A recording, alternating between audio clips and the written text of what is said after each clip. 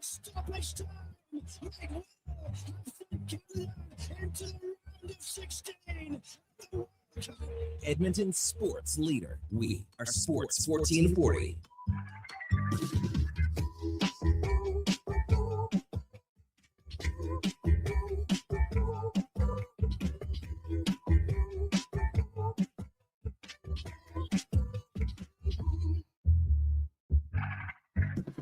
Good morning. It is Tuesday, June the 30th, and what a wild Monday in the sporting world. World Cup action going to penalties in elimination games. The Jays get themselves off the schneid and snap their 6-game skid. And NHL free agency, one more sleep away right around the corner to open things up here on July 1st, Canada Day. Welcome in to Sports 1440 and the morning show, Mornings with Douglas. Douglas in the mornings, however you want to coin it. We're glad to have you alongside with us as we roll through the next 4 hours, catching you up on everything and diving into everything that has unfolded in the last 24 odd hours or so, and looking ahead to what is to come in the next 24 odd hours or so. However you are listening to us this morning, we do appreciate it. You can, of course, watch us on any number of platforms. Our YouTube page, Sports 1440 AM, is where you can find that. Be sure to drop a like and a subscription while you're there. All of our social channels, Sports 1440 or Sports 1440 AM across X, Facebook, Instagram, Twitch.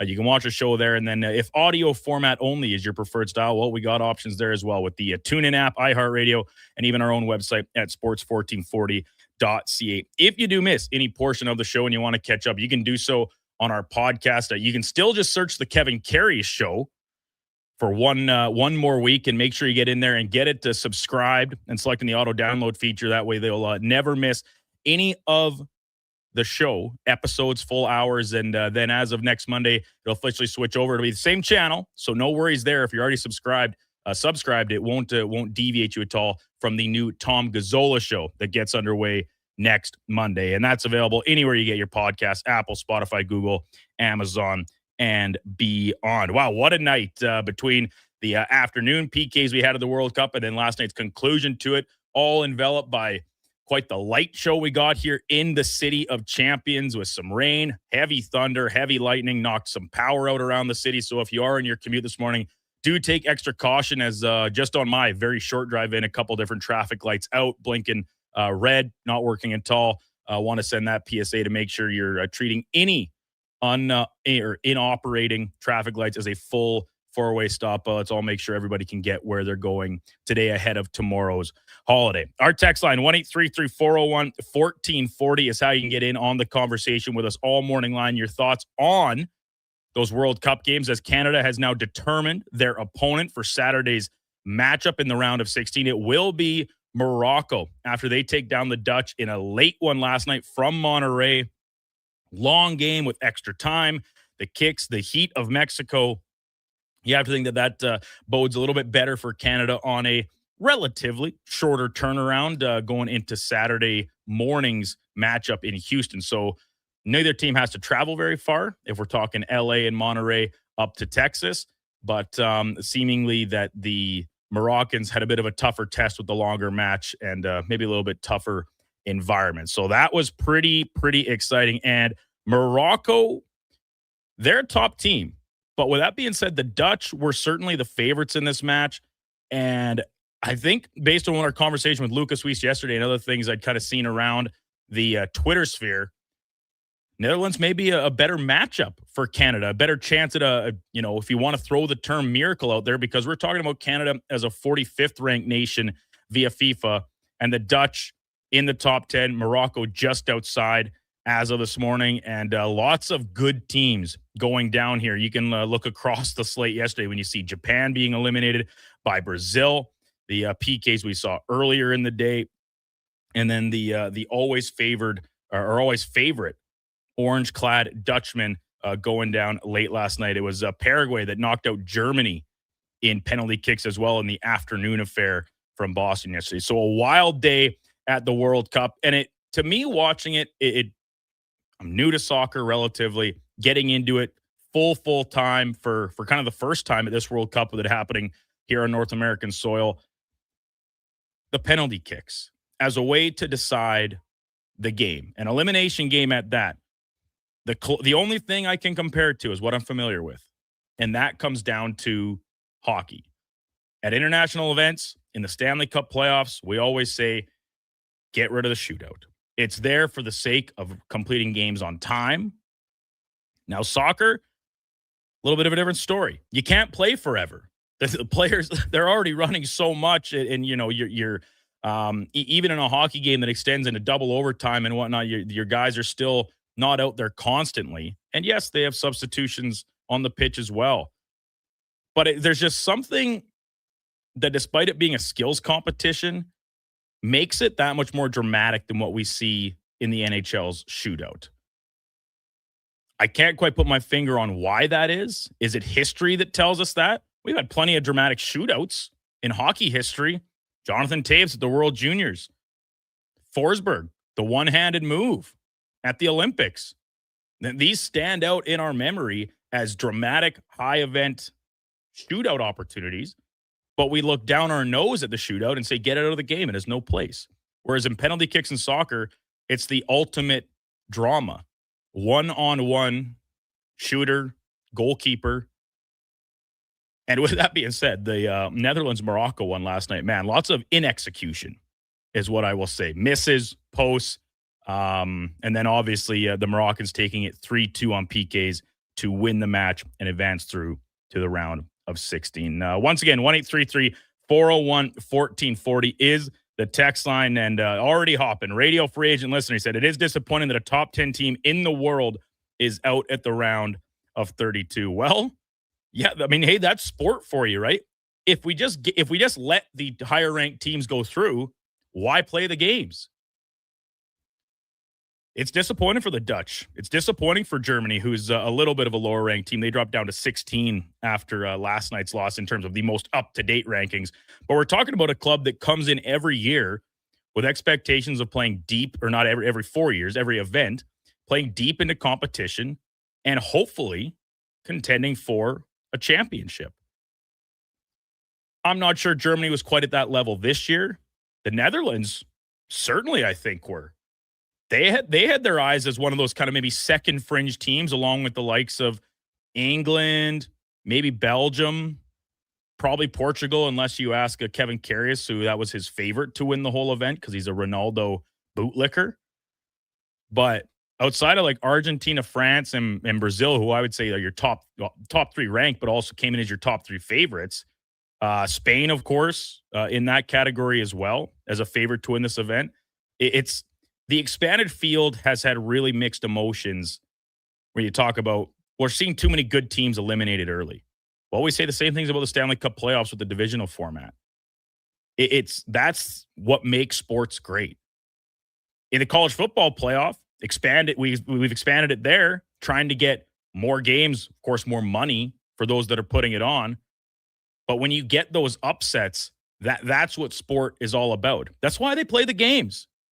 So, radio free agent listener, I understand where you're coming from. It's disappointing to see a top 10 team out, especially when they had to play another top 15 team in this first elimination game.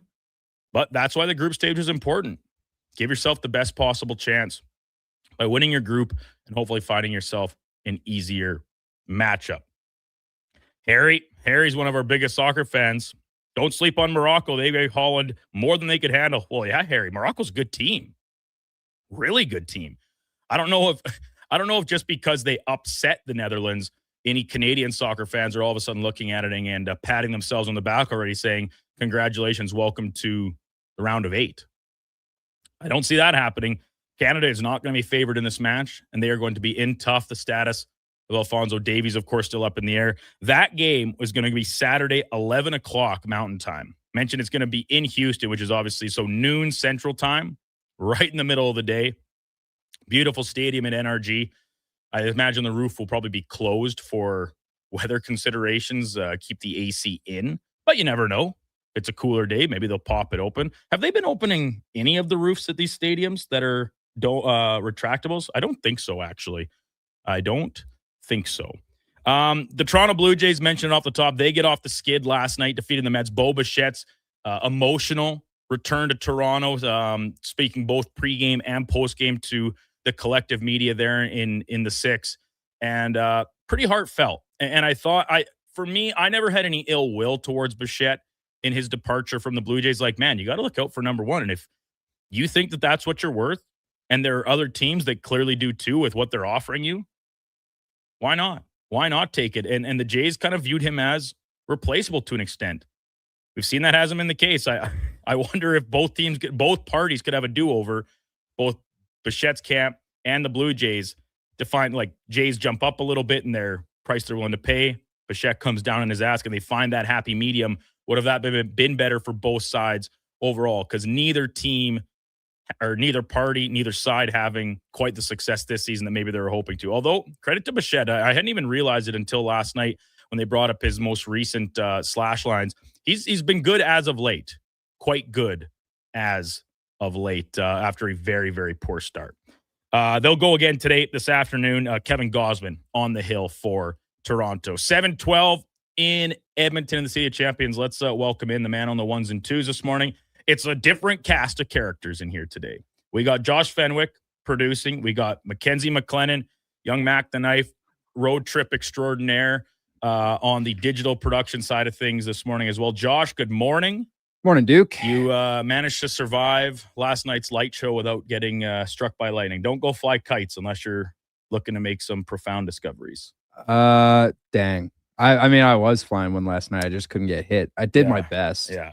It was just too wishy-washy for me. Yeah, I'm doing great. I'm feeling good. I can't believe Springer got the Little League homer yesterday. Oh, boy. That was a debacle of monumental proportions from the Mets, who, like, just last week had 6 errors in one game. Yeah, things aren't fixed over there. That is one of the worst defensive plays I've ever seen from Juan Soto. I said it on Twitter. I was like, with the way the Jays are going, and they've had their own run of defensive problems and just like finding ways to lose baseball games, the only team that can out Blue Jays right now are the Mets. Just what the doctor ordered. It's just what the doctor ordered. Now you got to kind of string that together here and hopefully rattle off, you would hope, 3 straight wins, because the way the Mets are going, there's no reason to think that that's not very accomplishable. You've got Kevin Gausman on the hill, who has been fine this year. He's had great moments. He's had some down moments. Big bounce back from Trey Savage last night, who had been very pedestrian his last couple of times out, had trouble with walks so far this season. His command, not quite where we've seen it at his peak level, but he was terrific last night going long. And then Louis Varland picking up yet another save, striking out the final 2 batters to clinch the ball game in the top of the 9th.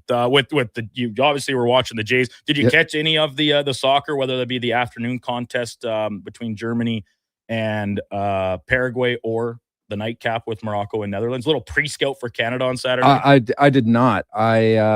I got home and then I was like, I'll wait for the Jays to start. The girlfriend went back home yesterday, so we were just hanging out for the last couple hours before she peeled out of town. And then I was like, all right, perfect. She's gone. Jays are about to start. Had to clean the house from a party we had this weekend. And and then when that was done, I said, I'm ready for bed. A lot of running around yesterday, back and forth to the station. Yeah, largely of your own choice, though. This is true. Right? This is true. But it's a lot easier to do my job when I have Wi-Fi and I'm not sitting six inches from Donnie. Well, what's wrong with that? Nothing's wrong with that. Are you and Donnie beefing right now? No. But also for the Gregor show, we don't have access to Oilers Nation stuff on this computer, and this is the only one that had Wi-Fi. So we sort of had to get out of here to make it, to fill our contractual obligations with them. I'm not going to tell you how to do your job, Josh. You guys do it very well over there. So whatever you needed to be done, I'm sure it's the steps and necessary ones that you took. For anybody maybe curious, Donovan Paulson has not been relieved of his duties. Just a matter of some scheduling conflicts, as we're shorthanded a couple bodies for this week, with Connor Halley enjoying the first of a couple consecutive weeks on vacation. And then, of course, the retirement of Kevin Karras, henceforth myself sitting in this chair for the week, is that Mac and Donnie just had to swap. So we got Mackenzie in here with us this morning. Donovan will be back on the keys this afternoon with Low Tide, Gregor, and company. Coming up on the big program today, another loaded show. we're going to go over to the world of hoops to start things off because the NBA offseason has fully hit its stride here after last week's draft where we saw, kind of things run in order. But then with the trade of Giannis to the Heat, it was in a little bit of a holding pattern. But now John Morant is on the Trailblazers.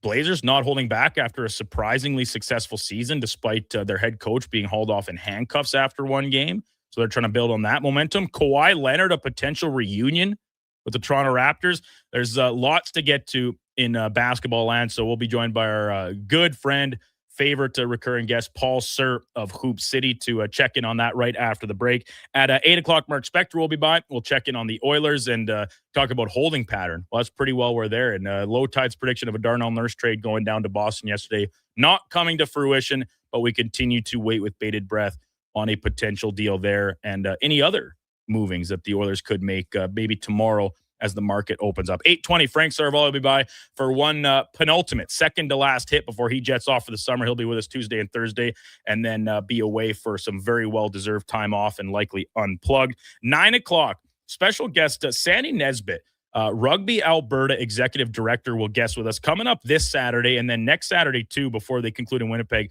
The Rugby Nations World Cup or World Nations, Rugby World Nations event, as Edmonton lucky enough to host some games, Canada playing, local players on the club.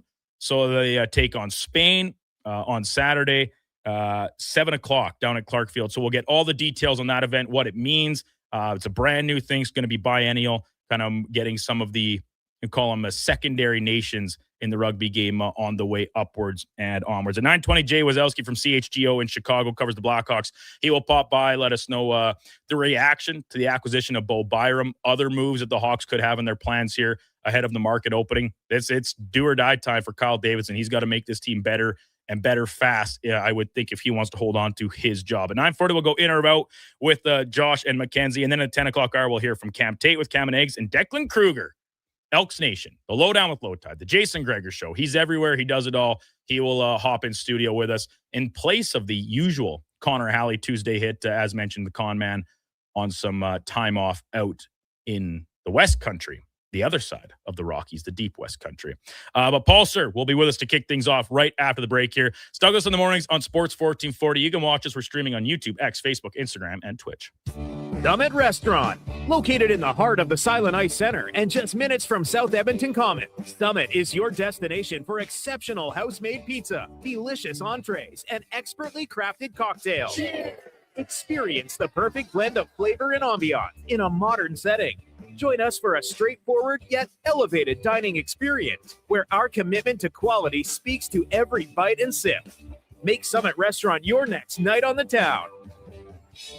With Play Alberta, backing the home team goes beyond the bets. That's because your picks have provincial impact. Play Alberta is the only app in the province that puts all revenue directly back into supporting programs and services that Albertans rely on every day. By investing in the General Revenue Fund, every play, bet, and buy made on Play Alberta helps make a difference across the province. Visit playalberta.ca/Gregor to learn more. That's playalberta.ca/Gregor. Must be 18 plus to play. If you gamble, use your game sense. You may get up early, but more than likely, the team at GS Construction have already gotten up before you, grabbed a coffee, headed to the site, and started their day. So while Edmonton wakes up, GS crews are already underground, quietly keeping things moving, upgrading, and laying the new underground infrastructure for our growing city. If you're the kind of person who goes to sleep with their steel-toed boots on, GS Construction wants to hear from you. We're looking for a maintenance foreman as well as a building and yard attendant. Visit gsconstruction.ca for more. Beer League Slow Pitch. It's an Alberta summer tradition. I got shortstop. I'll take pitcher. Yeah, I'm just here for the dugout snacks. When you're playing on the field, you need serious fuel. And there's only one MVP. Will Hawk Beef Jerky. Load up on Alberta's best beef jerky and hit a home run with the team. It's the perfect snack for your summer sports. Will Hawk Beef Jerky, because you can't have summer fun with salad. Only available in Leduc. You wanted local sports on weekends. Saturday mornings at 9, check out the Saturday Sports Setup, where we'll tee up what's happening on the weekend sports scene. Tune in Saturday morning at 9 on Sports 1440. Don't let equipment failure stop you cold. At AWS Welding in Nisku, our factory-trained service techs are on hand for all welding equipment repairs. We're a fully warranted center for Miller, Lincoln, and ESAB. And we service all makes and models. Proper, regular service extends the life of your gear and keeps it running at peak capacity. Don't wait for a breakdown. Book your service appointment today at 780-979-0470. AWS Welding. We make it happen. Need a new ride for road trips, errands, or just life on the go?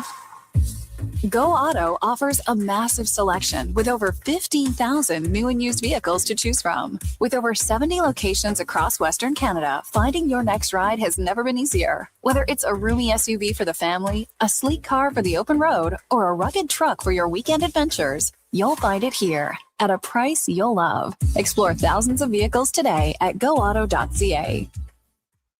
Everything is going to be okay. If your debt has you feeling like you're in a free fall, you have options. I'm Dan McDicken, a licensed insolvency trustee with Faber. Becoming debt-free is possible, and a personal bankruptcy or consumer proposal will get you there. Schedule your free Faber Focus session at faber.ca today. You'll learn how a consumer proposal allows you to eliminate your debt by paying a percentage of the amount owed without interest.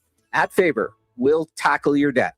Hey, Gary, is that your dad? No, this is Evan, the new sales rep I hired. Oh. First impressions matter, but when hair loss takes over, it can feel like you're not being seen for the maverick you truly are. Hi, I'm Dr. Vance Elliott. At Advanced Hair and Skin Surgery, we know that hair loss is more than just a cosmetic issue. It's personal. Let's discuss all the cutting-edge options available so you can make a great impression every time. Book a free consultation today at drvanceelliott.com. Lux Windows was founded in 1969 with 5 people and a dream. 55 years later, our team of experts cares a whole lot about building and installing the best possible windows and doors. Because Lux is not just an Alberta-made product. We're one big Alberta-made family. Everything we are is windows and doors. Company born and bred and made in Alberta.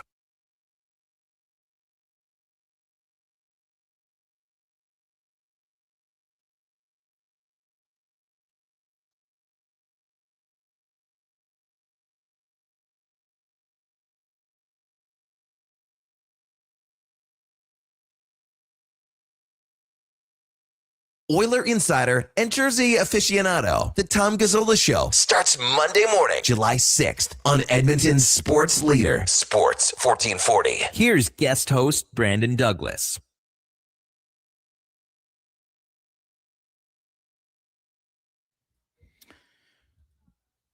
Welcome back. 7:24 in Edmonton. Douglas in the mornings here on Sports 1440. Yes, you just heard on our new little bumper splitter action there. The Tom Gazzola Show will begin next Monday morning, 7 a.m. TG making his official debut here on Sports 1440. In the meantime, you get yours truly, Josh Fenwick, Mackenzie McLennan alongside in studio as well. Let's get to our first guest of the morning, one of our favorites, our basketball insider here at the local level, and plenty of insight to stretch beyond that too. Paul Sir from Hoop City. Paul, good morning. Thanks as always for taking some time with us. Appreciate it. Likewise, Brandon. Always look forward to our conversations. So lots to talk about. Oh my goodness, is there ever? The NBA offseason really hit its stride yesterday. I mean, we haven't chatted with you since the Giannis trade to the Miami Heat, but I almost feel like that has to take a little bit of a back burner spot here because of everything that has unfolded since then across the National Basketball Association, and including most recently our own Josh Fenwick just telling me coming into our hit here that Sportsnet reporting that the Clippers and the Toronto Raptors have agreed on the players to be involved in a potential Kawhi Leonard deal, and now just some haggling over the draft pick swaps and compensation to be headed in each respective direction. So, man, Paul, that has to be where we start here. Well, what do you make of this, both the origin of this story that Kawhi Leonard is interested in a reunion with the Toronto Raptors, and you know, what kind of impact could it have on this team after we saw Kawhi really return to top 10, even at times top 5 player across the NBA last year? It's so surprisingly exciting, Brandon. It just seems almost surreal to have this player who wins a championship in 2019. COVID hits, which screws everything up, lands with the Clippers. It's nothing but a slow motion train wreck. His entire tenure in LA, they just could not turn any corners and put a healthy nucleus together to be competitive. And now to have it come full circle. And like you said, normally when you're looking at Kawhi, as gifted as he is, like he's mid-30s, you would think, well, is that really a great deal? Is he on the decline? But last year was a resurgence on his part. And I think one thing that has affected a lot of Toronto Raptors fans is I don't think anybody bought into Brandon Ingram, which, I'm sure is the centerpiece from the Raptors standpoint of moving him on. Also, Grady Dick. They really don't have a place for him. I would think they would be certainly the two of the pieces, and there may be more. But yeah, it's somewhat surreal, but I'll tell you what, this would be a phenomenal acquisition for the Raptors, because now you've got that guy that when you get deep into the shot clock is truly a shot maker and a playmaker, along with his defense and disruptive play. So I guess you really can't help but be excited. Yeah, and so then that all of a sudden turns us to the next part of this conversation, which is like, all right, yeah, they should be glad to have him. He is still that type of player in the NBA, which seemingly continues to get younger and younger when you see guys like Wemby step in and have immediate impact. Cooper Flagg, Con Knippel, past your great rookie seasons, of course. But what's the return going to look like here? And you mentioned Brandon Ingram. Is one of the things I had read was a sticking point for Toronto was that they said, you're taking Brandon Ingram in this deal, and it's not going to be RJ Barrett as the centerpiece going back to Los Angeles. Is you think that's a point for Bobby Webster to really stand on, and kind of as he continues to make his chops as a full-time general manager without the oversight of Masai Ujiri, a chance to really get the, I don't know if you call it upper hand, but a point in their favor when it comes to assessing this trade if it does in fact come through?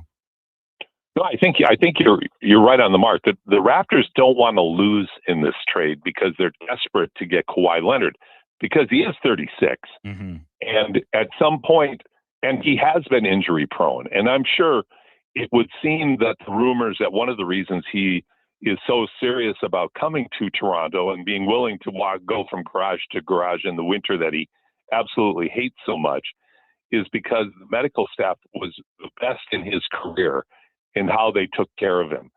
And at this stage of his career, that's got to factor in mightily. But to your point about Bobby Webster, absolutely. He does not want to start giving away key pieces for an older Kawhi Leonard. Brandon Ingram, that was a misguided signing. As it would seem, not that Ingram played badly last year until the playoffs, of course, and that's when you need him. So Webster really has to be careful here not to sell the house in order to get Kawhi into the fold. They've got good young pieces. They seem to have good chemistry going. They need a star. This appears to be the star that they're going after. And but Webster has to be careful, like I said, not to go for a fire sale in order to try to get this guy.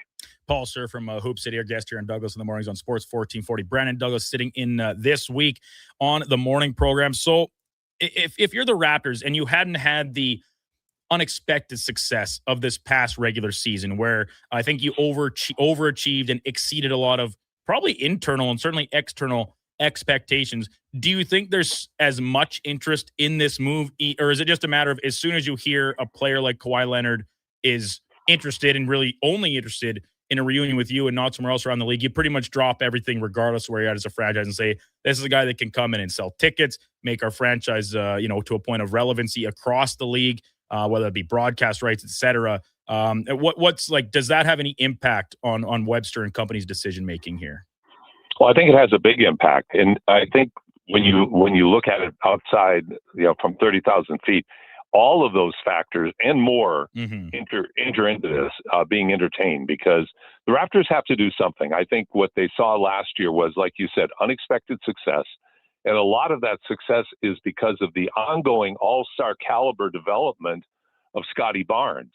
And then the supporting cast, RJ Barrett really found his groove. Quickly, when he's playing, he's pretty good.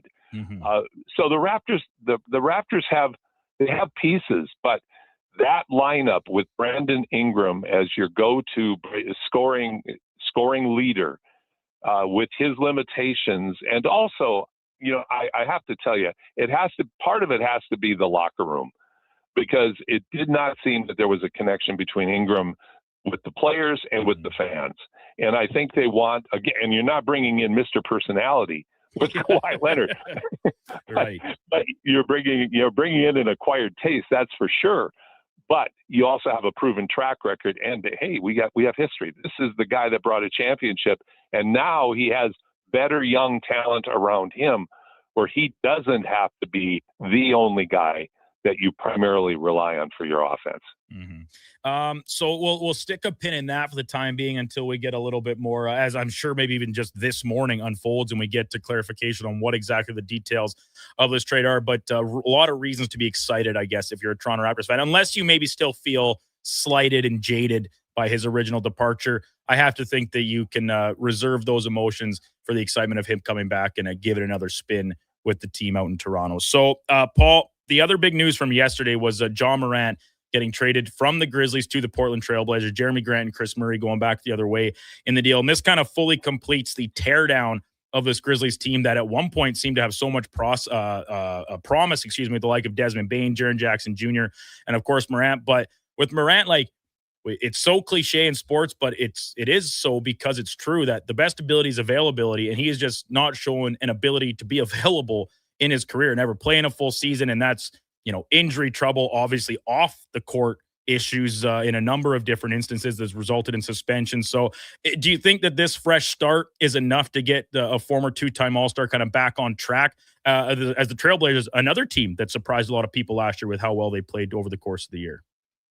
It'll be interesting to watch, because, on one hand, the leopard doesn't change its spot. On the other hand, how much of Morant's behavior is just a young guy with all kinds of money, a father apparently that's more dysfunctional than him, and all these influences in his life that have led him to make such stupid decisions. I mean, when you think of young guys having millions and millions of dollars just dumped in their laps and all of the barnacles that are hanging on to them, trying to be a part of that lifestyle, it's hard for people to stay on track. And you see a LeBron James and other examples like that are able to do that.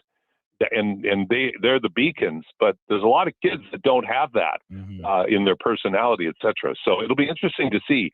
As far as the health issue goes, this is where it's the same with Giannis man, you are really rolling the dice here with guys that are chronically injured. And to a certain extent, you could say that with Kawhi too, although last year he was much, much healthier.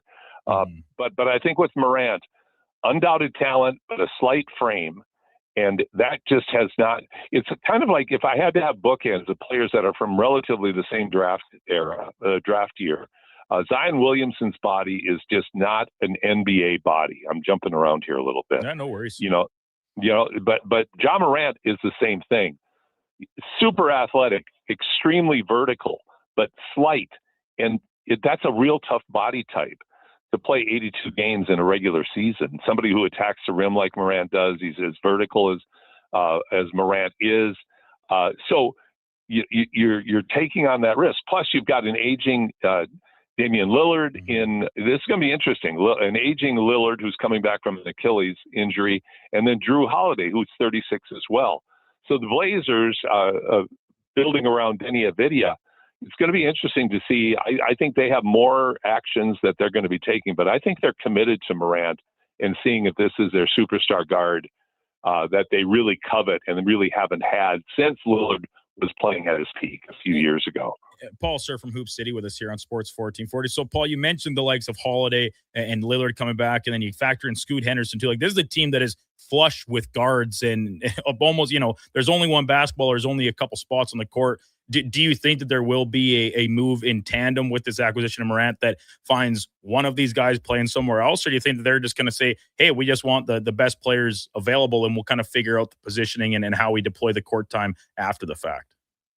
I would be surprised if they aren't planning on making or trying to make other moves, because like you said, now they become awfully small. But last year they were an odd team.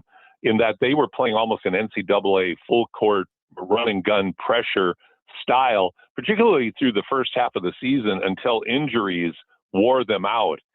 So I don't know if they're going to continue that sort of, locust style of play this year, or if they're going to be more sensible. And I would think they're going to be out in the marketplace trying to get bigger, particularly at the 4 spot.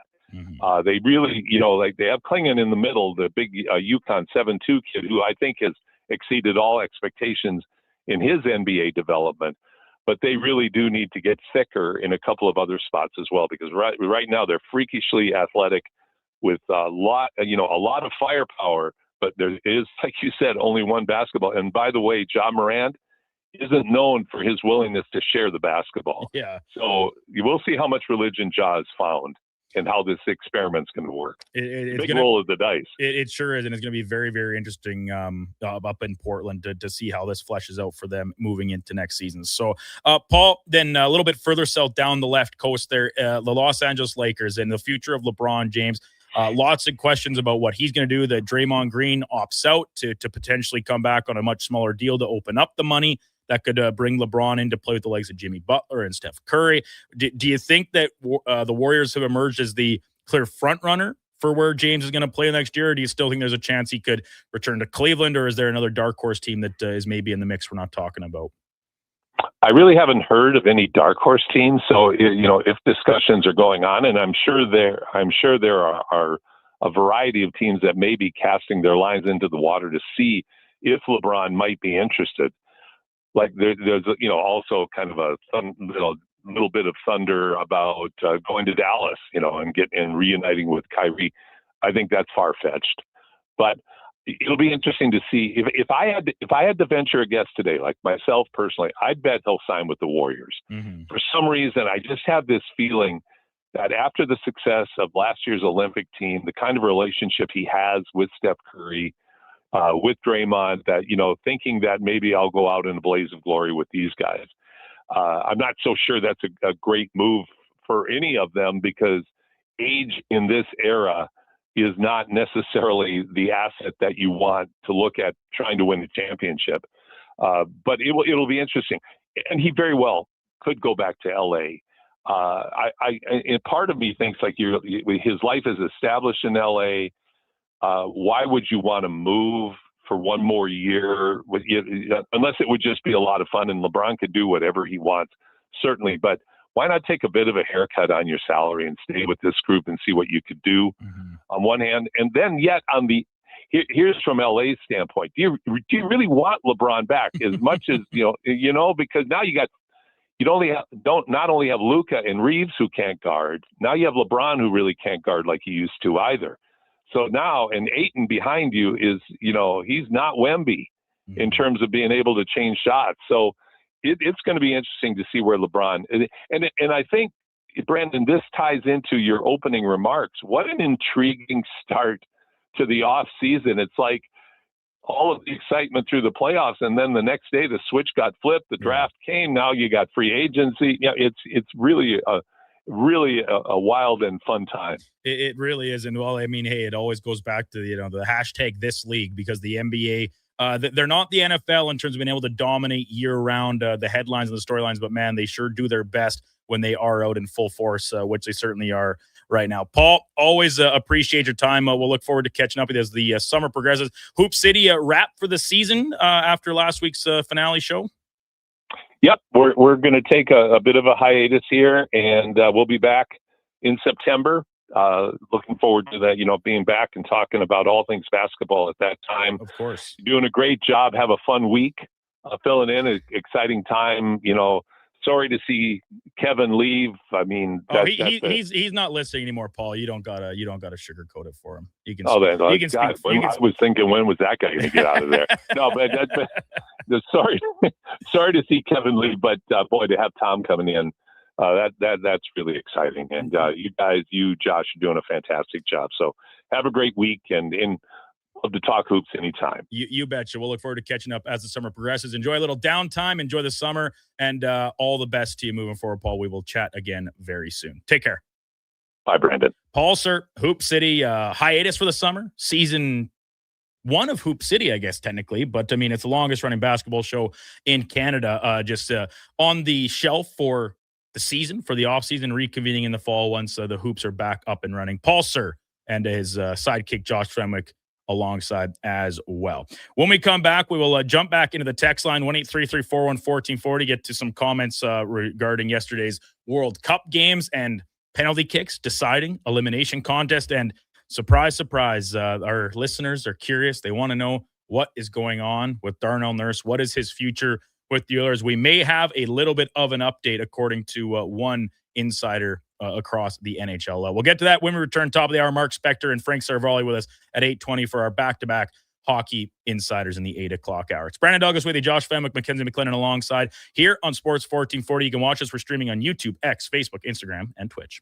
Looking for a solid 4x4 that checks all the boxes? The 2026 Jeep Compass is in stock now at St. Albert Dodge, and this is a great value, starting from just $36,900. It's a Jeep, so you've got 4x4 capability, plus features like an 8.4-inch touchscreen, Apple CarPlay, active lane management, a Park View rear backup camera, and more. Over 30 in stock right now in just about every color you'd want. Head up the trail and see how easy it is to do business at St. Albert Dodge. Come for Canada's largest trade shows, the biggest names in entertainment, exhilarating sporting events, and more. And stay for the experience at the Edmonton Expo Centre. Looking for the perfect place to host your next big event? From trade shows to galas, meetings, and concerts, the Edmonton Expo Centre has the space, event expertise, and service to make your next event unforgettable. With over 522,000 square feet of flexible event space, in-house catering, and operational expertise, they bring your biggest vision to life. Learn more at edmontonexpocenter.com today. Boxing Week is back at the Brick. Don't wait until winter. Get blowout pricing now. Save 55% off sofas when you buy the matching piece. Save up to 25% off bedroom and dining. Save up to 40% off select mattresses. Plus, get free local delivery when you use your Flexity card. And buy more, save more. Up to $500 off select major appliances. Don't miss the return of Boxing Week, only at the Brick. Exclusions apply. See in store for details. The longest running basketball show in Canada airs every Saturday morning at 10 on Sports 1440. Hoop City with Paul Sir introduces a new generation of basketball talk, and it's right here on Edmonton's home for sports, Sports 1440. It's Dollar Drink Summer at McDonald's. Sip on a refreshing small fountain drink or a small iced coffee for just $1 each plus tax, all summer long. Only at McDonald's. Excludes flavored and cloud iced coffees. At participating Canadian restaurants. Taxes extra. Prices exclude delivery. Today on Hey Culligan, how smart is your water? Here's Tracy. Hey Culligan, I think my water might be dumb.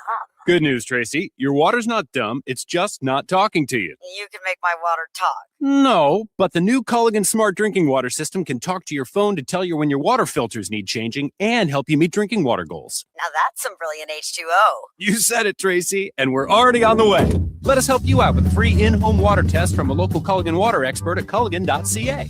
Whether you're a craft beer connoisseur or more of a wine aficionado, there's always something new to discover at Sherbrooke Liquor, a unique family-owned independent liquor store. The selection, incredible. The non-alcohol section is also very impressive. Sherbrooke Liquor, expert, knowledgeable staff with a passion for unique finds. More than just a liquor store, we're a community. Alberta's best, the one and only Sherbrooke Liquor. Wine, spirits, and oodles of beer. Visit SherbrookeLiquor.com. Looking for mental health or addiction support, but not sure where to start? Contact 211. 211 Alberta can help you navigate treatment and recovery options, counseling, crisis services, and more. And because life's challenges are often connected, they can also help you find food, housing, and employment support. It's free, confidential, available 24/7, and offered in more than 240 languages by phone. 211 Alberta. One number, countless connections. A message from the Government of Alberta. You've got better things to do than wait for an oil change. Jiffy Lube gets you in and out fast. No appointment necessary. All you have to do is roll into a location near you, and we'll take care of the rest. Every full synthetic oil change at Jiffy Lube is warranty approved and comes with a 20-point visual inspection, making sure you get back on the road safely. Find your neighborhood Jiffy Lube today. Visit jiffylubeservice.ca.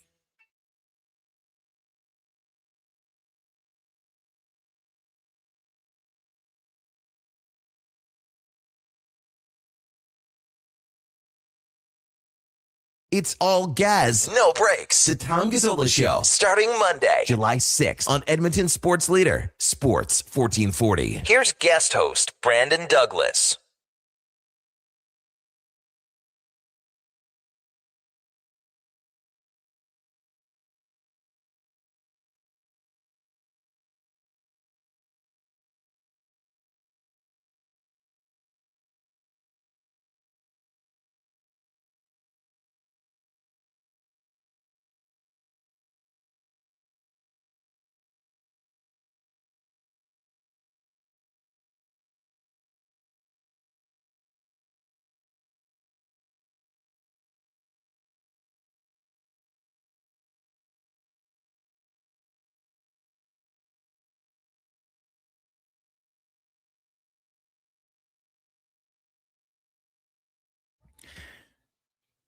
Welcome back into Douglas in the Mornings on Sports 1440. Brandon Douglas with you, sitting in, well, for no one at the moment because the show is in a period of transition. Tom Gazzola getting underway with the Tom Gazzola Show, July the 6th, 7 a.m. In the meantime, it's yours truly, Josh Fenwick and Mackenzie McLennan here on a bit of a muggy Tuesday in the City of Champions. Whew, it's humid out there. And if you were affected by the power outages that kind of rolled across the city at different points last night due to the lightning storms that entertained our skies, well, perhaps your air conditioning, airflow system has been impacted. I know that's certainly the case here inside the beautiful palatial studios in West Edmonton Mall at Stingray HQ, because my goodness, it is hot in here this morning. Poor Mackenzie. She came in with her sweater on, her best city denim, and now she's thinking she might try and pull a Josh Fenwick and go work from home instead because it's simply too uncomfortable in here. Josh Fenwick, likewise, came in expecting the usual ice box that this room represents. Not the case today. More of a sweat box. Yeah, I mean, like, it's okay. I'll deal. Thank God. Thank God, Josh. You can endure a little bit of hardship to do your job. Oh, I'm just so, like, unbelievable. We got water. It's fine. Like, I'm just going to have a little bit of swass later, you know, it's just the way it is. Well, later, buddy. We're living in it. It's happening right now. It's happening now. Our text line, 1-833-401-1440. Some messages coming in on the heels of our conversation with Paul Sir there. Husks, our resident basketball aficionado on the text line, he says, Jaylen Brown just might join the Blazers. Could you imagine that, Josh? I could see it. You could? Yeah, I could. I think they're trying to. This year was a crazy year for them. First of all, Chauncey Billups gets arrested for gambling. Just like it's almost like we forgot about that. And when you include that context, what the Trailblazers accomplished this past year is pretty impressive. Very impressive. They're not an overly skilled team, like from a big headliner type perspective. And then your head coach goes off in handcuffs after one game.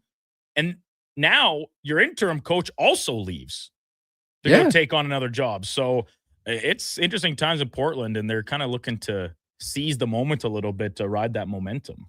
Yeah. So I think they're with the emergence of Denny Avdia, and they got guys like Wenyan Gabriel and whoever. They got good young talent. Dame's coming back. Now they have John Morant. I think there's another trade in the works because they got John Morant, Scoot Henderson. They'll have Dame coming back and Drew Holiday.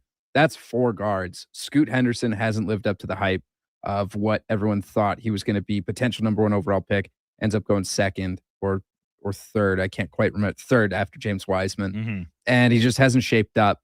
But maybe he's just a guy that needs a change of scenery. Drew Holiday, everyone is still going to value him. Maybe he goes back to Boston. He's still a good defender. And the Celtics get off the Jalen and Jason duo, and Jalen Tatum gets go to the beautiful Northwest, the Pacific Northwest, the PNW as they refer to it locally. We've had a few texts roll in over the course of the morning about the ongoing Darnell Nurse situation, and frankly, this is to be expected. I expect to see them come through in waves until it comes resolved, and then even after it is resolved, the text will just change tone and change topic into, why did we not get enough for Darnell Nurse? Who's going to play these minutes, et cetera, et cetera, et cetera. Now, reports this morning This one is from Dave Peñota, regular recurring guest on the show, great insider at the fourth period, via Andrew Filipponi, who is a sports radio host in Pittsburgh. And I am kind of assuming Dave was on with Andrew this morning. And I'll just read it word for word report. The Penguins' pursuit of Oiler D-man Darnell Nurse is falling apart. Per Dave Peñota, the Penguins want the Oilers to retain much of Nurse's $9.25 million salary, something Edmonton does not want to do. Nurse's contract runs through 2030. The Penguins are one of Nurse's preferred trade destinations. Now, you couple that with another regular guest on the show, Matt Larkin's most recent piece at Daily Faceoff, and he says essentially it's the exact same thing with the Philadelphia Flyers, who report, according to a team source, the Flyers want at least $3 million of retention on Nurse's AAV under contract for another 4 years, full no movement clause. Now, of course, we know that full no movement clause does change next year. And speaking with an Edmonton source, the Oilers feel that the market is strong enough for Nurse that the retention may not be necessary. Well, I hate to be the bearer of bad news for the Oilers and Darnell Nurse, but that is two of the preferred three teams that do not want to take on the full amount of money. They're not clubs that are necessarily up against it, but are looking to continue to build and almost consider taking on Nurse as a, fringe perimeter type addition to their roster. Whereas two other teams that I guess Nurse isn't interested in sticking around in the Western Conference, San Jose and Anaheim, we talked about yesterday, have entered this discussion of being interested in Darnell Nurse. And both of those teams can afford to take on the contract in full, which is seemingly a big point for the Oilers in this transaction.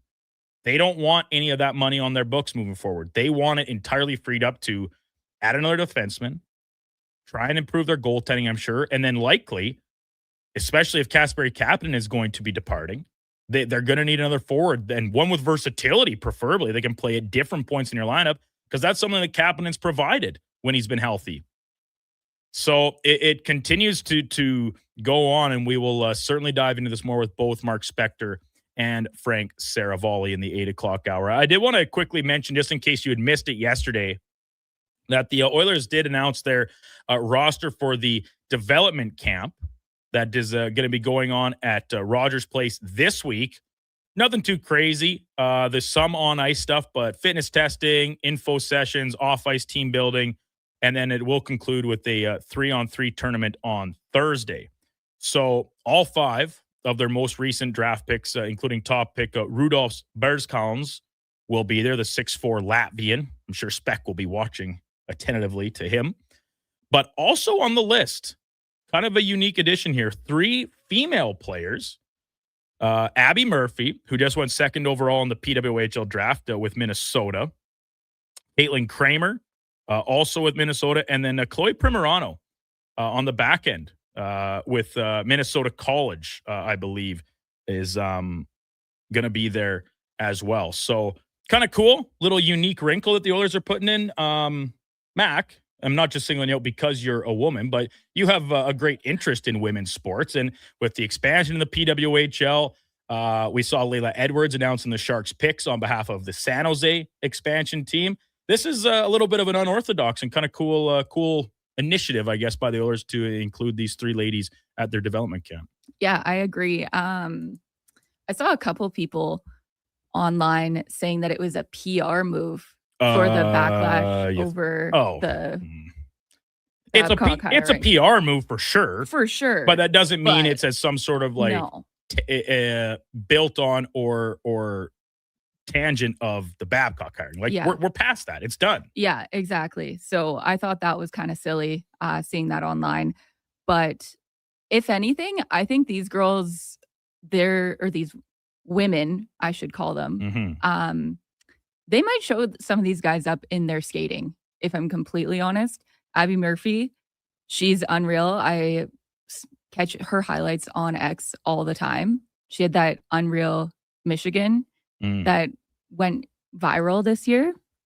So I think it's really awesome to see them at this camp. And I hope she gives the guys a run. All of them give a run for their money because should be cool. Yeah. What's the total? Like I said, the on ice stuff of these development camps is actually usually pretty minimal for the most part. Now, I can't speak specifically. I'm not going to be down there. I don't know what the total access is like, if they're all open or not. I'm sure I could probably figure that out. It's probably here in the press release, but just more specifically to the women themselves. So yeah, Abby Murphy, second overall pick. Excuse me, she was picked by Seattle, not Minnesota. And then I think she played at Minnesota. She played at Minnesota for her college career. As did Chloe Primerano at the U of M, and then Minnesota Duluth is where Caitlin Kramer applies her trade. So, and Murphy was on the gold medal winning team with the United States this past February too. Just in case you had tried to erase that memory from your brain. When we come back, Mark Spector will be with us, and we'll dive more into the Oilers and what their plans are with free agency opening up tomorrow, July 1. Before that, let's get to a Sports 1440 update brought to you by AWS Welding Supplies in Nisku. Product sales, servicing, calibrating, free same-day delivery of in-stock items to Leduc, Nisku, and South Edmonton. Your one-stop shop for all things welding, awswelding.ca. Here is Josh Fenwick. This is a Sports 1440 update. The Panthers have acquired Vegas goaltender Akira Schmid for a 2028 third-round pick. In the MLB last night, the Jays snapped their 6-game skid with a 2-1 win over the Mets. Bichette, in his return to Toronto, goes hitless. Other finals from around the league last night, the White Sox toppled the Orioles 8-2. Tigers on top of the Yankees 7-3, and the Red Sox beat the Nationals 6-3. Over in the World Cup, Morocco tops the Netherlands with a final of 3-2 on penalties at the end of the game. Morocco will match up with Canada on Saturday at 11 a.m. Mountain Time. Paraguay knocked off the highly favored Germany with a final of 4-3 on a game-ending penalties as well. Coming up on the Sports 1440 Morning Show with Brandon Douglas, we'll be joined by Sportsnet's Mark Spector and Frank Saravalli of Victory Plus TV. I'm Josh Fenwick. This has been a Sports 1440 update. Sports 1440 in West Edmonton Mall and Wetaskiwin. CKJR is a Stingray radio station. Download the free radio player app and listen wherever you go. Hi, Mike here from Northgate Chevrolet Buick GMC. Car shopping sucks. That's right. Going back and forth 100 times just to get a price. Give me your credit card for a test drive. What's all these extra fees? That sounds ridiculous. At Northgate, we do things a little differently. Good deals on new, pre-owned vehicles, good people, and a great selection. Stop in and see us today, 13215 97th Street, or visit us online at northgategm.com. You're in Northgate country. Mr. Rooter buries evidence in the desert. I didn't mean to do it. I was forced into it. Yeah, forced. But now, no one will ever know. You've done well, Mr. Rooter. You did something awful, but you covered your tracks. It's done. The last transcript that shows I did a semester of Christian school. Uncover evidence of the proudest plumber, Mr. Rooter. At Leading Edge Physiotherapy, healing doesn't have to feel heavy, because in our SwimX aquatic therapy pools, you literally float your way to recovery. Whether you're dealing with arthritis, back pain, joint injuries, post-surgical rehab, chronic pain, balance issues, mobility challenges, or just feeling a little creaky, warm water and gentle resistance have your back, your knees, and your hips. Trusted by pro sports teams and rehab hospitals, our SwimX pools help you move sooner, hurt less, and recover faster. So take the load off, let the water do the work. Life shouldn't hurt. LeadingEdgePhysio.com. Sports on weekends, Saturday mornings at 9. Check out the Saturday Sports Setup, where we'll tee up what's happening on the weekend sports scene. Tune in Saturday morning at 9 on Sports 1440. Everything is going to be okay. Any business, regardless of size, can stumble occasionally. I'm Dan McDicken, a licensed insolvency trustee with Faber. If your business is facing financial challenges, our team of chartered insolvency and restructuring professionals have corporate debt recovery solutions that work. Schedule your free Faber Focus session at faber.ca today. Chances of a positive outcome increase if you engage Faber sooner rather than later. Looking for premium casino entertainment? Betway Casino brings you live casino tables, fast payouts, and the top game providers all in one place. If you're looking to play the Edmonton way, you're in the right place. So when you're ready for that premium casino feel at your fingertips, play the Edmonton way with Betway. Play responsibly. Alberta only. 18+. If gambling is affecting your mental health or well-being, 211 Alberta is here to help. Call or text 211 or visit ab.211.ca. Standard message and data rates may apply.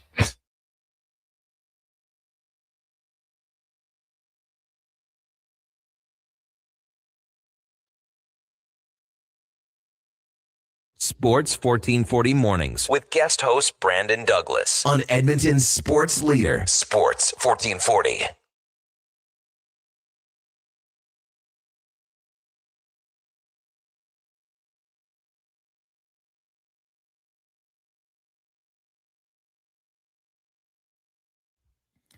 8 o'clock in Edmonton. Welcome back to Douglas in the Mornings on Sports 1440. Brandon Douglas sitting in for a few more days before we kick things off with the Tom Gazzola Show next Monday, 7 a.m., bright and early for Tommy G's big official debut here on the station. Time for On the Mark, brought to you by Northgate Chevrolet Buick GMC. Lease a Chevy Trax for just $80 per week. Yeah, you did hear me right. $80 per week. Absolutely everything is on sale at Northgate to get you road trip ready. Northgate GM, your road trip headquarters, northgategm.com. We welcome in Mark Spector from Rogers Sportsnet. Good morning, Spec. Are you keeping cool out at the lake? Pretty muggy out there this morning. Spec is muted. Well, we'll give a second there for both sides of our technical problems to solve this. How about that? We got you there, Spec. Loud and clear. I can't believe that there's fires burning in our province. Like, it's hard to believe. Fire. What's going on here? Yeah. I couldn't, to be honest, my own ignorance admitted, I couldn't even tell you where, but it just seems that it's inevitable. And we always talk, rainfall's good, the early moisture in the spring to try and limit the amount of wildfires. But here we are, end of June, start of July again, and the smoke-filled skies again continue to cover a good chunk of the province. I don't know. I don't even think I could light a fire out here. Everything is so soaking wet. I don't know. Let's throw the 5 jillion mosquitoes on the pile. Maybe they'd burn. They will burn, and I imagine you're probably enduring that problem as bad as anybody at the near the lakefront, because man, it's bad here in the city. I can tell you that much. I got eaten alive at our slow pitch game last week, just out in a grass field, let alone near a waterfront or a slough or anything like that. So yeah, I passed a guy the other day. I was walking out of a store. He was walking in, and he's wearing a slow pitch jersey, and he just reeks like bug spray. I think we call that Alberta cologne in the summer times. Hey, I'm just like everyone else. I just watch soccer all day. That's all I do, man. Well, I said and it's so weird because the temperatures tell you it's nice outside. It was mid 20 degrees yesterday, but you can't even barely see the sun. It just looks like the big burning red dot, and you step outside and you're immediately soaked in sweat. So despite the weather not raining for the first time in however long, you don't even want to go out into it because it's not very pleasant. I know, it's goofy. Yeah. So you caught some of that soccer yesterday, some PK games to decide teams moving through to the round of 16. Yeah, really fascinating. Like good games, lots of fun, tons of drama. And like I always try to remind myself, how much it means to like Germany and the Netherlands. Like that, those two countries are sitting there. I think certainly for the Netherlands last night, it was 4 a.m. when they were playing, right? Yeah. I mean, what's Amsterdam? Isn't it like at least 6 hours away from it? I would think it'd be 7 or 8 over in Central Europe. Well, at least 6 or 7 for sure. For sure. So I mean, it is. I'm watching that game at 9 o'clock, so that's 4 a.m. if it's 7 hours, and they're up and watching, and it's like us when Canada's playing in the Olympics. Like it means 100%. Everything. But I'd say to you, the difference is it's very seldom that this early in our Olympics we would play a team that has the ability to knock us out. Yeah. There's just more good international football countries than there are hockey countries. That's just a fact. So yeah. So the fact that somehow Canada gets South Africa, who's, South Africa, and Netherlands draws Morocco. Yeah. Two top 15 countries have to play each other, and then Canada and South Africa, who I think are 45 and 60-ish respectively. And I mean, kind of weird. It does, but let's be very frank. I mean, this is FIFA we're talking about. And so when they draw up these schedules and kind of do their little bit of prediction along the way, they both in the way they schedule the groups and then where those group winners, second place teams, et cetera, come out. They want easier paths for the home nations because they know that's what drives numbers, at least in the stadium and stuff, right? So they want the whole host nations to play as deep as possible. And unfortunately, some of these better nations are victim to that. But at the same time, it kind of makes for great sport. If every round of 32 matchup of this expanded field was a blowout, how many people would be watching anyway? Instead, we get these great games like we saw last night. Yeah, I mean, I suppose. I think there's probably enough. There's got to be a middle ground. There's probably enough good football nations that we don't have to worry about the round of 32 being 16 3-0 games. Yeah. I mean, I don't know. All I know is that Gary Bettman's playoffs went like this. People already freak out in the NHL playoffs that we got to change everything, you know. And then as it turns out, you know, they're usually pretty good series. Yeah. Right? Yeah, that's the exact example I used to lead off the show this morning, Spec, with the this new playoff format we have in the NHL. And yeah, I mean, hey, look at how good that Minnesota Dallas series was to open things up this year. Minnesota or Colorado and Dallas last year. Yeah, we get some really good teams playing each other in the first round. It's not always supposed to just be 4 and 5 game sets to open up. That's nobody. I don't think anybody wants that either. Yeah, right. So who's the? I mean, I think if we're talking Darnell Nurse here, he's got to play ball with the Oilers a little bit, or face the fact he might have to come back. Like, I'm not going to blame Stan Bowman if he doesn't make a trade and retain a whole bunch of money for the next 4 seasons on Darnell Nurse. I'm not going to, because remember, a year from now, Darnell Nurse has to put in I believe it's a 10 team trade list. A 10 team no trade list or 10 no teams? a 10 team no trade list. So that leaves 21 teams open. You can trade them to. Yeah, exactly. And so I think Nurse, as you said, should, while he still has the most control, just add another few teams and let them explore those options, because it does seem there are other teams interested outside of this original list that he has submitted. But reports from Dave Pagnotta, Matt Larkin, among others, kind of saying both Pittsburgh and Philadelphia, who were among these 3 teams, they don't really have any interest in taking on the full chunk of this deal, which for the Oilers kind of seems to be the top priority, is clearing the money. They don't dislike the player. They dislike the player at $9.25 million. This is what we know to be true. So I always wonder, Spec, in the case of these, quote unquote player requesting a trade, but we know the Oilers asked him to waive this no trade clause. Can you put that genie back in the bottle, even in a spot like for Darnell Nurse, where he's very comfortable with his teammates, he's well liked in the room, but there still has to be a level of uncomfortableness there for both the team and player dynamic if you were to return back in the fall? Well, I mean, I think there is. I agree with you. I think it favors the team in terms of, I just saw pictures of Darnell Nurse sitting at a table with Connor and Leon, wherever they're at. I don't know where they're on holidays or someone's birthday or something. I'm not an Instagram guy, but they're old friends. I mean, they're old friends. Think of all the, there's guys you've worked with who maybe got fired or moved on that you still like a lot. So I think, the team would accept him back in a heartbeat.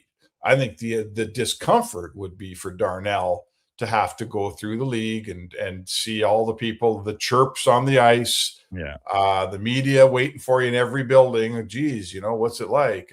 To me, it would be uncomfortable personally for Darnell Nurse. The team dynamic, he's been a big part of this team for a long, long time.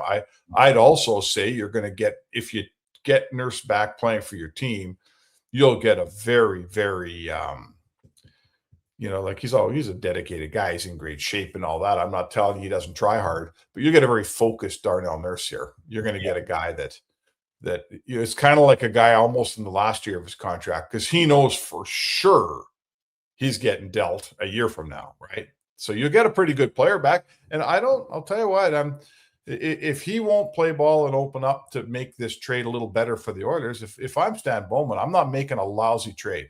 I'm not making a bad trade that I hate. I'm just not doing it.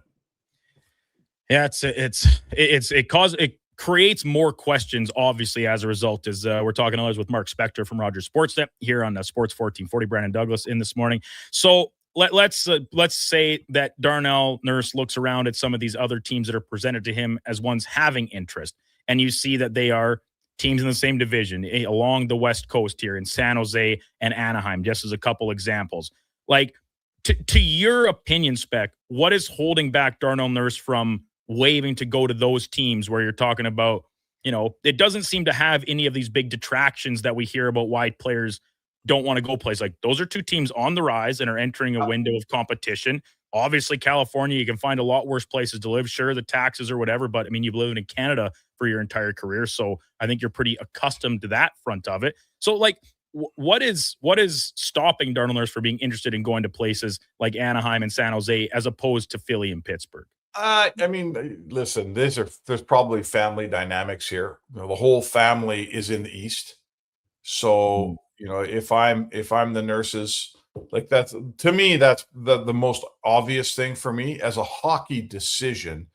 You can't tell me no one wants to go play for Anaheim. Oh my goodness, they're such a good young team. They're on the rise. They could use a guy like Nurse that's been around and done some stuff. They, hell, you live at Newport Beach, right? You come to the rink in sandals. Like, who doesn't want to play in Anaheim? Oh my goodness. So I can't see the hockey guy in Nurse not wanting to play in Anaheim. I'm just guessing. I'm completely guessing. I'm not sitting at the Nurse's kitchen table, but I'd say to you that they're probably saying, look, this is a 4-year decision, or there's a good chance it is.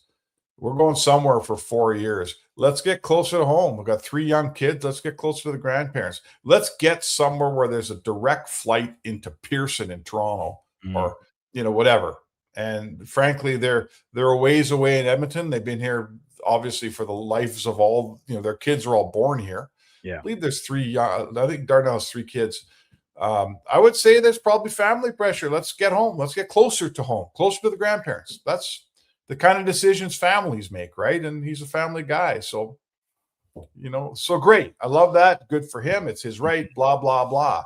If that deal's not there, he's going to have to expand his list and figure that out. Or he's going to stay in Edmonton, one of the two. Yeah. So let's just run the hypothetical game, since July 1st opens up free agency tomorrow for, obviously not just the Oilers, but the entirety of the league. And Darnell Nurse is still an Oiler at that time.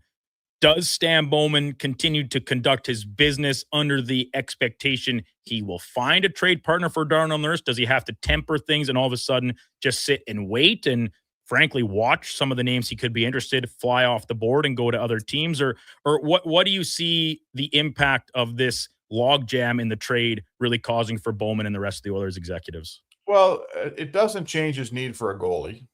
Right? He's got to get a goalie. Doesn't change his need for whatever he's doing up front, whether he thinks he needs a second, probably needs certainly a middle 6 winger. Yeah. And that I'm told yesterday by 2 people that the Kasperi Kapanen is not decided he's leaving Edmonton, that negotiation is wide open. Okay. So why is it wide open and not settled? It's probably wide open and not settled because Stan Bowman's saying, hey, I'll agree with you. I'll give you the money you're talking about and the term, but I need to do something first. Is it the Nurse trade? Might be the Nurse trade. So, but I am told the Kapanen is not gone. Someone had something on social media that the wife said we're leaving Canada and blah, blah, blah. That does not mean that he's decided at this point that he's not going to be an Oiler. So there's that. So yeah, like all it affects is what do I need to do with my blue line? If you have Darnell Nurse back on your blue line, I mean, it could be worse than going Ekholm, Wallman, Nurse on the left side of your blue line.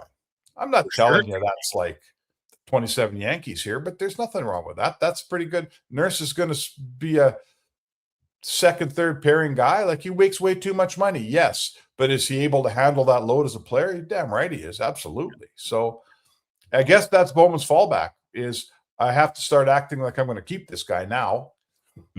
Certainly if it was me, that's what I would do. If I can't trade him by the deadline, what if let's put it this way, Brandon, what if 6 days into free agency, Pittsburgh, Philly, Boston, someone says, I can't get the defenseman I want. I'll take Nurse from you. Right. But now there's no defenseman out there. So you Are trade you away guys Nurse. willing to do the deal now if you're Stan Bowman all of a sudden? Well, I don't know. You trade away Nurse, so you get a forward back for him. And now I got to find a defenseman. Where am I finding my defenseman? So Stan's in a bit of a jackpot here too. He's got to build a team. So got me, partner. I thought this thing be done by now, but it's not. Well, I think you and many others, Spec, it was talking about like get it done before the draft. Well, all right, now that deadline's extended by a handful of days because you want to get it done before July 1st. Well, all of a sudden we're on the doorstep of that, and that doesn't seem to be really any closer to getting completed. As we're chatting with Mark Spector from Rogers Sportsnet. So with the market opening up tomorrow, Spec, yes, that there are obvious needs that Stan Bowman can address, with the understanding that Darnell Nurse is kind of put in pause for the time being. Now, the list of forward free agents that they have, you mentioned Kasperi Kapanen is one of them. Adam Henrique, I don't think is expected to be back at 36 years old. But you've got a lot of other depth role players, whether it be Curtis Lazar, Jack Roslovic, Max Jones, and then obviously Colton Dach as your RFA. How many, if any, of these players do you think are interested in returning to the Oilers, and is that interest mutual? Well, I would say to you for sure, Colton Dach's coming back. The guys that they qualified are going to come back. You qualify them because you're going to sign them, right? Yep. So I have no issue with that. Curtis Lazar is the guy that hangs around till the 6th, 7th day of free agency for sure. What's Lazar's like 31? Yeah. He's a really, really useful, good 13th, 14th forward. That's what he is. Mm-hmm. And that's his role. And that's not just his role in Edmonton. That's his role everywhere. So you know what? If it turns out he'll play for $1 million, he's not going off somewhere to get rich. He's not going off somewhere to be a third line center. He'll hang around. I wouldn't be surprised if they signed him. I don't know. Max Jones is kind of up in the air for me. Roslovic, I don't think there's a chance they sign him. And Henrique, no chance they sign him. Yeah. So those are the guys for me. I know the Oilers would like to sign Kapanen. They'd like to sign him. And he'd like to sign somewhere else for $1.5 million more than the Oilers are going to pay him. Yeah. And I mean, it's been tough because you look at some of the pre-free agency deals that have been signed by depth players, and all of a sudden you look at Kapanen and you say, well, geez, I think he's probably worth more than those guys are, because he's not a true bottom six guy. Like, you think he's more of a middle six, because we've seen him play with Draisaitl. We've seen him play up and down the lineup. He's very versatile. And the combination of speed, some size, physicality, he's a desirable player. And when you see like what just as the most recent example is Beck Malestein signing for, like, geez, all of a sudden, if Kapanen and his camp look at that, I think bringing him back does become pretty difficult all of a sudden. Okay, I'm going to give you Kapanen's goal totals for the last 6 years. Ready? Oh, I'm ready, Spec. 7, 8, 6, 6, and 8.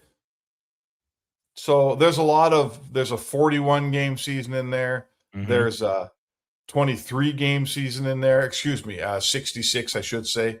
So yeah, I mixed those two together. At 15 that year. But he's basically he's a 10-goal player.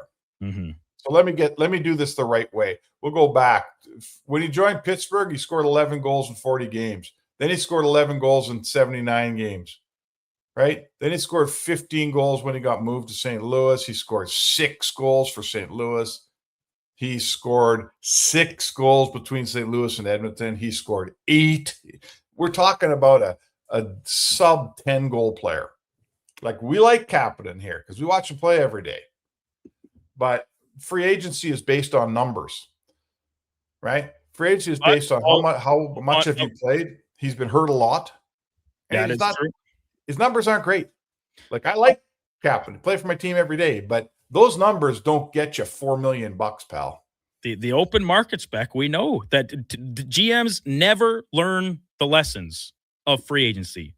They're right back there the next year lining up to dole out more money than players are actually worth based off, as you say, the numbers.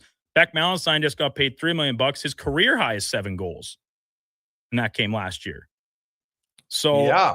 But like, if you're the Oilers, do you want to pay Kasperi Kapanen more than $3 million? Because I think he's worth more than Beck Malestein. Well, I don't know. All of a sudden puts you in a little bit of a cap crunch. So it's interesting. He's going to test the market. I'm interested to see what sort of numbers are thrown around for him, and if he does end up landing somewhere else on a bigger deal. It's what makes this time of year interesting is that we kind of get a full new fresh perspective on what players are worth, caps going up, all that jazz. Yeah, that's fair. That's fair. Yeah. Listen, and everyone's got their positional needs. The biggest one for Edmonton's going to be goal. Yeah. And I have a sneaking feeling that Florida getting Akira Schmid yesterday from Vegas for a third tells us something, right? Mm-hmm. It tells us they're not bringing back both Bobrovsky and Tarasov. Yeah. And it tells us that they need a starter. Akira Schmid's not a starter. He's a competent backup. That's what he is. So I'm interested, that they need a goalie in Florida, and he needs to be a 55-game goalie for sure. Who's it going to be? Are they like, if they were going to sign Tarasov, I feel like they'd have him signed already, don't you? Well, I think so, but also if you're the Panthers and you load up everywhere else and you're going in with a tandem of Tarasov and Schmid, I don't know if that inspires a ton of confidence. Like, you're kind of just hoping, I think. And Tarasov's numbers are good, but he doesn't have the track record of taking on a full load as a starter either. And Schmid's had a very fluctuated career back in Jersey to then Vegas. I mean, there's a reason they went and found Carter Hart last year, because he wasn't good enough. So yeah, Schmid's just a backup guy. That's what he is.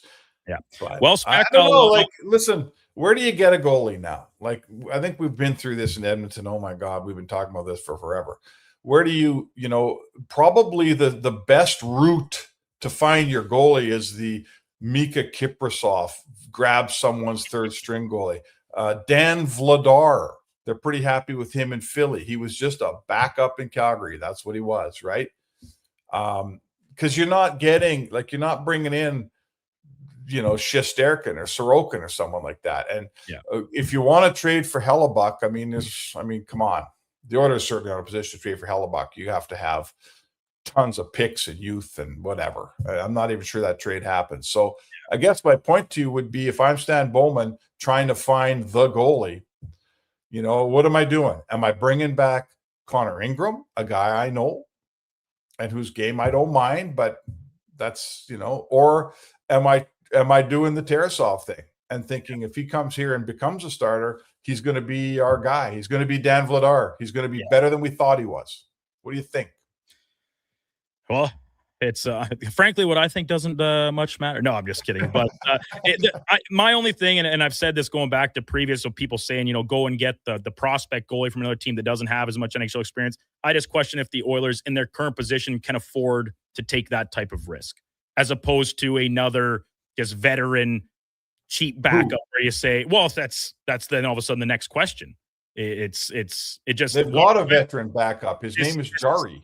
Dismissing one possibility just leads you to the next one, which has nearly as many questions about it. And it's go in circles and circles. So Stan's got to do something. He's got to do something. He needs a goalie. 100%. So he's got a veteran backup. His name is Jari. An expensive one. A really expensive one. Yeah. And I think I would say to you that he's a pretty high quality backup. Like, if he's my backup, man, I must have a good goaltending tandem. Now you just got to find the starter here. Yeah. And you know what? I don't know what to tell you, but the questions for Stan are many. And if he takes a chance on a guy like Tarasov, I wouldn't blame one bit. Well, we will see. We will reconvene with you Thursday morning, Spec, to see what the Oilers accomplish in the next, we'll call it 48 odd hours here. As always, appreciate it. Enjoy July 1. Tomorrow we're off, unless Low Tide or Fenny give you a call while you're out ripping it up on the boat. You're cut loose for the day, and only your real job obligations. I think I'll be I'm supposed to be at Rogers Arena at like 9 a.m. or something. Oh, awesome. Yeah, awesome. Well, hopefully the air conditioning's working in there better than it is in our studio right now. So have a good one, Spec. We'll chat with you on Thursday. All right, man.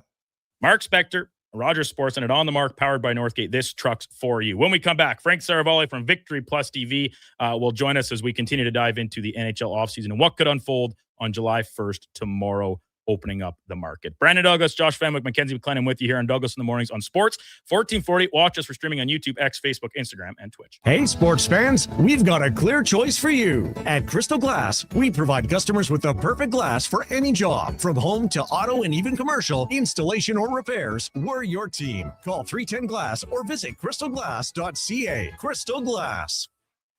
You wanted local sports on weekends. Saturday mornings at 9, check out the Saturday Sports Setup, where we'll tee up what's happening on the weekend sports scene. Tune in Saturday morning at 9 on Sports 1440.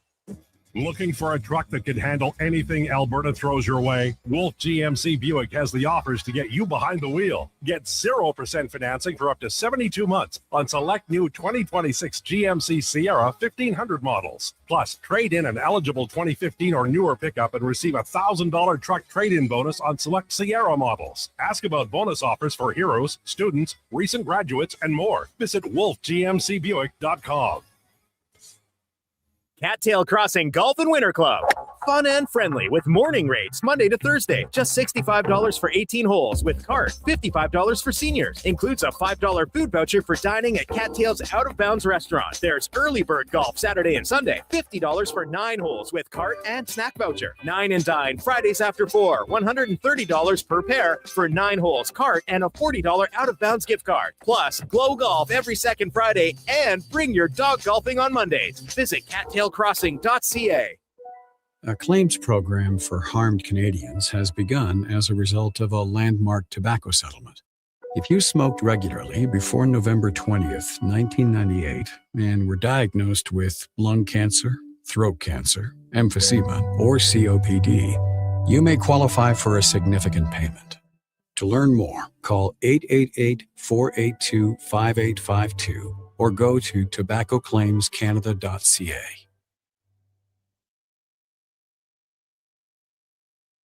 Oiler Insider and Jersey Aficionado. The Tom Gazzola Show starts Monday morning, July 6th on Edmonton's sports leader, Sports 1440. Here's guest host Brandon Douglas.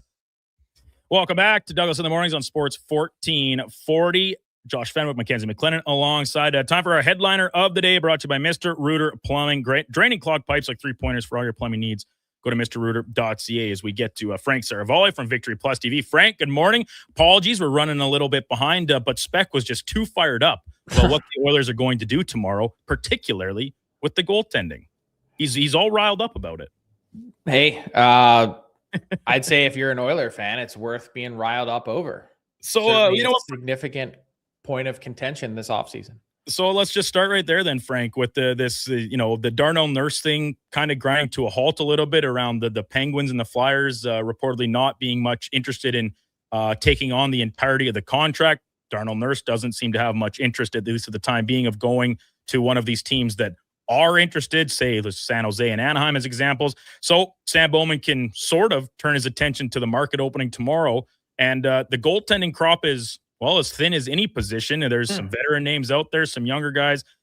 I'll ask you this in two parts. First, what would you do if you were Stan Bowman? And then secondly, what do you think he will do in terms of what is he going to pair with Tristan Jarry under the assumption that Jarry will, in fact, remain with the club into the start of next season?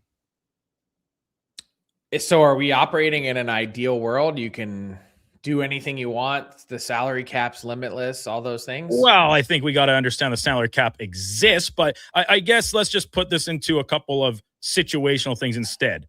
Do you go out and acquire a little bit more? So hold on. The first thing I'm doing is getting rid of Tristan Jarry. Okay. How do you do I that? didn't trust Tristan Jarry to play for my team in the playoffs last year. I'm moving on from Tristan Jarry. Like, that ship has sailed, and I'm finding a way to move him out. Regardless of what it takes. Well, you have to manage your assets appropriately, because the other part of this, the part B of that, is I'm going to get Jordan Binnington. That's what you think is the solution? I think it's a much better solution if the Oilers can find a way to clean up their own end. And I think part of that, nothing here is disconnected or unrelated from anything else. Meaning, if you can move Darnell Nurse and you begin to clean up how you play in your own end, well, environment matters for goaltenders. How many times have we heard Kevin Woodley say that with Jason Gregor? Mm-hmm. So if you can fix your own end, which the Oilers desperately need anyway, and provide a better setting for someone like Jordan Binnington to come in, that matters. And the second thing is I'm getting a really good 1B, so that if Jordan Binnington wants to struggle his way through another regular season, again, you're dealing with a position that's incredibly fickle year to year. I also think a change of scenery and getting Jordan Binnington out of St. Louis, as they're clearly moving on to Joel Hofer, would give him a nice shot in the arm. And we saw at the Olympics last year that this guy still has plenty of game. It's just not with a bad team in front of him. So that's the first thing I'm doing. The second thing is I'm going to be a little bit patient here over the next 48 hours and see what happens with Elvis Merzlikins in Columbus. I don't know the exact machination of it, whether it's a trade with half retained, whether it's a contract termination, whether it's with a buyout. But I believe Elvis Merzlikins has played his last game as a Columbus Blue Jacket. And so I'm waiting to see if I can sign him to a short-term, relatively short money deal that pays him, less than half of what his cap hit is right now. And I can partner the two of them together, Binnington and Merzlikins, give myself a totally different look and spend about $8 million total on goaltending. Okay, so that situation requires cooperation on a few different fronts, both with Merzlikins becoming available on a new deal. And so, do you think Columbus, or I shouldn't say do you think, have you heard like Columbus is exploring teams to acquire Merzlikins with? Yeah, it's over. He's been on the trade list for more than a year, 2 years now. But there haven't been any it's over in Columbus. Just the same way that I said, I don't have any other easy way to say it other than this. It was over for Sebastian Cossa in Detroit. Yeah. And that's where I think a lot of Oilers fans are rolling their eyes, because that was a name that they had their eyes on to come in and work with another goalie in the system and maybe, provide a little more optimism. But they couldn't trade a first-round pick to meet that price. Well, and here's the other really hard, honest conversation that the Oilers and Oiler fans need to have with themselves is, now that you're dealing with 2028 and 2029 first-round picks, those might be insanely valuable picks if Connor McDavid isn't here. Yeah. You have to start thinking on the back end of this. It can't suddenly just be go for it. I mean, I understand we're trying to appease Connor McDavid and improve in the here and now so that he stays, but you can't totally throw that to abandon when you're having that conversation, because some team that's smart out there might hop in on that. And if in the end you look back and you say, man, we traded a first for what? Yeah. You can't say we traded a first for an unproven goalie who's played, was it 3 NHL games? Well, if it's not 3, it's not many more than that without having the list in front of me. But yeah, it's a very fair point, and it's one that I think I've personally tried to offer to these Oilers fans that are the same sort of ones that look at Connor Unger's numbers in the ECHL and 15 games in the AHL and say, well, give him a shot to be the starter. Oh. Where so the Oilers we're not in unproven territory mode here. You cannot, because of the importance of this year, you cannot go into it guessing. And you could say to me, well, Frank, Binnington's guessing. Yeah, it is, but he also won a Stanley Cup.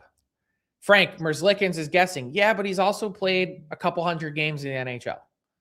So I'm with you there. Like, it has to be a guy with at least some version of a track record. But then at that point, are you not saying, okay, well, if you're expecting the team to get better defensively, are you willing to expend some sort of asset to make someone else get Tristan Jarry off their books, when you look at it and say, all right, can we just find a inexpensive person with some sort of track record to pair with Tristan Jarry and save ourselves one or more separate transactions to give a whole new look to the crease all of a sudden?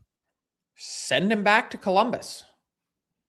And as part of a deal. Like, look, I don't know what you have to be judicious with the assets that you have. Yeah. But the big part of the reason why the Pittsburgh Penguins were so thrilled and willing to get off of Tristan Jarry, having just been in that situation 6 to 8 months earlier, is his contract is buyout proof. Yeah. Kyle Dubas knew that. And the first chance that someone offered you anything decent to get off of Tristan Jarry and his deal, they were all over it. So that was part of why that transaction was so incredibly impetuous in that moment in time, is not only what you gave up and Brett Kulak and how everything unfolded from there, But it's also the back end of it, which is the downside of what if Tristan Jarry didn't work. And the fact that we got to the postseason and he wasn't your guy, to me, that told you everything that you needed to know. And bringing that guy into your locker room for another go round this season tells me that you're unserious about fixing one of your biggest positional needs. Frank Saravelli from Victory Plus TV with us here on Sports 1440. So in the world where they don't or can't find a way, buyout or whatever with Merzlikins, like you think that both parties would be interested in just a 1-for-1 swap? I'm not saying they would. I'm saying find a way to make that your play and then go out on the other end and make the Binnington thing happen, because Binnington can't cost all that much. Goalies typically don't transact for that much. I pointed out over the weekend how Sebastian Cossa, that was a relatively historic transaction in the sense that I think he's the second goalie of all time before becoming a full-time NHLer to trade for a first-round pick. It just doesn't happen. It's going to take something less than that to get Binnington, who has 1 year left at $6 million, projected to not be the starter or opening night starter for the St. Louis Blues. Like, they're ready to move on. St. Louis wants someone to take Jordan Binnington off their hands. And if it's not going to be Edmonton, it might be Florida. It's going to be someone else that's going to say, we're going to take on a guy that we think can help us win a Stanley Cup. So you talk about obviously the Cossa price, and I'm right there with you. Like, there's no way Binnington is costing a first round pick, but we also just saw Akira Schmid go for a third round pick. So if Probably Binnington a second, you're talking a second. Yeah, the Oilers, they do have second round pick here coming up next season, but after that's their only pick in the first 4 rounds. Now you're in committed to right now, and you just made the point about having at least one eye half looking towards the future here. Is this a price you're comfortable paying if you're the Oilers? Like, because in your opinion, from what I'm understanding, you're telling me like there's no way that you should want to come back with what you had last year. That's my view. Maybe it's an overly simplistic view. Maybe the Oilers view it as an unrealistic view, but the line in the sand has already been drawn. We don't think you are the guy. Now, again, maybe environment changes. Maybe Tristan Jarry changes his summer training. Maybe. Like, you could do this to death. I just want to know, after seeing a sample size and realizing that a guy doesn't know, I want to move in a direction where I'm feeling a lot better about it. Well, it's never a dull moment here in Edmonton when it comes to the team that plays hockey, and especially their goaltending. So it'll make for some great banter as not only this week progresses, but I'm sure the rest of the offseason. The rest of the market, though, Frank, that is going to open up tomorrow. We've seen a number of the biggest names already come off the board with signing trades and re-upping with their own teams. So with what's left out there, do you see any real big money getting shelled out? There's going to be overpays. We know that's just an inevitability of July 1st. But what do you kind of look at as maybe a spot where a team might get a little overzealous on a particular player? Well, I guess what counts as real big money. That's the thing, that conversation has really changed a lot. Like, you see what Jason Robertson turned down, $125 million over 8 years. And that's real big money. Does John Carlson getting $20-some million at age 36, does that count? I mean, it was like, I can't fathom that at this point for John Carlson, a team willing to pay him $10 million a year or $9 million a year. But I can. I mean, how often do you find a guy that's putting up 60 points on your blue line with the potential for 15 to 20 goals and plays 24 minutes a night and has done it for a long time and has won a Stanley Cup?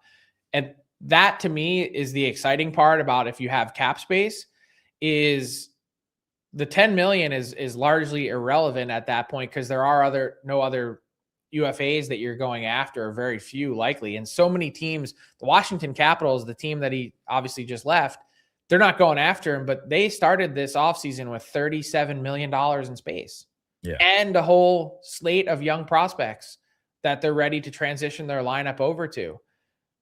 $10 million for them, or for another team that's got that kind of coin, it's use or lose. So 2 years for a guy playing 24 minutes a night, putting up 60 points makes sense to me. My understanding is what Carolina is looking at with John Carlson's rights, and it will come down to the wire today. They're trying to do one of those longer term deals. I don't know if it's 4 years or 5 years or whatever it is. And they're basically trying to give John Carlson the same total dollars that they think he would get on the open market and spread it out to lower the cap hit. Not really all that different than the Chris Tanev deal that the Toronto Maple Leafs did. But yeah, he's going to get paid. Mason Marchment is going to get paid. Jacob Trouba is 32. You might think he's 36. He's going to get paid. So there's I'd say 7 to 10 guys. They're not going to get massive money, but there's 7 to 10 guys in this top 50 that will help your team get better. Well, Frank, are you working tomorrow? Like, do you got a show going? Oh, yeah. Or are you just so we're just on Victory Plus TV? Yeah, Frankly Hockey, 11:30 to 1:30 Eastern, so 9:30 to 11:30 Mountain Time, and looking forward to it. Awesome. Well, we will look forward to a final chat with you on Thursday to send you off into some what I hope is some time off as the summer gets underway post the initial rush of free agency here. But appreciate your insight as always. Enjoy tomorrow. Have a good show. We'll chat with you on Thursday. Thanks so much, Brandon. Frank Saravalli, Victory Plus TV, and our headliner of the day, brought to you by Mr. Rooter, knocking your plumbing problems out of the park. That's mrrooter.ca. Man, that was a jam-packed first 40 minutes of this hour. And we talked about a lot of stuff, but have we gotten any certainty on any of these topics? I'm not so sure we have. I think everything is just as much of a question mark as it was when we began these conversations at 8 bells. Let's return to it with some input from the text line, as well as Josh Fenwick, Mackenzie McLennan here. 1-833-414-40 is how you can get in on the conversation with us. We just heard a couple different perspectives on what the Oilers could do with their goaltending. Mark Spector saying, yeah, Jari's going to be back here. You expect him to be better, maybe healthy. Some, rumors that he wasn't at 100% since joining the Oilers or when he banged himself up back in, I think it was January. And then you bring in a more inexpensive option, say, example, Danil Tarasov or Frank Saravalli. He wants to blow it up. Get rid of Tristan Jarry at near any cost with the understanding you can't be, totally taking discount into what your own draft picks are going to be worth moving forward. Get a guy like Binnington, pair him with someone else, and have an entirely fresh crease moving into the 2026-27 season. Let us know, of the two, what do you like more? Or do you have a third, fourth, even fifth options that you think the Oilers could and should explore? One more time, 1-833-401-1440. All that when we come back at 9 o'clock. We're going to talk some rugby with a game here on Saturday with Sandy Nesbitt, the executive director of Rugby Alberta. Jay Zawowski from CHGO Sports, covering the Blackhawks out of Chicago, will come at us at 9:20. And then at 10 o'clock hour, we'll hear from Cam Tate and our very own Declan Kruger, talking some Elks, talking some NBA and beyond.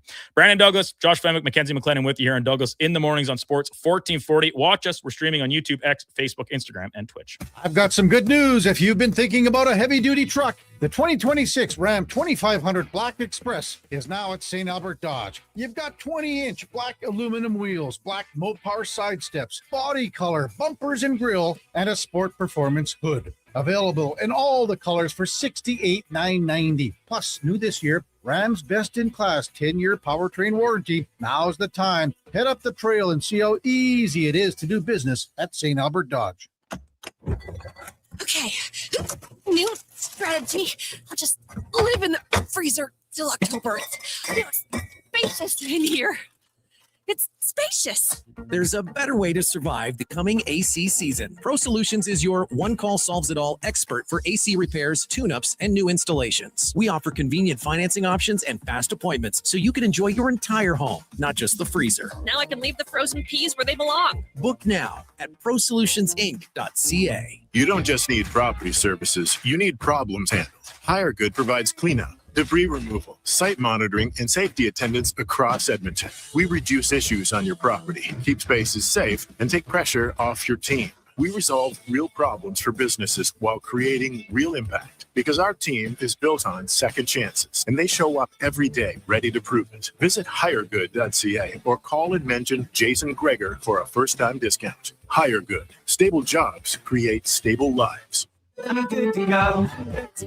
With Mortgages to Go, you'll be good to go. Mortgagestogo.ca says yes when the banks say no. That's why Alberta has trusted Mortgages to Go for over 23 years. If you need cash and have equity in your home, you're approved instantly, guaranteed. Call 1-888-888-5998. That's 1-888-888-5998. With Mortgages to Go, you'll say, good to go. Come for Canada's largest trade shows, the biggest names in entertainment, exhilarating sporting events, and more. And stay for the experience at the Edmonton Expo Centre. Looking for the perfect place to host your next big event? From trade shows to galas, meetings, and concerts, the Edmonton Expo Centre has the space, event expertise, and service to make your next event unforgettable. With over 522,000 square feet of flexible event space, in-house catering, and operational expertise, they bring your biggest vision to life. Learn more at edmontonexpocentre.com today. You want it? We got it. At Harley Davidson of Edmonton, we have a huge bike inventory just waiting for you to ride.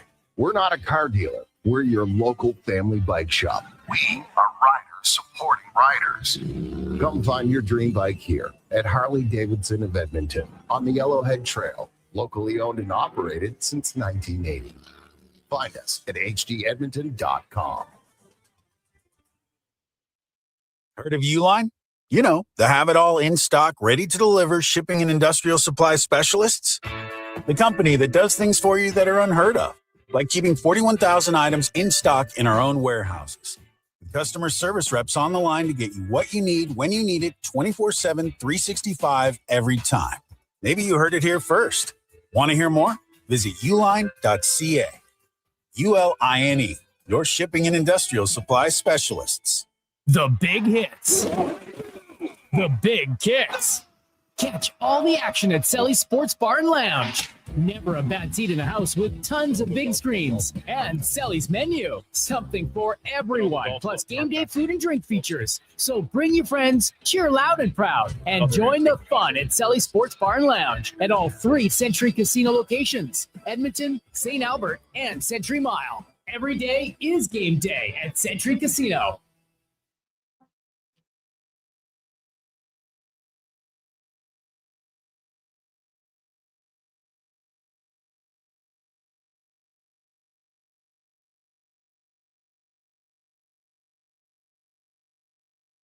Mornings are getting a whole lot sexier. The Tom Gazzola Show, starting July 6th on Edmonton's sports leader, Sports 1440. Here's guest host Brandon Douglas.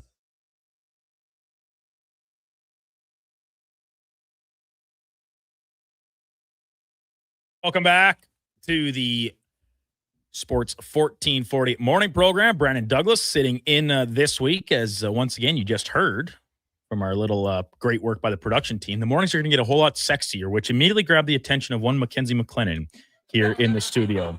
I don't know if she wasn't aware that such things could be said on AM radio, or if she's just suddenly intrigued by the much anticipated arrival of Tom Gazzola. The Tom Gazzola Show starting next Monday, July the 6th. Yours truly, in the meantime, Josh Fenwick and Mac the Knife alongside today as well. Text line 1-833-401-1440 as we roll towards the top of the 9 o'clock hour. Lots of different opinions on what the Oilers could do with their goaltending here. Hazen from St. Albert. Dump Jari, trade for Binnington and Devin Levi as insurance. Prices will be high. Stan's got to pay to play. All right. Well, prices will be high. What capital do you have? You don't have any first-round picks for the next couple of years. You have 1 second-round pick next year. A little bit more later draft capital in years following, of course. But as Frank Saravalli just said, he thinks the Oilers need to be a little more judicious with looking at picks in the years 2028, 2029, and of course beyond. But does Stan Bowman care? I'm not so sure he does.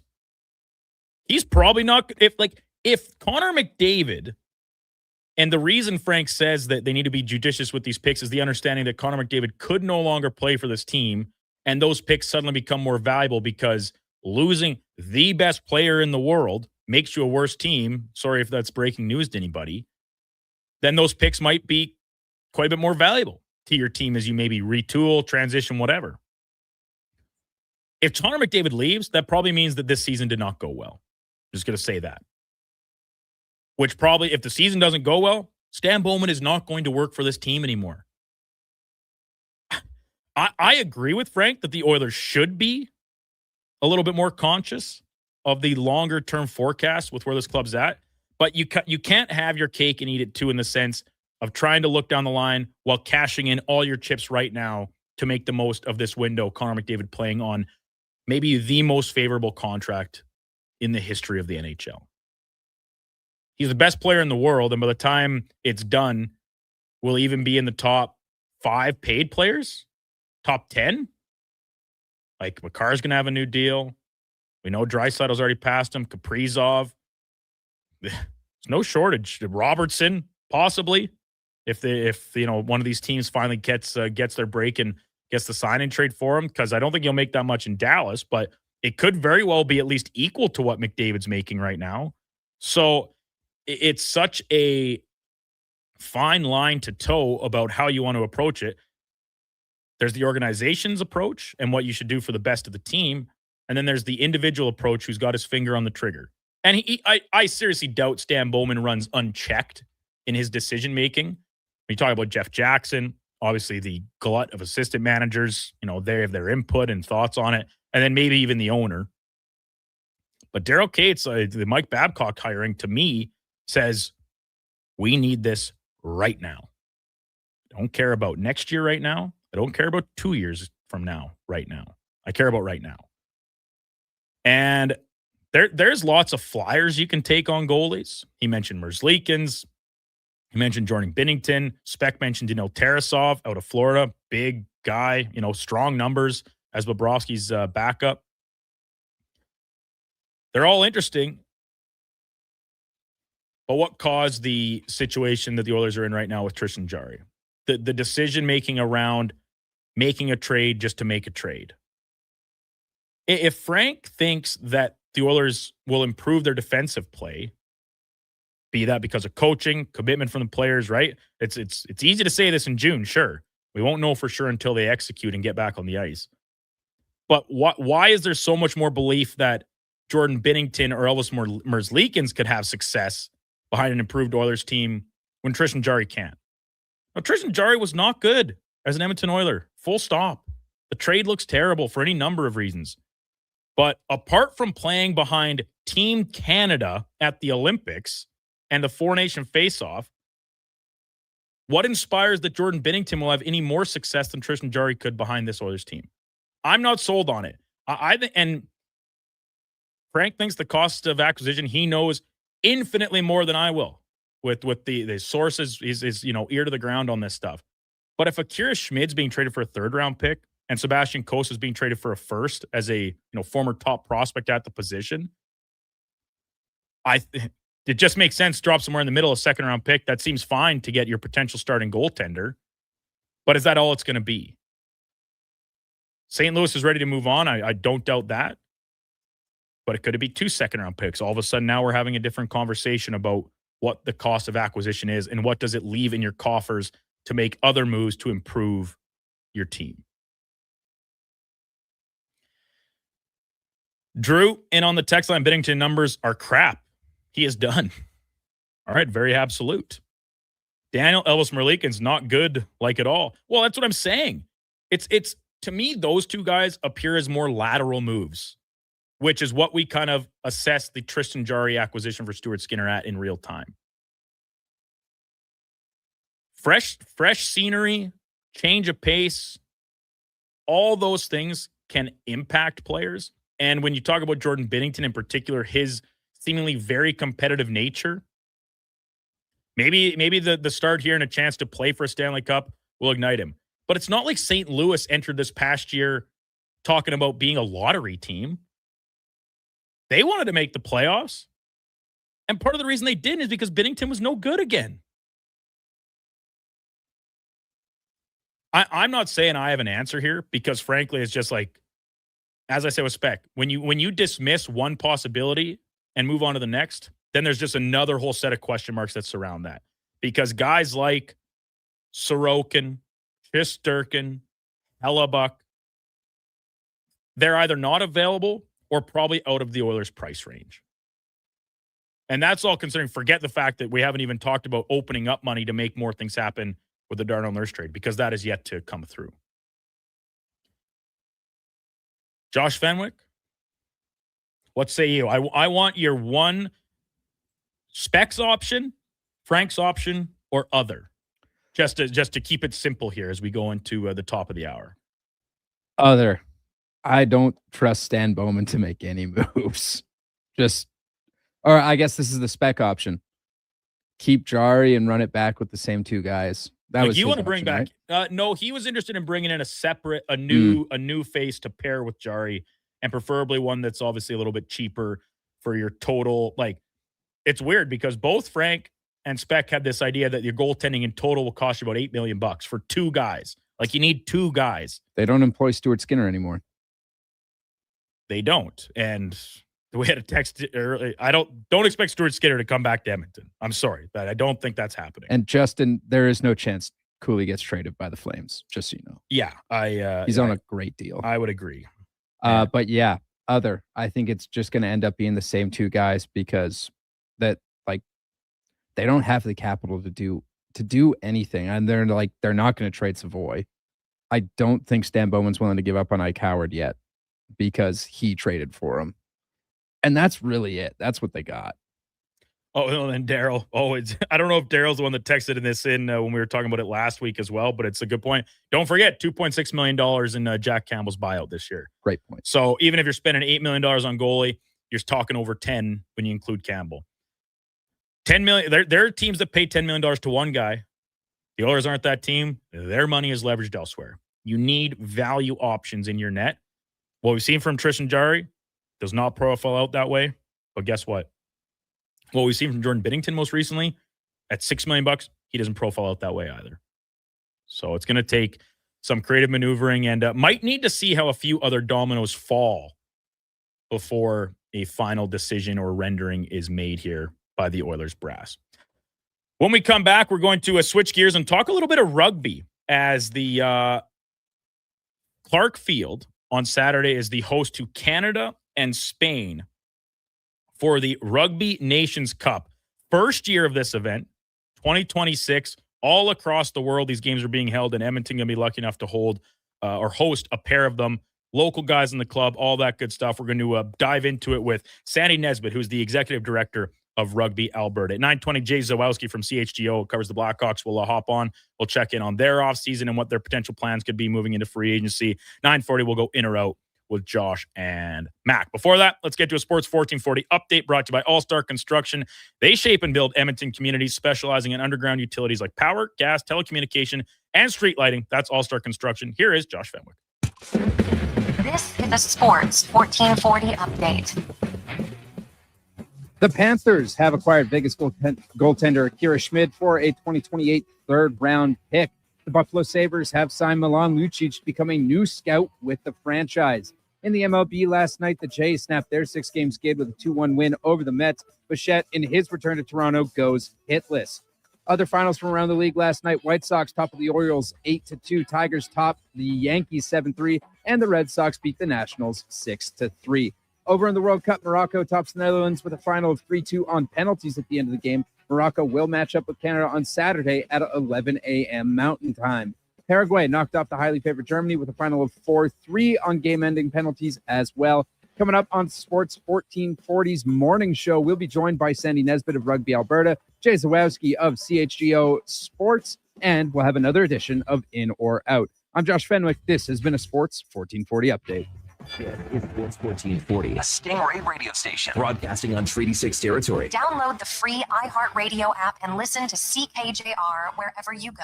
Whether you're a craft beer connoisseur or more of a wine aficionado, there's always something new to discover at Sherbrooke Liquor, a unique family-owned independent liquor store. The selection, incredible. The non-alcohol section is also very impressive. Sherbrooke Liquor, expert, knowledgeable staff with a passion for unique finds. More than just a liquor store, we're a community. Alberta's best, the one and only Sherbrooke Liquor. wine, spirits, and oodles of beer. Visit SherbrookeLiquor.com. Come for Canada's largest trade shows, the biggest names in entertainment, exhilarating sporting events, and more. And stay for the experience at the Edmonton Expo Centre. Looking for the perfect place to host your next big event? From trade shows to galas, meetings, and concerts, the Edmonton Expo Centre has the space, event expertise, and service to make your next event unforgettable. With over 522,000 square feet of flexible event space, in-house catering, and operational expertise, they bring your biggest vision to life. Learn more at edmontonexpocentre.com today. Did you know there are actually 3 seasons we experience in June?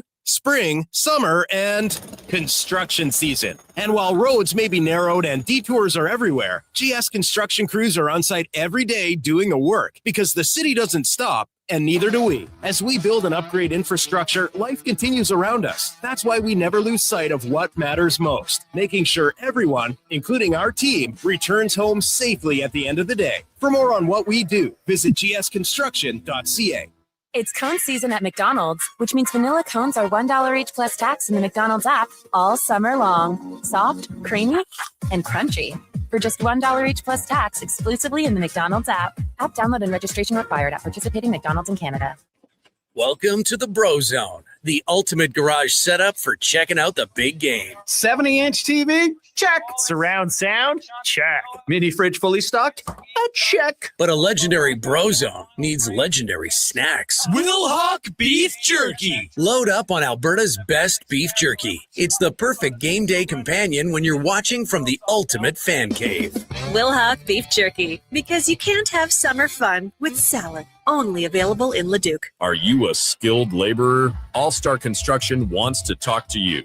A heavy equipment operator with Traco or backhoe experience, All-Star Construction wants to talk to you, too. With work in and around Edmonton for local land developers, All-Star Construction offers year-round employment. Whether it's power, gas, or telecom, developers rely on All-Star Construction to get the job done. So if you're a skilled laborer or a heavy equipment operator with Traco or backhoe experience searching for work, search All-Star Construction on Indeed.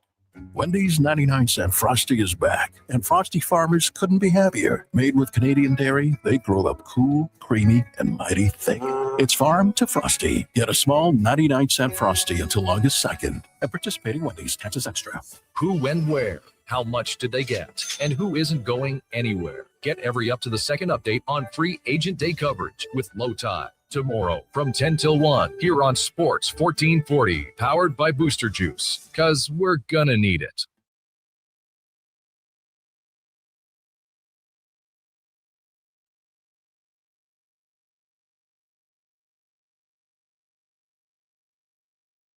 Sports 1440 mornings with guest host Brandon Douglas on Edmonton's sports leader, Sports 1440.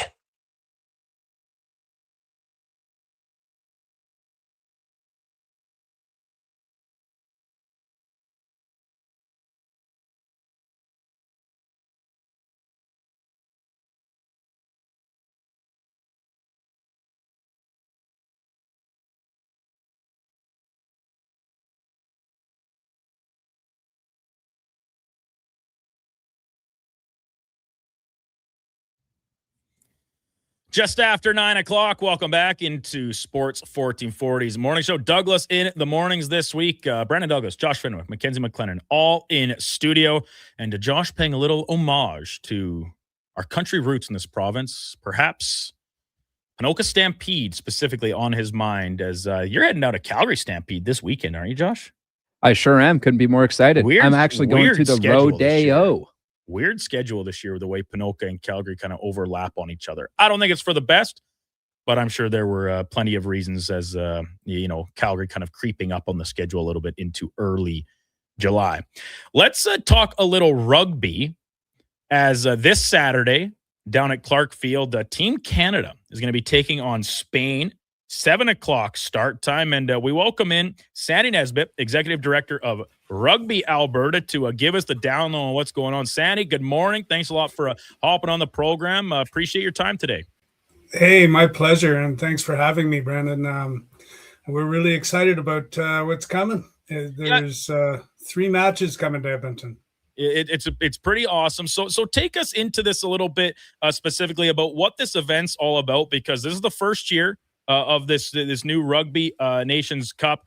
It's going to happen biannually moving forward. So just kind of take us into the founding of this new event moving forward and kind of what it all entails. Well, what we've got is we've got 24 teams that last year Canada qualified for the World Cup by defeating USA at McMahon Stadium. And there's 24 teams in the World Cup. So the top 12 they play each other regularly every spring and fall. Now what they've done is they've given Canada an opportunity to play regular international matches with the bottom 12 so that we can stay warmed up and stay ready to go to the World Cup. So Spain and Portugal are both in that group with us. And so we've got a couple of games to warm up. It's really the way that the national team gets the players going, gets them into international matches. And we have to gather the players from around the world. And they're down in Calgary at the moment. They've been training for the last week and a bit down in Calgary and getting ready for the matches. Last year, we did have 2 games here as well with Spain and Portugal, but they were kind of the precursor to what we're seeing here. And the team definitely got better game by game. And as I said before, it ended up with us beating USA at McMahon Stadium in front of a big crowd. And it was really exciting. So hopefully we can do that again this year and cheer them on as they get ready for next year. 2027 is the World Cup in Australia. Sandy Nesbitt, Rugby Alberta's executive director, our guest here on Sports 1440's morning show. World Rugby Nations Cup 2026, our topic of discussion. So this is big, and it spans all across the world where these teams are playing these matchups. Edmonton's so fortunate to get the chance to host a couple of these.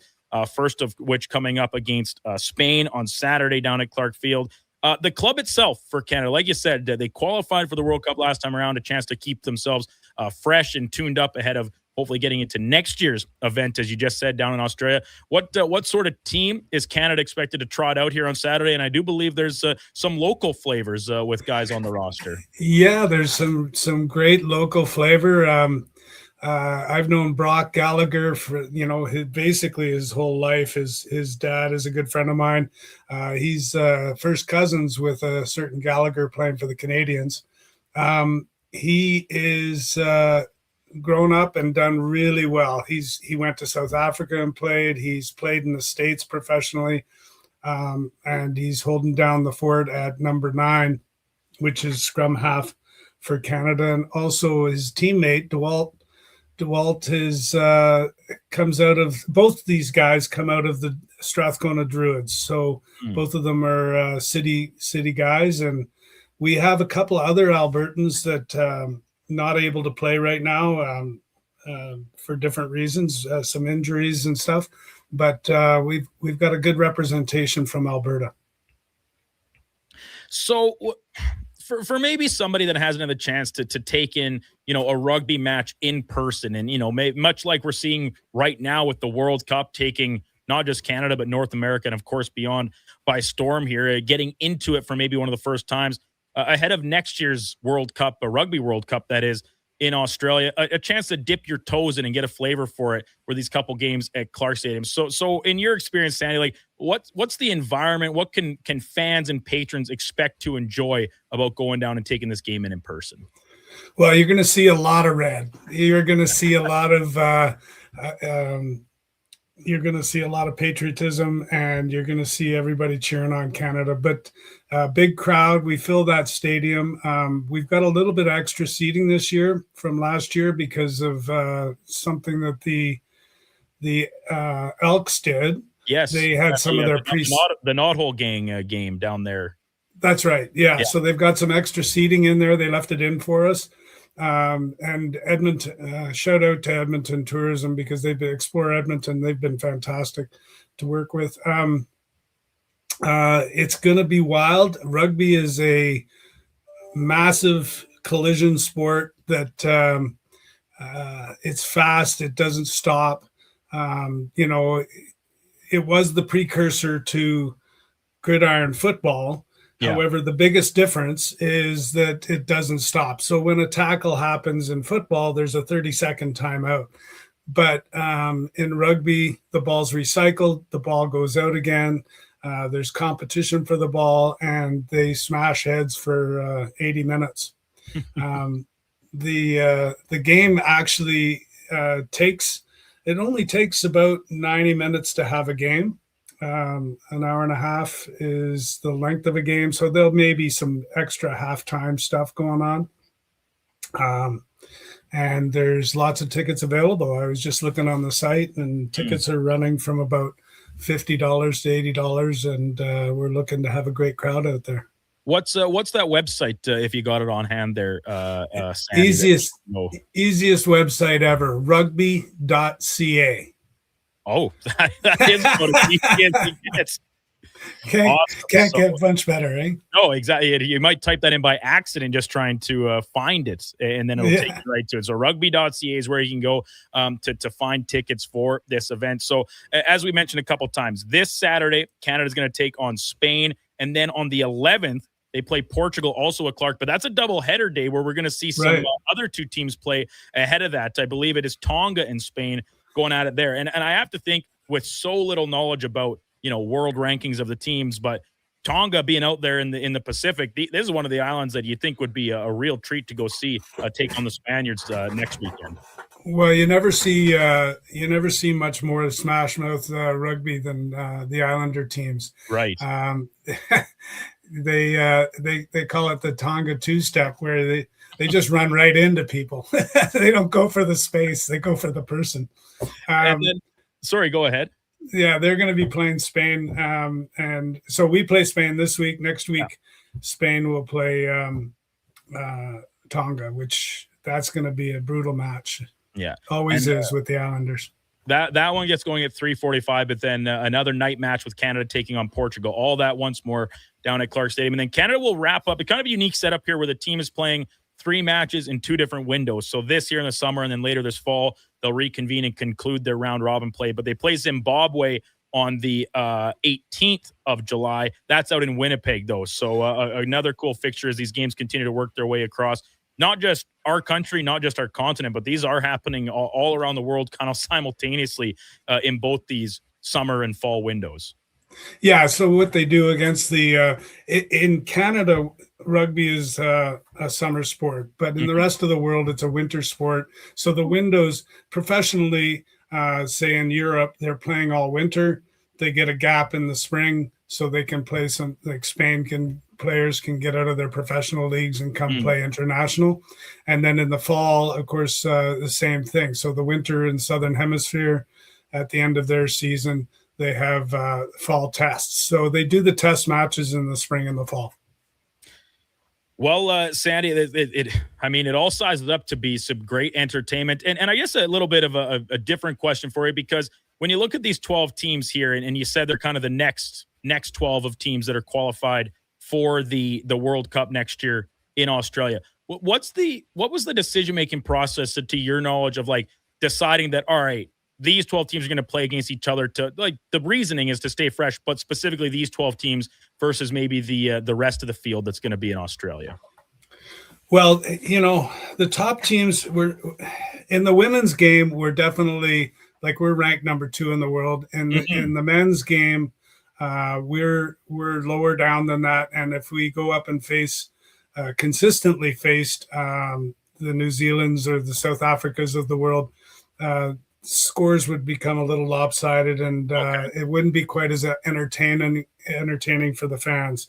But by dropping it into 2 tiers, I think it makes real competition. Anybody could win it any day, and it'll be really exciting. Should shout out that the women will be playing 2 test matches in Eastern Canada in the fall window. Awesome. So, and they're back-to-back against England. Those will make for some great matches. No doubt about it. So, Sandy, one more time, Canada versus Spain this Saturday on Clark, 7:00, correct, is when that one's going to get underway.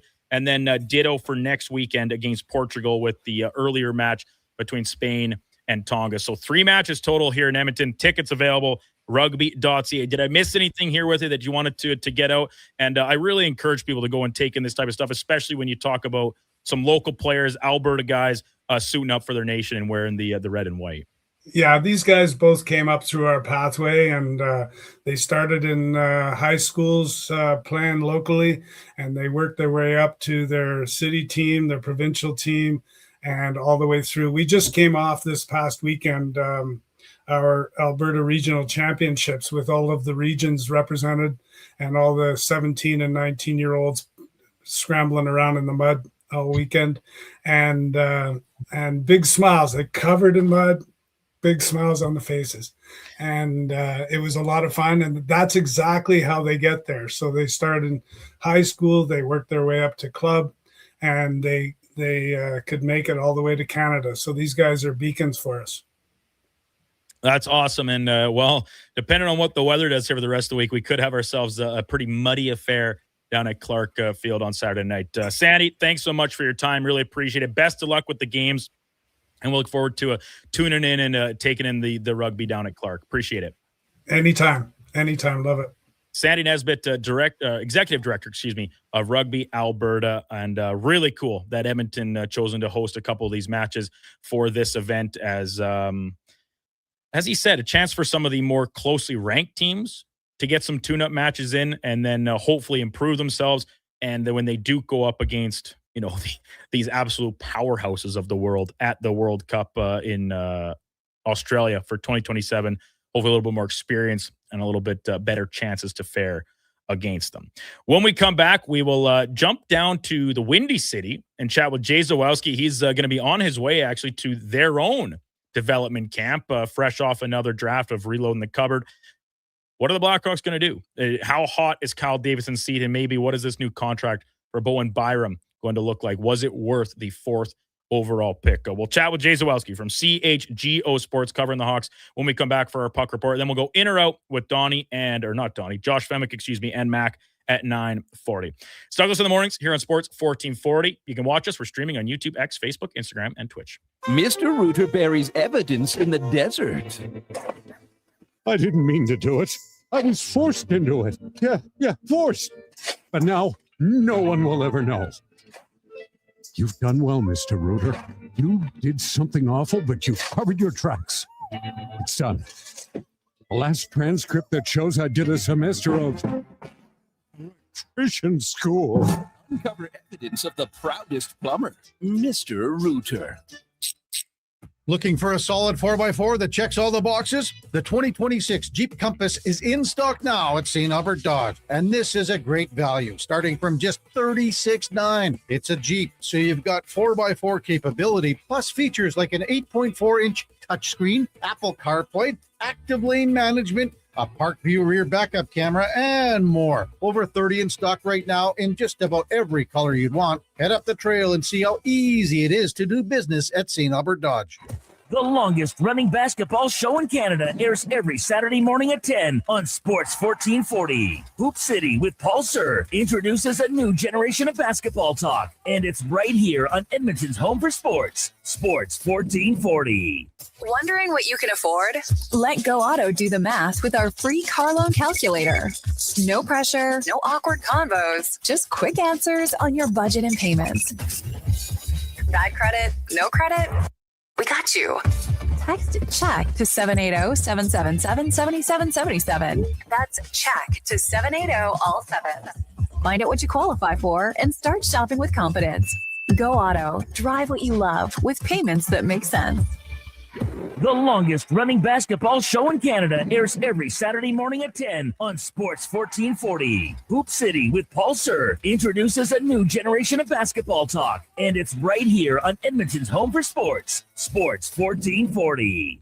Want home ice advantage for your window coverings? Novo Blinds provides factory direct pricing and the fastest turnaround in the city for homeowners, builders, and commercial projects. Book a free in-home consultation at novoblinds.ca. The Lawnmower Hospital.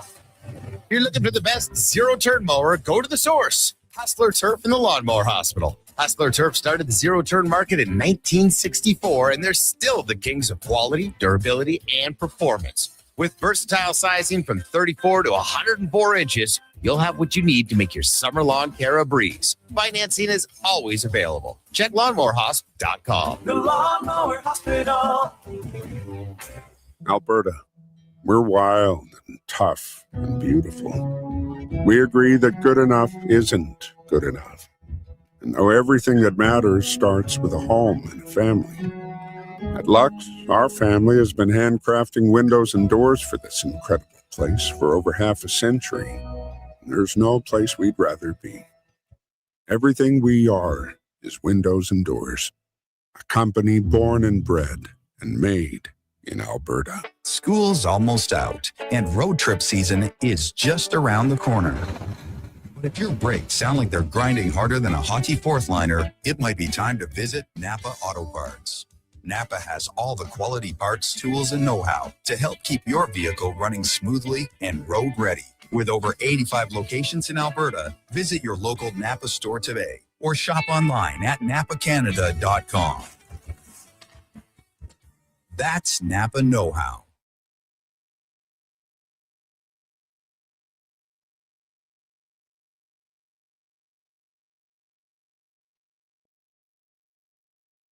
It's all gas, no breaks. The Tom Gazzola Show, starting Monday, July 6th on Edmonton Sports Leader, Sports 1440. Here's guest host Brandon Douglas.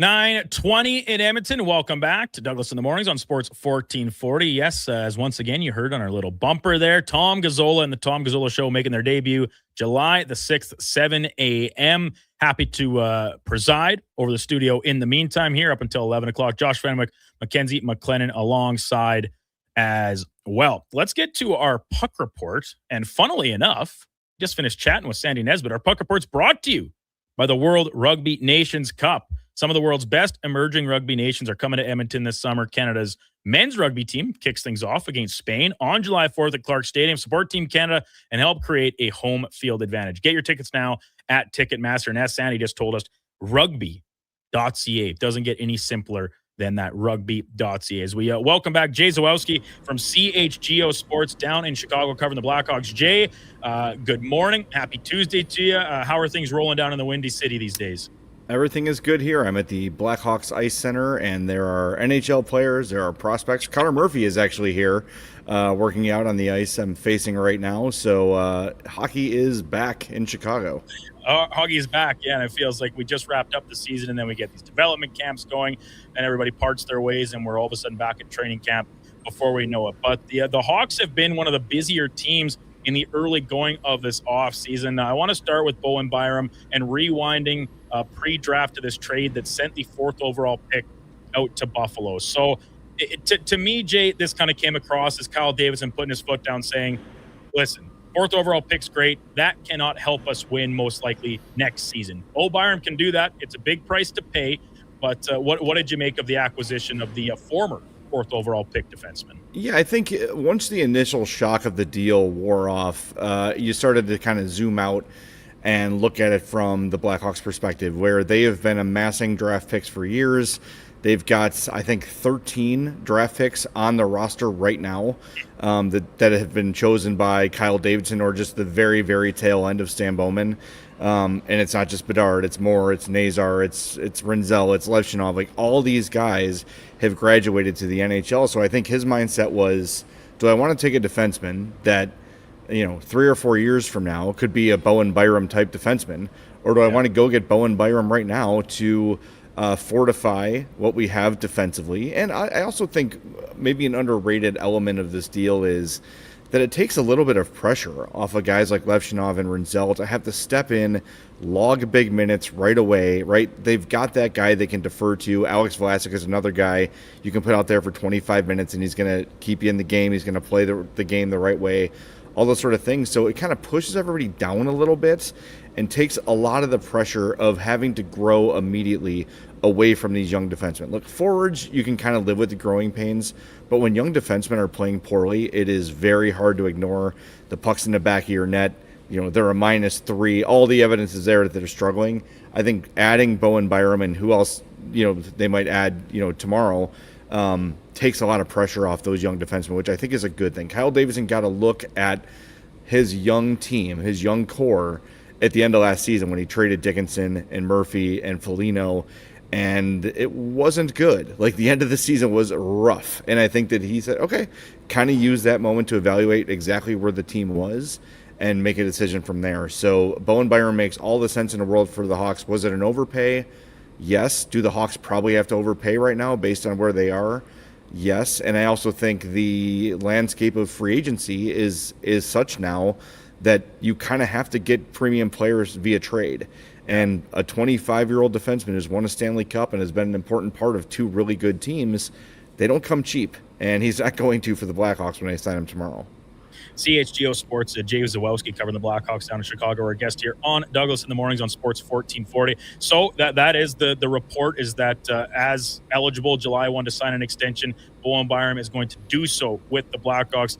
What kind of deal are we looking at here, Jay? Like what, AAV, max term? What are we hearing? What are we thinking? Yeah, I'm not sure about the term. I know in Buffalo they were talking about 4 years. I think he wants more than that, and I think he also appreciates the Blackhawks going out on the limb and trading for him. So I don't think it's going to be 8, but I think it'll be 5 years maybe.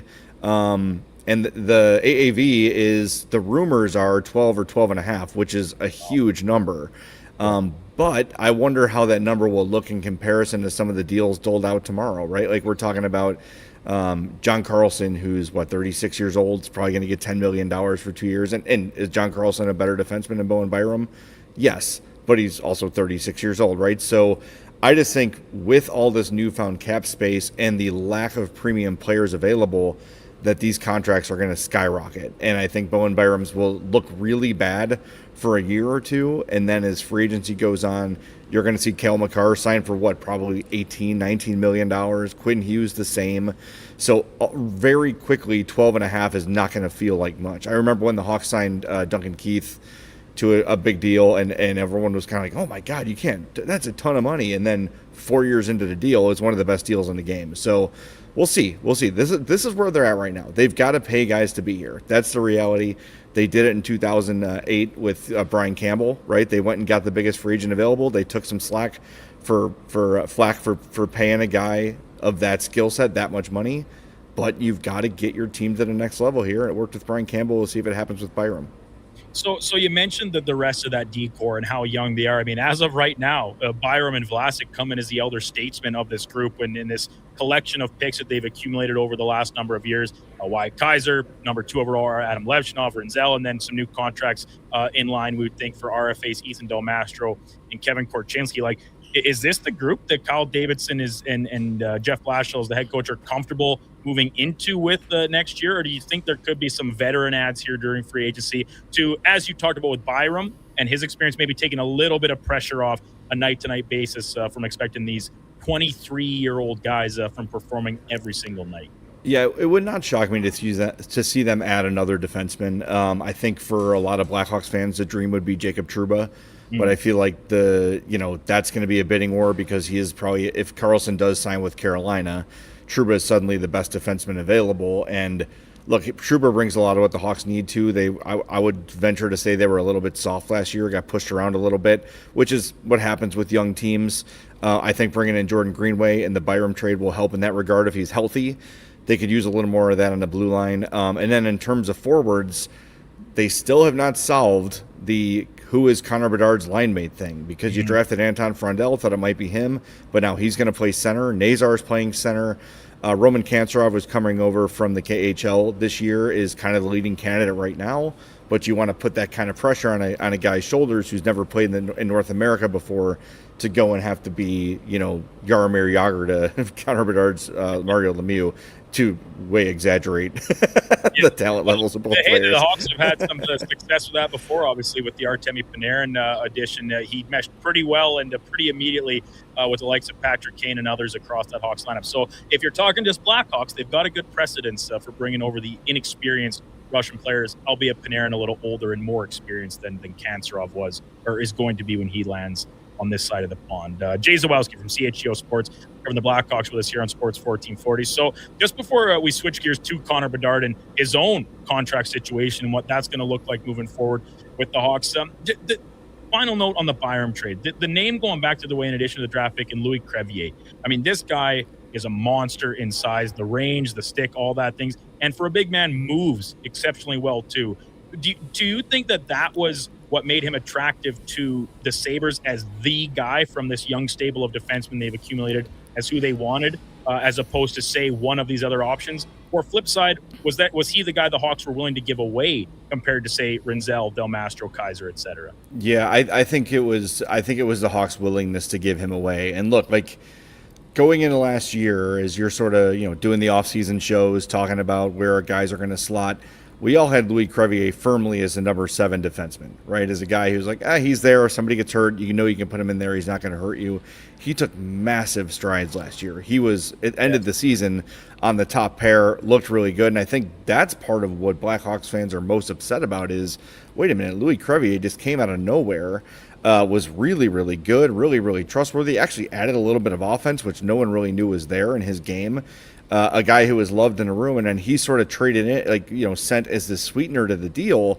So I think that's kind of where people's minds are like, okay, so maybe there's another move coming here, because you don't bring Bowen Byram in and that's it. That doesn't make that. I don't think that moves the needle. And I like Bowen Byram a lot. Like, that's who I wanted them to draft when they drafted Kirby Dach.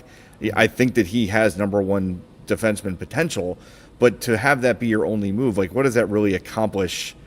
I don't think you're going to see a massive point jump from the Blackhawks simply from adding Bowen Byram. Of course, you're getting a full year of Anton Frondel, who looked great, 9 points in his 12 games to end the season, and Kanserov, who I mentioned. But it feels like there's probably another move or two that this team needs to make if Kyle Davidson's mindset is really, it's time to take the next step, be in a playoff position late into the season, be battling for the playoffs, and maybe even if you fall short, you're still right there, kind of like San Jose was last year, like Utah and Anaheim were 2 years ago. It's time for the Hawks to get to that spot. And so with that in mind, Jay, how warm is Kyle Davidson's seat getting? Because as we kind of led this conversation with, like, this is a move to make the team better in the immediate. And I think I'm with you. We're saying this makes them better, but does it make them that much better to get back into a window of contention and playing meaningful games down the stretch of the season? I think there's a little more work, and you need continued progress from the rest of this young group they've put together. But are things starting to get a little busy for Kyle Davidson in the sake of, man, he's got to make things happen pretty quickly here? Well, you would think so, but he just signed a contract extension like a couple months ago. Look, but those things, we know what those are in sports, right? It's a vote of confidence. One way or another, this offseason is going to be the defining one for Kyle Davidson. There's no doubt about it, right? Like, okay, you traded the 4th overall pick. So if Chase Reed or Daxon Rudolph or one of these defensemen that you passed on turns out to be like a Norris Trophy level guy, you're going to have to answer that question forever. He is still every day facing the why did you take Levshinov over Ivan Demidov thing. We hear it every day. People will not let it go, and nor should they, right? Until Artem Levshinov proves he's worthy of the number 2 pick, which he is not yet. That's another little match on his seat, right? So I think this Bowen Byram trade, if it doesn't work out the way Davidson believes it will, that's just another, okay, that's like another straw in the camel's back, right? Like, and what's ultimately going to be the one where they say, we started this rebuild, we gave you all full autonomy to move on from Kane and Taves and all these legends. You got Connor Bedard, and now we're getting lapped by San Jose and Anaheim and Utah. Like, why are we not there with them? What are we doing differently? Are we not drafting right? Are we not getting the right players? Are we not selling the city well enough? Chicago should be a place free agents want to come, regardless of where they are in the standings, right? So we'll see. I think this offseason specifically will be the defining one for Kyle Davidson. Jay Zawalski from CHGO Sports in Chicago, talking Blackhawks with us here on Sports 1440. Brandon Douglas in studio here. So Connor Bedard, he's an RFA. The everything's up on the table here. What are we looking at for his future? Is it a bridge type deal, like you almost kind of discussed with Byram there, where it's somewhere between 3 and 5 years, or are the Hawks fully committed, saying, no, this is our franchise-changing guy, first overall pick. We saw that big step at the start of last year before the injury hit him, and we want him 8 years on the books while we still can. It's kind of hard to tell because Connor Bedard is a guy whose life is hockey, right? And I don't say this in a mean way or a snarky way, but he really doesn't have a lot of interest outside of the game.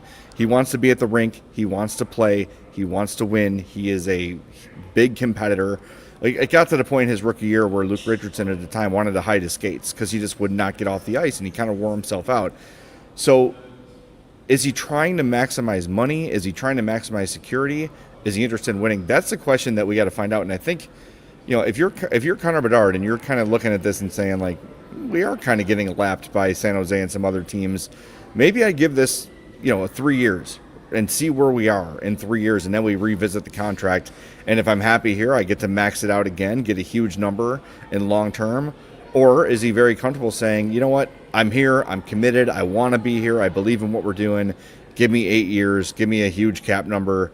And like we said with Byram, in 3 or 4 years, maybe it feels like a bargain. I think everyone in Chicago is hoping that it's an 8-year deal for Connor Bedard. No, absolutely. And that progress, the step he took in the first kind of, call it simply half of last year before he got hammered that injury, man, looked like a different guy than the one we saw in his first couple seasons. So encouraging signs. It's important to note, too, that he spent, I think, almost the entire season with Andrei Burakovsky on his wing. And Andrei Burakovsky, after suffering that concussion about a third into the season, had something like 4 points in his last 30-something games playing with Connor Bedard. So when you say Bedard had no help, that was a reality. Andrei Burakovsky, who was nothing but a pro, worked his butt off, good guy in a room, all those sort of things, but just was not getting results. For Connor Bedard to do what he did with no help from his line mates is impressive. So if they can find somebody here to help him out, you're going to see the numbers explode like you've seen for Celebrini and other young studs like that. So last one for you, Jay, then, with the market opening up tomorrow, what is your wish list or shopping list if you were to hand it over to Kyle Davidson across the table of what you think the Hawks should be after here, whether it be in the first couple days or maybe as the summer progresses and the market thins out a little bit, both maybe in a dream type sense and then also on a reality level too? Well, I mean, the dream sense for the Hawks is Jason Robertson, right? They've got the draft capital. They need to give it up. If you got to give up a young player to make it happen, like a Frank Nazar, I think you do that for Jason Robertson. I'm kind of the mind where I don't think you want to get stuck waiting for Jason Robertson. It's starting to feel to me like he's just going to end up in Dallas. They're just going to figure it out, and you don't want to be stuck there with nothing. If I'm Kyle Davidson, I'm shifting my attention to Kirill Marchenko, and I'm calling Don Waddell in Columbus and saying, what would it take to get him from you? We've got all the draft capital in the world. We've got all the prospects in the world. Like, we need this kid to come here and play with Connor Bedard, and it'll be a perfect match, those two. So that would be the dream. I think probably more likely would be a peripheral signing. Somebody like, I think maybe Mario Ferraro on the blue line would be a name the Hawks might bring in. I've seen those names connected a lot, and I don't think that'll move the needle a ton for Hawks fans, but he's another stabilizing force, plays hard in front of the net, right? Another guy that takes pressure off the kids. But yeah, I mean, the dream scenario would be like Robertson and Trouba, but I just don't think it's realistically going to happen. I think you're probably looking at something like Ferraro in a middle six, like maybe like a Mason Marchment. Okay, would be a good fit for the Hawks, because another physical power forward type who can move up and down the lineup. If Kancherov starts to struggle or you get an injury in your top six, he can certainly jump up there and fill that role for a time. And look, Tyler Bertuzzi's here, and he's played great under Jeff Blashill, two pretty similar players. So if it ends up being Mason Marchment and Mario Ferraro and Bowen Byram is your offseason, and you're adding Kancherov, that's pretty solid. The team is significantly better if that's what they end up with. No doubt. Jay, great stuff. Appreciate your insight. And before I let you go, I wanted to offer congratulations. I caught it on X yesterday that you're honored by your peers at CHGO Sports as the host of the year. So awesome work. Love your guys' stuff there and all of the All City Sports networks kind of across all leagues, all markets. So congrats on that. Enjoy July 1. Enjoy development camp, and we'll look forward to catching up with you as we turn our attention back to hockey as the summer moves along. All right, Brandon. Thanks a lot, man. Appreciate it. Jay Zawelski, CHGO Sports Host of the Year. host of the year for CHGO. You can't beat that. Great insight there on the Blackhawks. And our puck report brought to you by the World Rugby Nations Cup coming up this Saturday. First game against Spain. Don't want to miss it. You can get your tickets at Ticketmaster or rugby.ca. Make sure you go chase those down, and I want to make sure I get the details. Some of the world's best emerging rugby nations coming to Edmonton this summer. So not just this Saturday's game, but the doubleheader next Saturday as well, where you can see Canada take on Portugal. Canada's men's rugby team kicking things off this Saturday, July 4th at Clark Stadium versus Spain. Support Team Canada, help create a home field advantage. Get your tickets now at Ticketmaster or once again at rugby.ca. When we come back, we'll go in or out. Josh Femick has put together quite the list, including a final question that the historians will love among our listenership. We'll do that when we come back in the 10 o'clock hour. Cam Tate will be by with today's edition of Cam and Eggs, and then Declan Kruger, the ever-elusive DK, will pop in, talk some Elks, talk some NBA, and whatever else is on his mind. Douglas in the mornings on Sports 1440. Josh Femick, Mackenzie McLennan alongside as well. You can watch us. We're streaming on YouTube, X, Facebook, Instagram, and Twitch. Diamond Rides is one of Alberta's premier specialty charter companies. With our luxury motor coaches, we provide our customers with the safest and most reliable ground transportation services. Our seatbelt equipped top-of-the-line motor coaches have become the preferred carrier for many local sports teams, tours, corporate outings, and other various travel needs across Western Canada. For more information and to request a quote, contact sales at 877-748-0991 or visit silentrides.ca. Legacy Heating and Cooling is serious about cooling. In fact, we offer multiple ways to cool your home. So you better Call Legacy. Call Legacy. If you're looking for traditional air conditioning, we got you. Call Legacy. Call Legacy. Or ask us about a heat pump to help you heat and cool. Call Legacy. Call Legacy. Cool with AC or cool with a heat pump. Cool your home with Legacy Heating and Cooling. The longest running basketball show in Canada airs every Saturday morning at 10 on Sports 1440. Hoop City with Paul Sir introduces a new generation of basketball talk, and it's right here on Edmonton's home for sports, Sports 1440. It's dollar drink summer at McDonald's. Sip on a refreshing small fountain drink or a small iced coffee for just $1 each plus tax, all summer long. Only at McDonald's. Excludes flavored and cloud iced coffees. At participating Canadian restaurants. Taxes extra. Prices exclude delivery. The longest running basketball show in Canada airs every Saturday morning at 10 on Sports 1440. Hoop City with Paul Sir introduces a new generation of basketball talk, and it's right here on Edmonton's home for sports, Sports 1440. Photographers, start your cameras. Vision Credit Union's annual photo contest is back. We're asking you to show us the people, places, and moments that made you glad you chose this rural life. Maybe it's the view from your farm, a walk down Main Street, neighbors pitching in, a weekend at the rodeo, or a sunset down a back road. Share your photo to show why life in rural Alberta is a choice worth celebrating. Enter and vote at whatsyourshare.ca.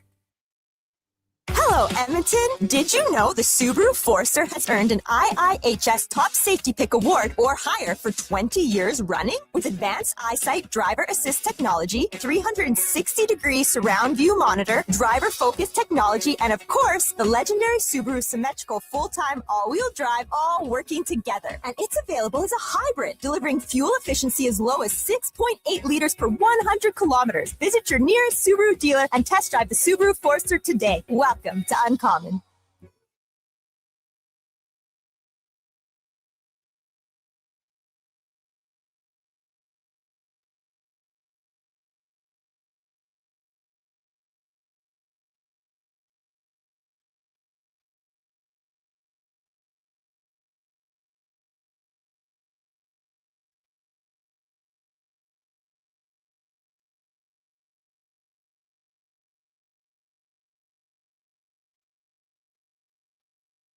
Mornings are getting a whole lot sexier. The Tom Gazzola Show, starting July 6th on Edmonton's sports leader, Sports 1440. Here's guest host Brandon Douglas.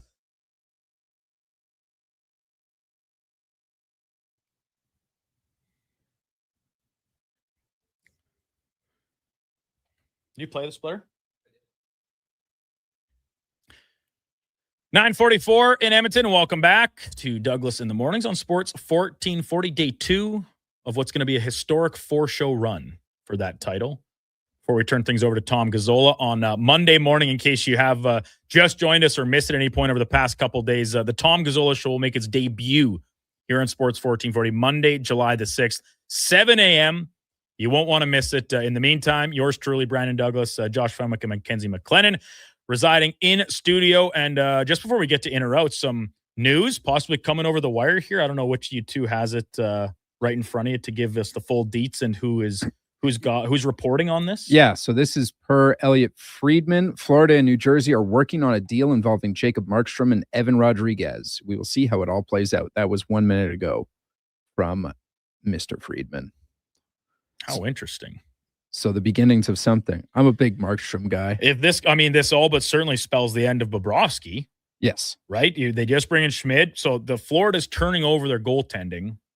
Bobrovsky, 2 Stanley Cups, was excellent in the playoffs for him both times around. Aging, reportedly still wants a pretty big price tag. I know this is automatically going to, because when we were just chatting with Jay Zawalski, he just said, like, the Dallas and Robertson situation seems to just boiling down to they're both just going to cave in a little bit and then meet in the middle. He wants to stay there. They want to keep him. He keeps turning down these huge offers to go other places. It seems like he's going to be a Dallas Star. I think there was a pretty similar sentiment around Bobrovsky and the Panthers, where when rubber was going to hit the road and before the market opened, or even maybe after, and he got some feelers out there, that he would be back as a Panther. It's where he wants to be, right? Like both when he was in Columbus, they knew he wasn't coming back there. They held him anyway, and he immediately jets, as call spade a spade, so many Russian players do for Florida, for New York, and LA at times, of course, as well. But this kind of tells a different story, which means incite the panic from Oilers fans. Panic, optimism, optimistic panic. Could Bobrovsky become an Edmonton Oiler? No. I wouldn't hold my breath. Sorry.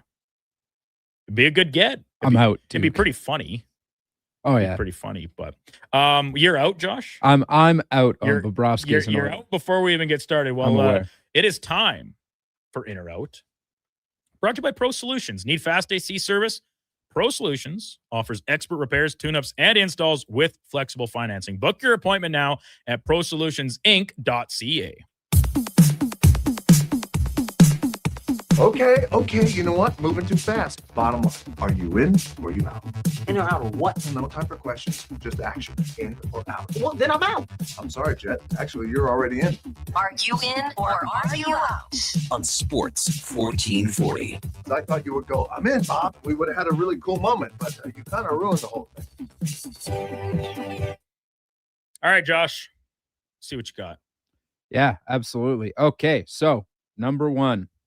NHL free agency gets going in almost 24 hours. Me and LT will be running the show at 10 a.m. tomorrow. The class is very, very weak on the top side talent. And I'm going to say that after tomorrow, we will say the winners of free agency day 1 were the people who did not sign anybody. I'm probably out on this because we're going to see guys get overpaid. We're going to see teams tack extra years on that they'll come to regret. But the reality is these are good players. They're not Alex Tuck. They're not Bowen Byram. You know, some of these guys, Brady Tkachuk, some of these other teams we've already seen move. And these weren't free agents, save Tuck, of course, like to be on the UFA market. But they are good players, and they will improve the teams they sign on. So I'm probably out just in the way the question's worded. There might be buyer's remorse, but that won't come until probably at least a year, maybe more for a lot of these teams. It's a rare circumstance that you have immediate buyer's remorse. And by immediate, I mean like when the teams take the ice in the fall. Mm-hmm. It is very rare that even after just 1 year, teams, fan bases, management say like, oh boy, we really screwed the pooch on this one. Donnie and I were talking about it yesterday on Fantasy Frenzy, and like Anthony Mantha, Flames legend, had a great year last year. Yeah, it was fantastic. He's gonna get what, $6 million? seems like a lot for a guy who just had a career year. And like we sort of saw it with a different sport, Jays this year. It's like, well, can't expect a career year every year. I think he's going to come back down to earth a little bit. That might depend on where he goes. It's entirely true. Again, there's a lot. Who's he going to be playing with? No doubt. But will he or will he not make the team that signs him better? Only time will tell. Well, I think he will because, yes, career year. Even if he takes a step back, you don't need him to score that many. What was his total? 33 goals. 33. 31 assists. If he could score 25 goals, what's the going rate for a 25 goal scorer? Is it $5 million? Is it $6 million? Probably right around there. So if you're talking that's what he's going to get paid, I don't think it's that much of an overshot. And whether a rebuilding team signs him to give them legitimacy and a real life NHL player that can contribute, that has value in and of itself. Or does he take something a little bit more modest and go to a team that's competing? He's a great middle six addition, has size, clearly a scoring touch. So this is just one specific example. But to say the teams that don't do anything are going to be the winners, yeah, I can't be in on that. I can't be in on that. I just think like the younger guys in this free agent class are not worth the money they're going to get. But the older guys, they're never going to be able to see that. Like they're not going to be useful at the end of these contracts, or like they're going to be making too much for what they're worth by the end of it. It's very likely. Almost always is the case with July 1 dealings. All right. Number 2, over in the majors yesterday, the Jays finally stopped their skid with a win over the Mets. Just a year ago, the Jays were playing the Yankees and swept the series. That is when the Jays really came on. If the Jays sweep the Mets, and I know the Mets are not the Yankees of yesteryear, I think we will see the same thing happen.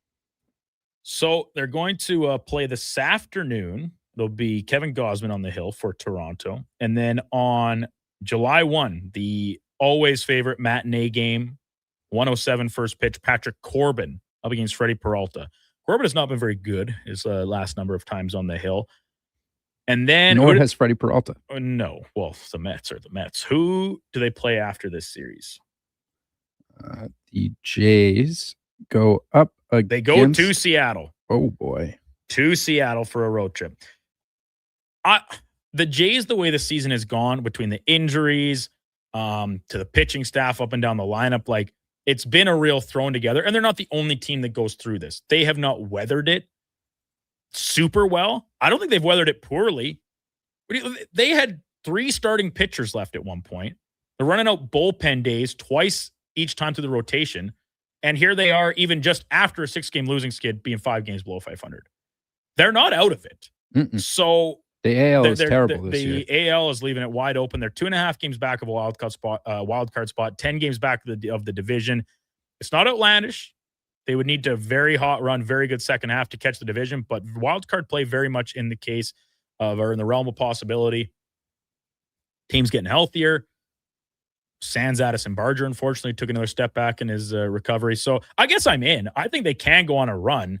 I don't think we're going to see them reach the levels that they did in the second half last year, but they don't need to get back into the playoff picture. And then talk about experience, talk about veteran, been there before type attitude.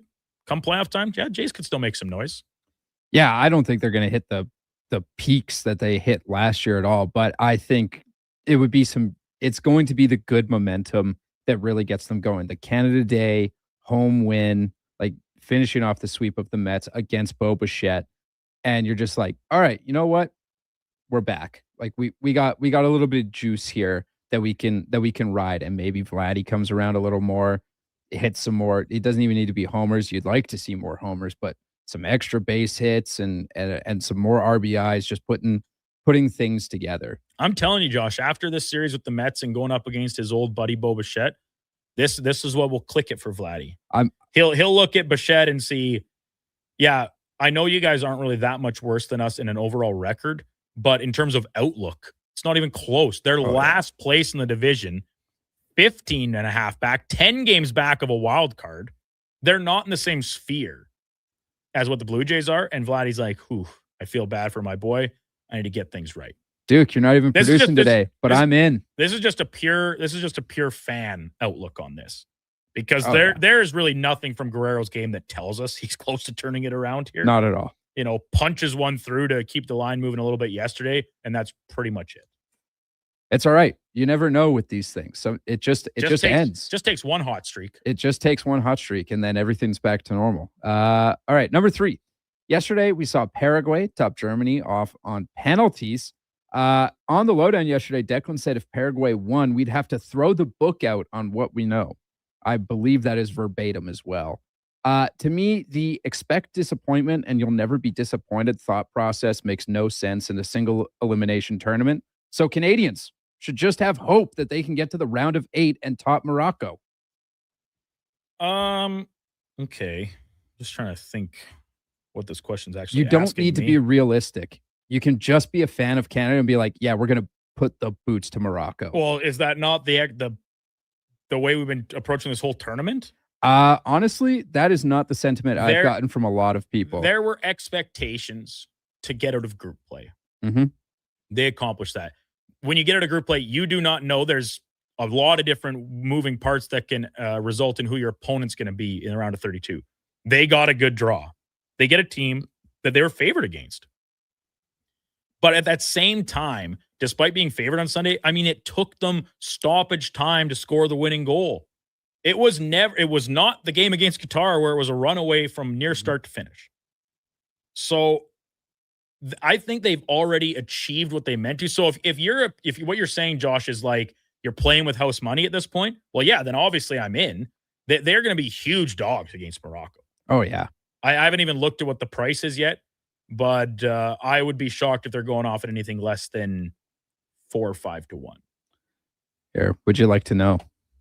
Well, I'll tell you what, I'll look it up. You dive into Morocco this for me. minus 125. Yeah. So over the weekend, I've been chit-chatting with people and like, oh yeah, if they beat South Africa, they're like, yeah, well, they're just going to lose in the round of 16 anyways. And it was very like doom and gloom. Like, guys, they're in the playoff. Like they're in single elimination. There's like, we watch March Madness every year and it's awesome. And I'm saying like, this is the greatest one single elimination tournament in the world.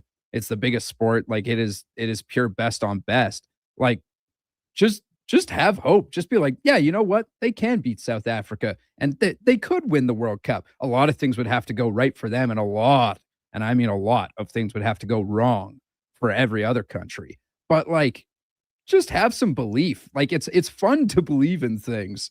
So you don't need to be like, well, they're just going to lose to Morocco. I'm going to go out to the bar and watch because they're playing footy, but I can't wait to go watch Canada lose. I'd be going being like, Canada, we're going to win. And then just be upset that they lost to Morocco for about 2 minutes. And I'd be like, wait, I knew they were going to lose. So Canada's plus 400 to win in like the 3 ways. So 90, plus stoppage time, 90 minutes plus stoppage time to advance. So whether they be winning in extra or penalties is plus 220. That's better than I thought it would be, to be very frank. So it seems like the books are at least sort of liking what they've seen from Canada here. They've got like, yeah, I'm in on the question just because, of course, everyone's still like, no one's going into this game and like, they're going to lose. Who cares? No, we're still going to be rooting for them. If they lose, I don't know if you'll see a countrywide heartbreak and depression set in, sort of like we did after Canada lost the gold medal game at the Olympics in both women's and men's. We're not going to see that. We're gonna should they lose on Saturday, you say we celebrate them, congratulate them on overachieving, frankly, by getting to the round of 16 and saying, can't wait for the next World Cup. And that'll be that. And if they win, the place will go absolutely bananas. Oh, yeah.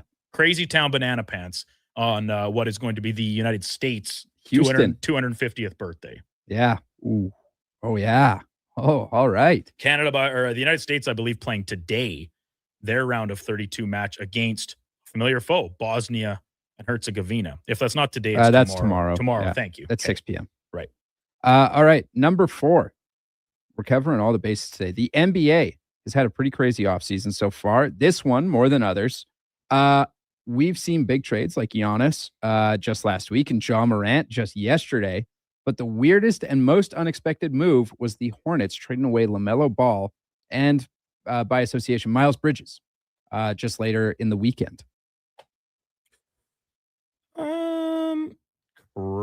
weirdest and most unexpected. No, the weirdest and most unexpected thing is going to be Kawhi Leonard going back to Toronto. Possibly. I know it's not across the finish line, but you have to think at this point. If Wendy's reporting on it, I believe it. I am ready to be heard again. If we're going to allow this to roll into what we expect to happen in the next couple of days, I'll be out. In real time, yeah, I'm probably in. I'm trying to think of what else. Nothing else has shocked me that much at this point. We knew Giannis was going to be traded. Ja Morant's been on the block for a full year here, if not longer. So, yeah, I suppose that's the most surprising. So I guess for me, like, the LaMelo Ball thing will be the weirdest and most unexpected for the entirety of the offseason, because all of a sudden on draft night, they're like, oh, the Hornets are looking to trade LaMelo Ball. Hadn't heard anything about that from anybody. And you're like, what? And then less than 12 hours later, he gets dealt to the Minnesota Timberwolves. You're like, wait, what are they doing? Like, they had an amazing second half of the season. Paul and I talked about it all of Saturday. They had a great second half of the season. It was something that, like, Hornets fans, congratulations, they can finally look forward to. And you're like, man, next year, it's only going to be better. And everything in that Hornets offense just revolves around LaMelo. They had the second place in Rookie of the Year voting, all these things, and he's just gone. And you're like, you know what? Miles Bridges, you're gone too. I don't know what they think they're doing in Charlotte, but I can't see these moves. And they don't really get anything back, so I don't see the moves as winners either. Like, it seems like trades to just make them worse for some reason. Basketball, the NBA is weird that way, where it's like when they tear down, man, they don't hold back. But it's a weird time to choose to tear down when, as you said, like, Con Knippel just showed you that he can be a great piece to build around. I guess that's the focus is now. He's the new face. He just doesn't look like a one. He's not a one. He's a guy. He's a spot up shooter who's very good at his job and can score at 3 levels at times. But you need a facilitator, and that's what LaMelo Ball is. Doesn't make sense to me. Moving to our fifth and final on this day. 506 years ago. Whoa, that's a long time. The conquistadors were expelled from Tenochtitlan. Famously, Cortez gave the order 1 year earlier to burn the boats so the conquistadors could not return to Spain. Now, people use, you got to burn those boats as advice to essentially go all in on something. Great advice. Couple things here. Number one, how confident are you in that pronunciation of the Aztec capital city? I feel very confident in it. I had to do it a lot of times in grade 8. Right. Yeah, love studying the Aztecs. Great fun topic. It was great. Josh, I'm gonna be very blunt with you. I don't know what this question is asking me. What? It says, yeah, we all know that's what that expression means. Yeah. In modern sense. Great, like it's great advice. It's fantastic advice. So, but it's going all in on something and with no safety net. With no other, like, no backup. Yeah. No other plans. Mm-hmm. That can be great advice situationally. I know this is maybe an unpopular thing for sports talk radio where we're trying to be polarizing and not everything has to be in absolutes. And I say that as someone who's been sitting where you are right now and had plenty of things that people don't agree with. And I have a lot of pushback on whether it be the type of food I like or what's the best movie, what's the best version of this, that, etc. Burning the boats, if I had to pick, I'm going to be out because the times where this is most applicable, in my opinion, is rare. You should have something in forms of contingency plan. Now, for the Spaniards, Cortez's men, guess what? That wasn't their choice. It was his. Didn't work out for them either. A lot of them died. Long term, no. But they unfortunately crippled an empire and essentially eradicated an entire civilization. So there's that too. Is that what you want to accomplish when you're giving this advice to people, Josh? Hey, go out there and do genocide. No, that is not what this question is about. Hot water for Josh Fenwick this morning. Oh boy, people are gonna have a field day with it. Not to mention his music choices. I thought yesterday Donnie was taking some heat. Montana Rice, this song sucks, pal. BD, definitely a different music feel today. Didn't say bad, just different. I'm aware. And I hope Husks know that I'm not the one on the keys. I'm over here just doing the easy job. Josh is having this very difficult choice of music each day or each break. And it's rare that I say I didn't agree with that selection when it's a country music song. I know it's Twang Tuesday coming up on the lowdown. You weren't a fan of Luke Combs' Hurricane? For an intro song on the radio, no. If I'm driving around in my car, yeah, every time. Quite frankly, I have never listened to Luke Combs in my life. Okay, what are we doing here? Josh, interesting version of in or out. That is where I will leave that. It was brought to you by Pro Solutions.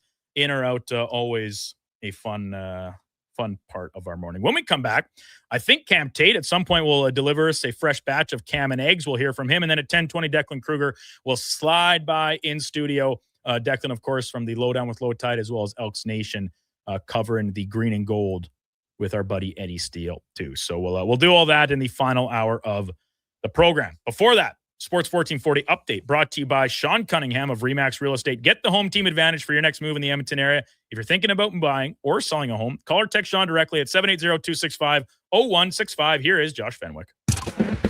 This is a Sports 1440 update.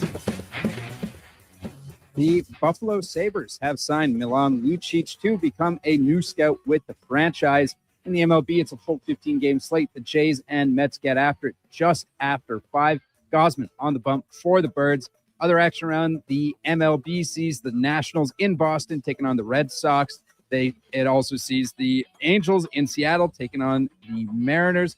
Athletics hosting the Dodgers. And in the nightcap, the Diamondbacks will host the San Francisco Giants. World Cup round of 32 action continues today. Norway and the Ivory Coast get underway at 11. France takes on Sweden at 3. And Mexico will play Ecuador in the nightcap at 7 p.m. In Edmonton, the Riverhawks taking on the Bellingham Bells just after 7 o'clock tonight. That's when the first pitch is. Coming up on Sports 1440, we'll be joined by Declan Kruger of Elks Nation, and we'll have another edition of Cam and Eggs. I'm Josh Fenwick. This has been a Sports 1440 update. Sports 1440. Stingray Radio Station. CKJR broadcasts from West Edmonton Mall and Wetaskiwin. Download the free Stingray music app and listen wherever you go. You may get up early, but more than likely, the team at GS Construction have already gotten up before you, grabbed a coffee, headed to the site, and started their day. So while Edmonton wakes up, GS crews are already underground, quietly keeping things moving, upgrading, and laying the new underground infrastructure for our growing city. If you're the kind of person who goes to sleep with their steel-toed boots on, GS Construction wants to hear from you. We're looking for a maintenance foreman as well as a building and yard attendant. Visit gsconstruction.ca for more. Got a car you're ready to part with? Find out what it's worth fast, easy, and totally free at Go Auto. We're talking top dollar trade-ins, whether it's a little worn or still rocking that new car smell. Just a few clicks, and boom, you've got your value. Text value to 780-777-7777 to start. That's value to 780 all sevens. Why guess what it's worth? Let Go Auto show you the money. Okay, new strategy. I'll just live in the freezer till October. It's spacious in here. It's spacious. There's a better way to survive the coming AC season. Pro Solutions is your one-call solves-it-all expert for AC repairs, tune-ups, and new installations. We offer convenient financing options and fast appointments so you can enjoy your entire home, not just the freezer. Now I can leave the frozen peas where they belong. Book now at prosolutionsinc.ca. It's time to hit the greens. Elevate your golf game with Country Club Tour Golf Academy. No matter your experience, our PGA of Canada teaching pros are here to help. Enjoy lessons year-round between our 7 CCT golf courses and 2 state-of-the-art indoor facilities. Choose the location convenient for you. We offer private lessons, group lessons, expert club fittings, and junior cams. Visit our website to learn more and get ready to take your game to the next level. Booking is easy. Go to countryclubtour.com/golf academy and schedule your lesson today. Canada's men's rugby team at Clark Stadium. July 4th, Canada takes on Spain. July 11th, a doubleheader as Canada battles Portugal and Tonga faces Spain. Build the home field advantage for Team Canada. Tickets at Ticketmaster. I'm Rick Showers from No Bull RV, and this is the time of the year most RV stores wish their lot was full. At the new RV stores, product is trickling in, mostly just for taking orders. But having an RV on order doesn't mean much when the weather's great for camping today. No Bull has hundreds of quality used RVs on the lot now. Right, Rick? That's right, Bob. Walk into No Bull RV today and you could be in the great outdoors next weekend. No waiting, no hoping it'll be here by summer, just the perfect used trailer, motorhome, fifth wheel, or toy hauler that you need. And every RV at No Bull is one of a kind. Every family is one of a kind too, Bob. Think we can't find the perfect one for you? Take a look around. At No Bull, you'll save thousands compared to the cost of a new RV. You can build your summer plan on hope, or you can know for sure. And ask about our Camp Ready service plan when you're here to make this the best summer yet. And that's No Bull. NoBullRV.ca.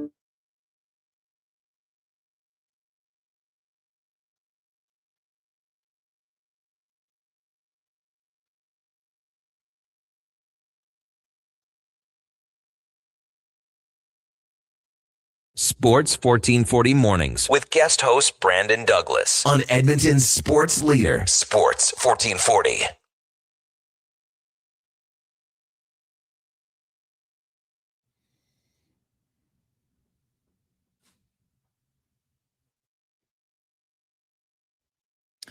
$10:10 in Edmonton. Welcome back to Douglas in the Mornings on Sports 1440. Josh Fenwick and Mackenzie McLennan alongside in studio as well as we roll into the final hour of the program. In case you missed it, we did touch on it about a half hour ago or so.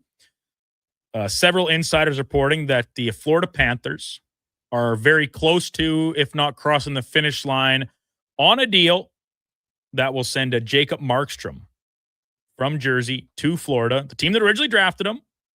First round pick, if my memory serves correct, and was part of the trade that originally brought Roberto Luongo back to Florida. Round two. Okay, thank you. He would have been a round one pick in today's NHL. 32nd overall? 31st. All right. Pretty good. This tells us, by putting some pieces together, that it would appear that Sergei Bobrovsky's time with the Panthers has come to a close. Two-time Stanley Cup champion there. But looking for greener pastures, I guess. Where are those greener pastures? There's probably no shortage of options that would be interested in his services. Now, will the Oilers knock on this door? I'm sure they will. Now, will Bobrovsky camp even answer it? Or they just look at the peephole and say, nobody's home? I think I would expect that to be the most likely route, but never say never on stuff like this. And I do believe that the primary name going back the other way to make some money work here is Evan Rodriguez. I haven't seen the official list yet because I don't think it's all the way across the wire, but that is the hot NHL news in the past hour, as both Buds Nation and Stanzi were keen to let us know on the text line. Yes, we did cover that just before we did in or out, waiting for some final word and clarification on what the exact deal is, and we will be sure to bring that to you as soon as we can. From Pierre LeBrun 1 minute ago, Evan Rodriguez, Jesper Boqvist, and Ben Steeves to New Jersey in exchange for Jacob Markstrom and Angus Crookshank. That's a great name. Angus Crookshank. Mm-hmm. Well, there you go. The Devils, they move on. Bobrovsky's going to hit the open market, and the Panthers have a new goaltending tandem. I wouldn't think that either Tarasov or Bobrovsky will be back now. And that seems pretty clear cut. Gave a third-round pick to bring Schmid from Vegas, and now Evan Rodriguez, as predicted by yours truly on a segment of In or Out some time ago. It was after I think it was after they got Brady Tkachuk. Because you look at it, the numbers aren't adding up here. Too many forwards making too much money, and the prediction that Evan Rodriguez would be the next casualty of the lineup. He is headed to Jersey. Jacob Markstrom now with the Panthers. And Jacob Markstrom, just what's his status here? Isn't he not entering the first of a new deal? Yeah, Markstrom's entering the first year of his 2-year extension at $6 million AAV. Right. Interesting.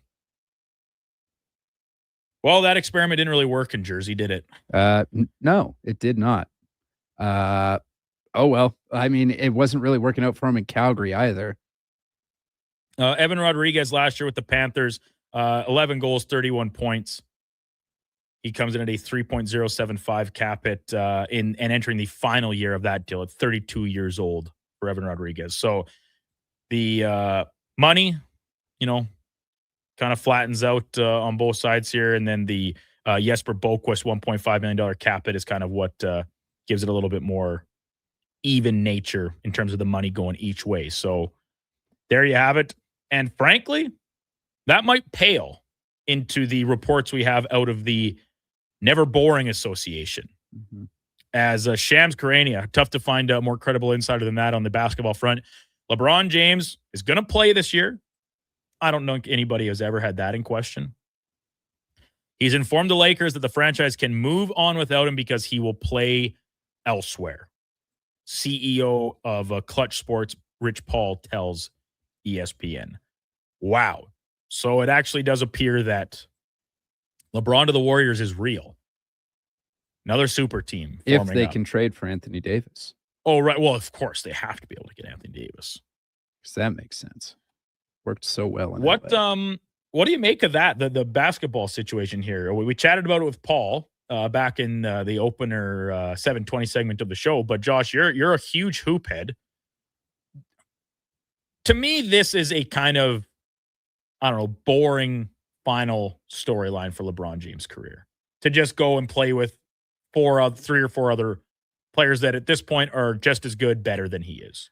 Yes, I totally agree. It would make it sucks. It's dumb. I thought the ride off into the sunset in Cleveland thing would be a no-brainer. That would be great. And he'd actually be useful to the Cavs too, because they need a guy who can handle the ball and play make. And that's he can still do that at a crazy good efficiency. You don't need him to score 25 a night.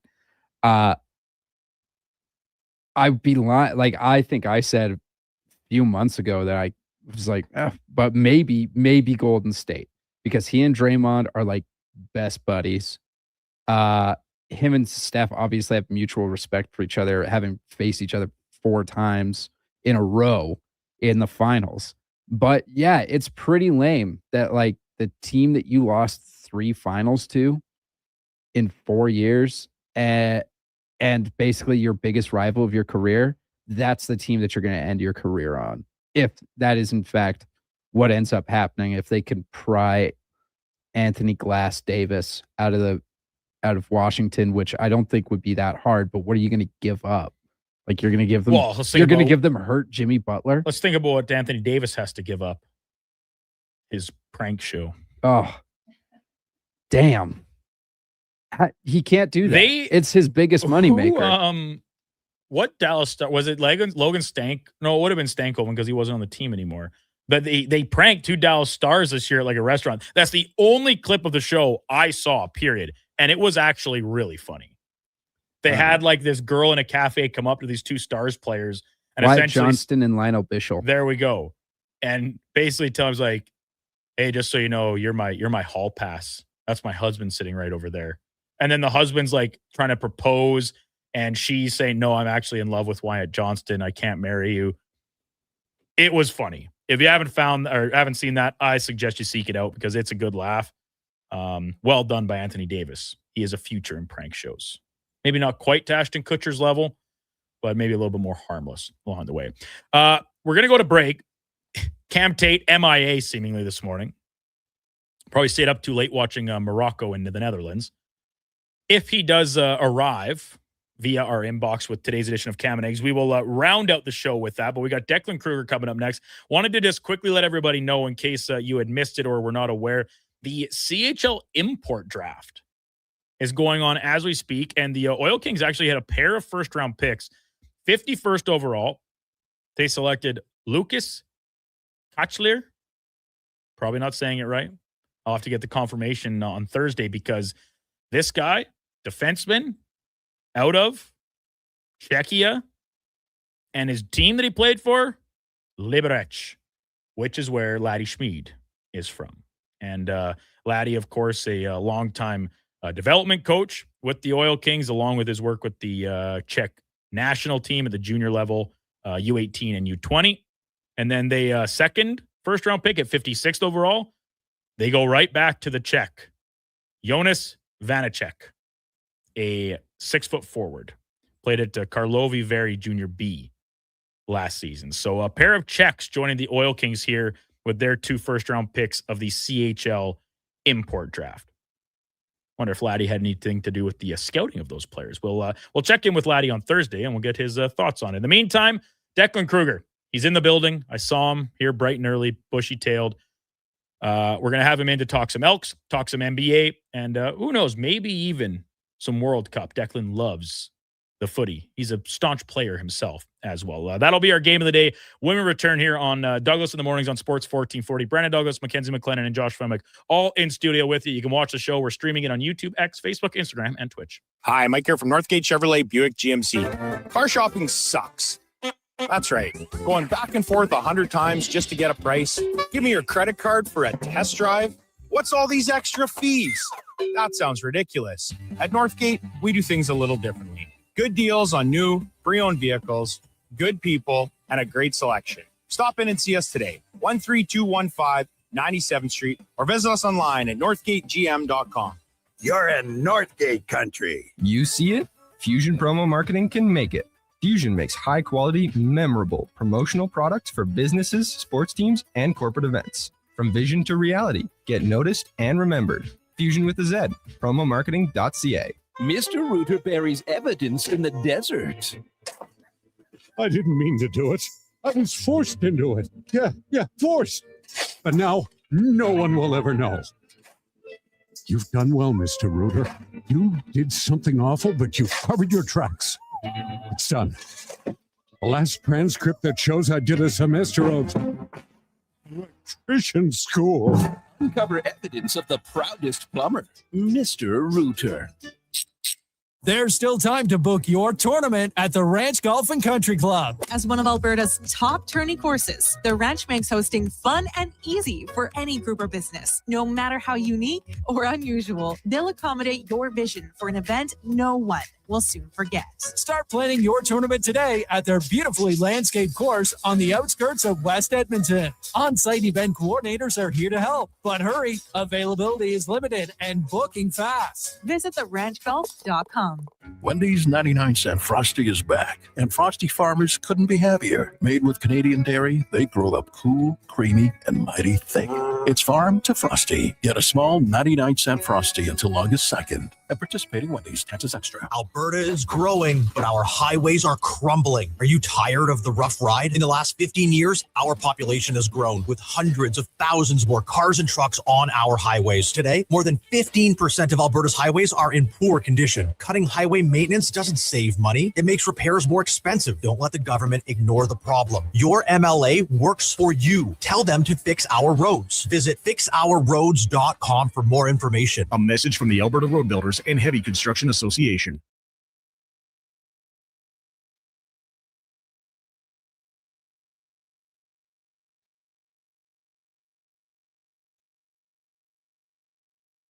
Sports 1440 Mornings with guest host Brandon Douglas on Edmonton's sports leader, Sports 1440.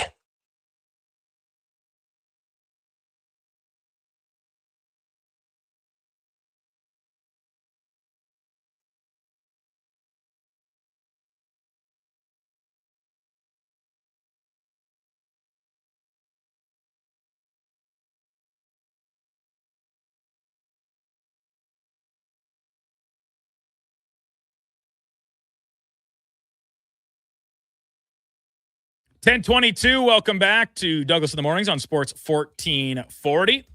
Tom Gazzola Show getting underway on Monday, July the 6th. So you have that to look forward to as we will be off tomorrow for Canada Day. Low tide.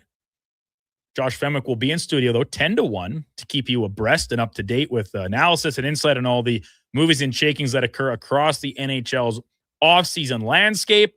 And then we'll be back Thursday and Friday, of course, and then Tommy G in on Monday. But right now, I want to do our game of the day.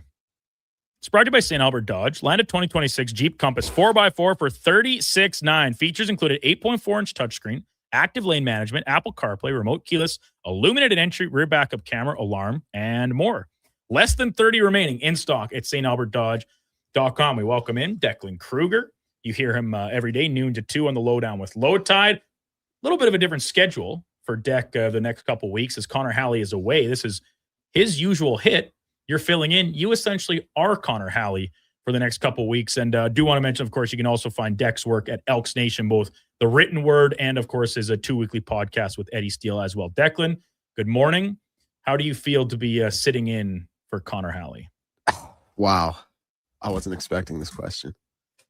Feels pretty good. Connor does great work. We have kind of different styles. I think I'm a little bit more brash, as Twitter will tell you, maybe a little bit more cocky and arrogant. But no, it's cool. It's big shoes to fill. He does a great job at everything he does. I'll tell you, man, working on Jason's show, like, you understand why he gets paid the big bucks. When you say you're hold on, you're not laughing. Someone didn't text in already. No. Okay. I was just, when you were going on your little thing about like, yeah, some people on Twitter might think I'm a little too brash or overconfident. Listen, that just takes me back to the great clip that Mackenzie put together last week ahead of Kevin's final day, saying who's going to be the next morning show host, and you had predicted yourself. And then one particular Twitter user responded, be like, Declan is so full of himself. Listen, it wasn't. We still haven't confirmed that might have been Connor Halley's burner account, actually, because it also, following up with calling you out as an overconfident loser, said Connor should get that job instead. It wasn't the tweet that hurt as much as it was the 6 favorites. Yeah, okay? Like, oh, people actually agree with this. It's like, this guy has 4 followers and 6 people like this tweet. My thing was like, half of this has to be shout out Connor. Half of this has to be anti-Declan propaganda. Right. And that's sometimes a tough pill to swallow. But I'm glad you're here. I think, it's only one day in, but you're doing a great job filling in for the comments. So you're also going to be sitting in for Fantasy Frenzy for this week as a weird tandem with Josh and or Donovan. And then next week back with me once Tom Gazzola is in this chair. And does that make sense to you? Listen, thanks for explaining it to me like I'm 5. I needed You're that. welcome. But yes, this week is going to be fun and games. Next week is when the sponsors come flocking. Hard-hitting. When it's me and you. Yeah, hard-hitting Big J Journo. I turn my hat forward. You're the guy down on the field, pounding the turf every day down at Commonwealth. Unfortunately, probably unable to with your new responsibilities. Yeah, I know. I'm not going to get out to practice this week at all. I am disappointed. But that's all right. I want to start there with you on the Elks. 3-0 start for the first time since 2017. They sit alone atop the standings, and not just the West Division, but the entirety of the CFL. And this turnaround has been really exceptional. I think we saw signs of it throughout last year in the first year of Mark Killam and his coaching staff.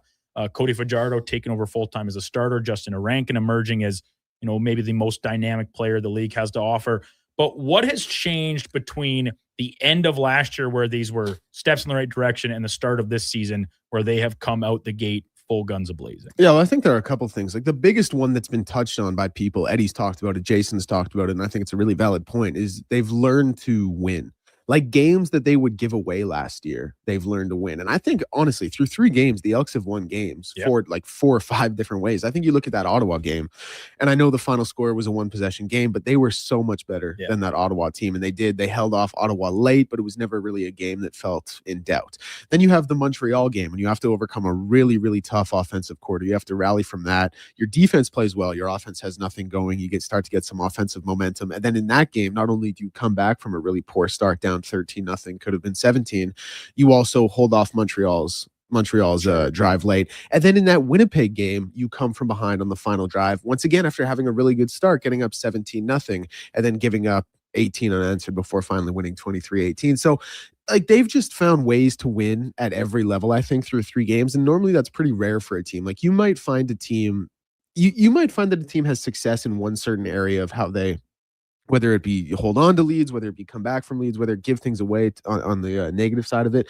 But the Elks so far through 3 games have found ways to do it at every different level.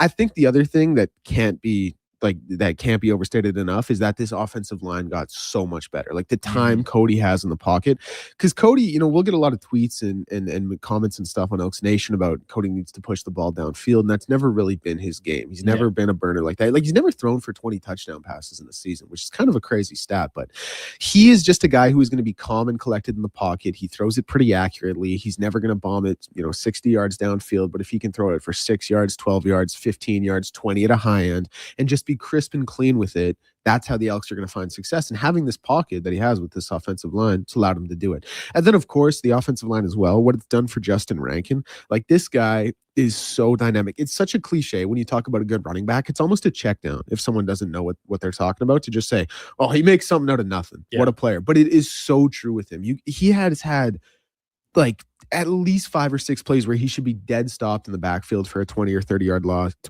2 or 3 yard loss. 20 or 30 would be crazy. Oh boy. That'd be tough. 2 or 3 yard loss, and he turns it into 20 yards. Yeah. Like his ability to just like plant and go east west when he should be going north south. It's a really, really special characteristic, special quality. And football is a game. Like, I think it's tough for football to come easy to someone, generally speaking, because you really need all 12 guys firing on the same cylinder to find success.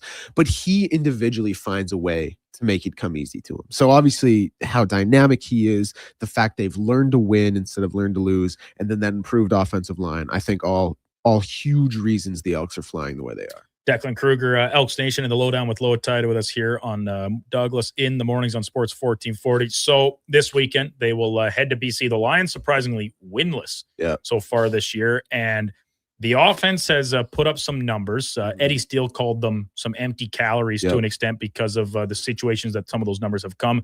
The defense has not looked very good for the Lions. It's going to be in Kelowna as the BC place remains busy with World Cup action and whatnot. Very good turnout in Kelowna for last week's game, and reports are tickets are not that cheap, which is an encouraging sign just from a league perspective. There's interest in these games being played down at Touchdown Kelowna. But is this a spot where it almost seems like a potential letdown spot for the Elks because of how well they've started and how disappointing the Lions have been? Or do you think this is listen, just carry on as you have been, take care of business, don't let things get ahead of themselves? If the Elks play the way they have been, this should be another win on road to a 4-0 start. See, like I thought that as well. I was like, this is a perfect letdown spot. You started 3-0. BC started 0-3. They're probably not an 0-3 team. But then the reality is, so far this season, like they kind of are. Like I don't think Calgary is a very good team. And granted, it was a close game, but they lose that game to Calgary. That Hamilton game was not close. I know they get a couple touchdowns late in the fourth quarter, like in the final 4 minutes to make the final score a little bit more respectable. But this BC team has a lot of problems. Like James Butler, who I really like as a running back, can't get going. He's like 120 rushing yards through 3 games. That's a terrible average if you're trying to balance an offense. Nathan Rourke, he can really move the ball downfield, but if you can't stop anything defensively, and even his number, like he's got 4 touchdowns through 3, like it's not great. Like that's it's a little over 1 a game. I know Cody's only got I think 3, so if you want to play the numbers game, it's a little higher. But they have way more problems than I expected. Like they really have one player defensively. And when I was kind of talking about the BC in the offseason, because candidly they were my great Cup pick this year, I just thought they were due. I thought Nathan Rourke is that good. James Butler is very dynamic as a running back as well. Keon Hatcher, Justin McInnes as weapons. But then you kind of dissect the team and you're like, yeah, they got one player on defense. Now, it's a great player, reigning defensive player of the year. Like every team in the CFL would take him. But like when you have one edge rusher and 11 guys who aren't doing their job, it's a little tough to stand tall defensively. And then you mix that with some of Nathan Rourke's empty numbers, some of those numbers late that put points on the board. And it's just, you wonder where this team's going. So yeah, I thought I had that take initially. I was like, yeah, listen, I wonder if this is a letdown spot and BC's not good enough to go 0-4. But when you watch the games and when you watch the trend of both teams, I just think Edmonton's better. Like I just think Edmonton is fully deserving of being a 3-0 team. I don't think they've lucked into anything. And I think on the other hand, BC is fully deserving of being an 0-3 team. And it isn't just bad luck for them. Like I really think that's kind of how this game's going to break. So I think the Elks keep it rolling. And when you look at the Elks schedule, you look, because they got Ottawa after this, you got BC again. Then I think you have 2 Saskatchewan games back to back. Those will be tough. But we're looking at 6-0 possibly, like 6-0 through the first third of the season. And then you look at the gap you might be able to put between BC or Calgary, depending how it breaks for them. Like that is an unbelievable spot to be in for the club. Well, I'll tell you what, when it comes to green and gold, I'm looking forward to Thursday night, July 9th. when the Red Blacks Yes, come down for the Elks to return to Commonwealth Stadium again for finally another home game. And let's just pray that the weather can be a little bit better than last time out, and the fans can show that it's not just about the name and the history. It's like they've got a good team. They're putting a winning product on the field. The fan base needs to return in kind and show up and show out. That's not for me to determine, but it's for me to enjoy a nice little press box date with my good buddy Declan Kruger. Yeah, the game's also, like, I know it's not Calgary or Saskatchewan, but that's a pretty good game for the fans if you want to see your team win. Like, Ottawa's really bad. Show up and watch them show out. Now, they had a good second half against Montreal, and Jake Mayer, he had, like, 5 passing yards with like 5 minutes left in the second quarter or something. They played well in the second half, but like that Ottawa team is just, and I thought they had a good free agency, and you obviously bring in Ryan Dinwiddie to be GM, but like they're not. So I'm saying if you want to show up and just because sometimes you just want, like, obviously you want to see just your team watch play. it drubbing. Yeah, sometimes you want to see your team play the rivals. Like you want to see the Oilers play the Flames or the Canucks. That's cool. But every now and again, we want the Flyers to come to town, and we want a 7-0 win, because sometimes that's what it's about. You just want to see an absolute drubbing, and I think that's kind of what you get with the Elks and the Red Blacks. Over at the World Cup, some great matches yesterday. 2 of them decided on PKs, including Morocco upsetting Netherlands. These are 2 really good teams that ended up squaring off in the first elimination round. And we saw really 3 good teams all get eliminated yesterday in Japan. Germany also on PKs to Paraguay, and then into the Netherlands last night.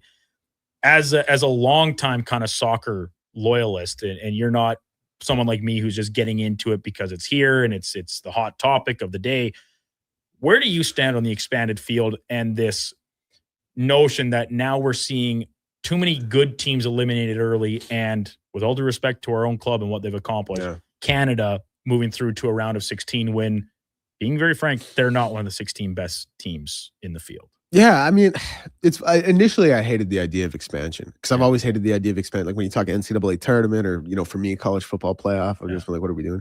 But I don't know. It's grown on me for sure. Like, I don't mind the field that we have. I don't mind a round of 32. My thing is kind of like, if you're going to win the tournament, you gotta beat these teams anyway, so right? It's like, that's kind of where I line up. And this is the other thing, man. Like Netherlands, Morocco, that's a tough break. Germany lost to Paraguay. Like Paraguay lost to the States 4-1. You know what I mean? Like, don't tell me Germany didn't have it handed to them on a silver platter. Like, it's not my fault. Ta came in and took what was he? No, that was another. But it's not like what Kai Havertz. I think he just absolutely butchered the pen. He put it off the post. Like, don't go to a penalty shootout with Paraguay and then complain about the field. Like, I'm there. Like, just win the games. Like, you're the better team, and I get it. You're gonna, like, some teams have tougher matchups. Like, I mean, today the Norway, pretty obvious favorites over the Ivory Coast. I've always cheered for Cote d'Ivoire. France, tournament favorite, one of the tournament favorites up against Sweden, and then Ecuador and Mexico City tonight, or Mexico in Mexico City. That should be insane. I saw a clip of the Mexican faithful all outside the Ecuadorian hotel they're staying at, all night long, just yelling and hooting and hollering and doing their best to keep them up. Like, that's the kind of things we see. So you got to beat good teams if you want to win. And I always say, like, it's what makes sports great is the chance of an upset here, whether it be Canada against Morocco on Saturday, where they're going to be, pretty heavy underdogs, or any one of these other teams. Like, look at what Cabo Verde's accomplished in this tournament. It's getting, like, if it was just a matter of put the best team, what we think are the best teams in the final, then why are we playing the games at all? So that's kind of where I come. Dude, and this is a big thing with college football, obviously. Like, when they want to put Bama in the playoff every year because of what Vegas says, it's like they're Bama. Yeah, it's like, I know you favored Bama to go 12-0 every year, Vegas. They've been 9-3 for the last 6 years, so maybe we should play the games on the field. The one thing I would say about expansion, though, is I don't want it to ever get to a point where it's so diluted that, let's say we have a group of like France and Fiji and Mauritania and Suriname. Like, that's a little, maybe we need a little bit more competitive balance in the group stage. Now, obviously you have to qualify your way in. So it's not like you're just getting gifted these spots, but I don't ever want to see, because I'm sure it's going to expand to 64 teams, right? It's at 48 now, first time ever. I'm sure it's going to expand to 64. They'll do the 16 groups, top 2 get out. From there, maybe they go to, how would the math work out? 80? Yeah, I guess. Whatever it is. Like, I'm sure there will be things like that. I just don't want it to ever become like a 128 team field. And because then there's just no,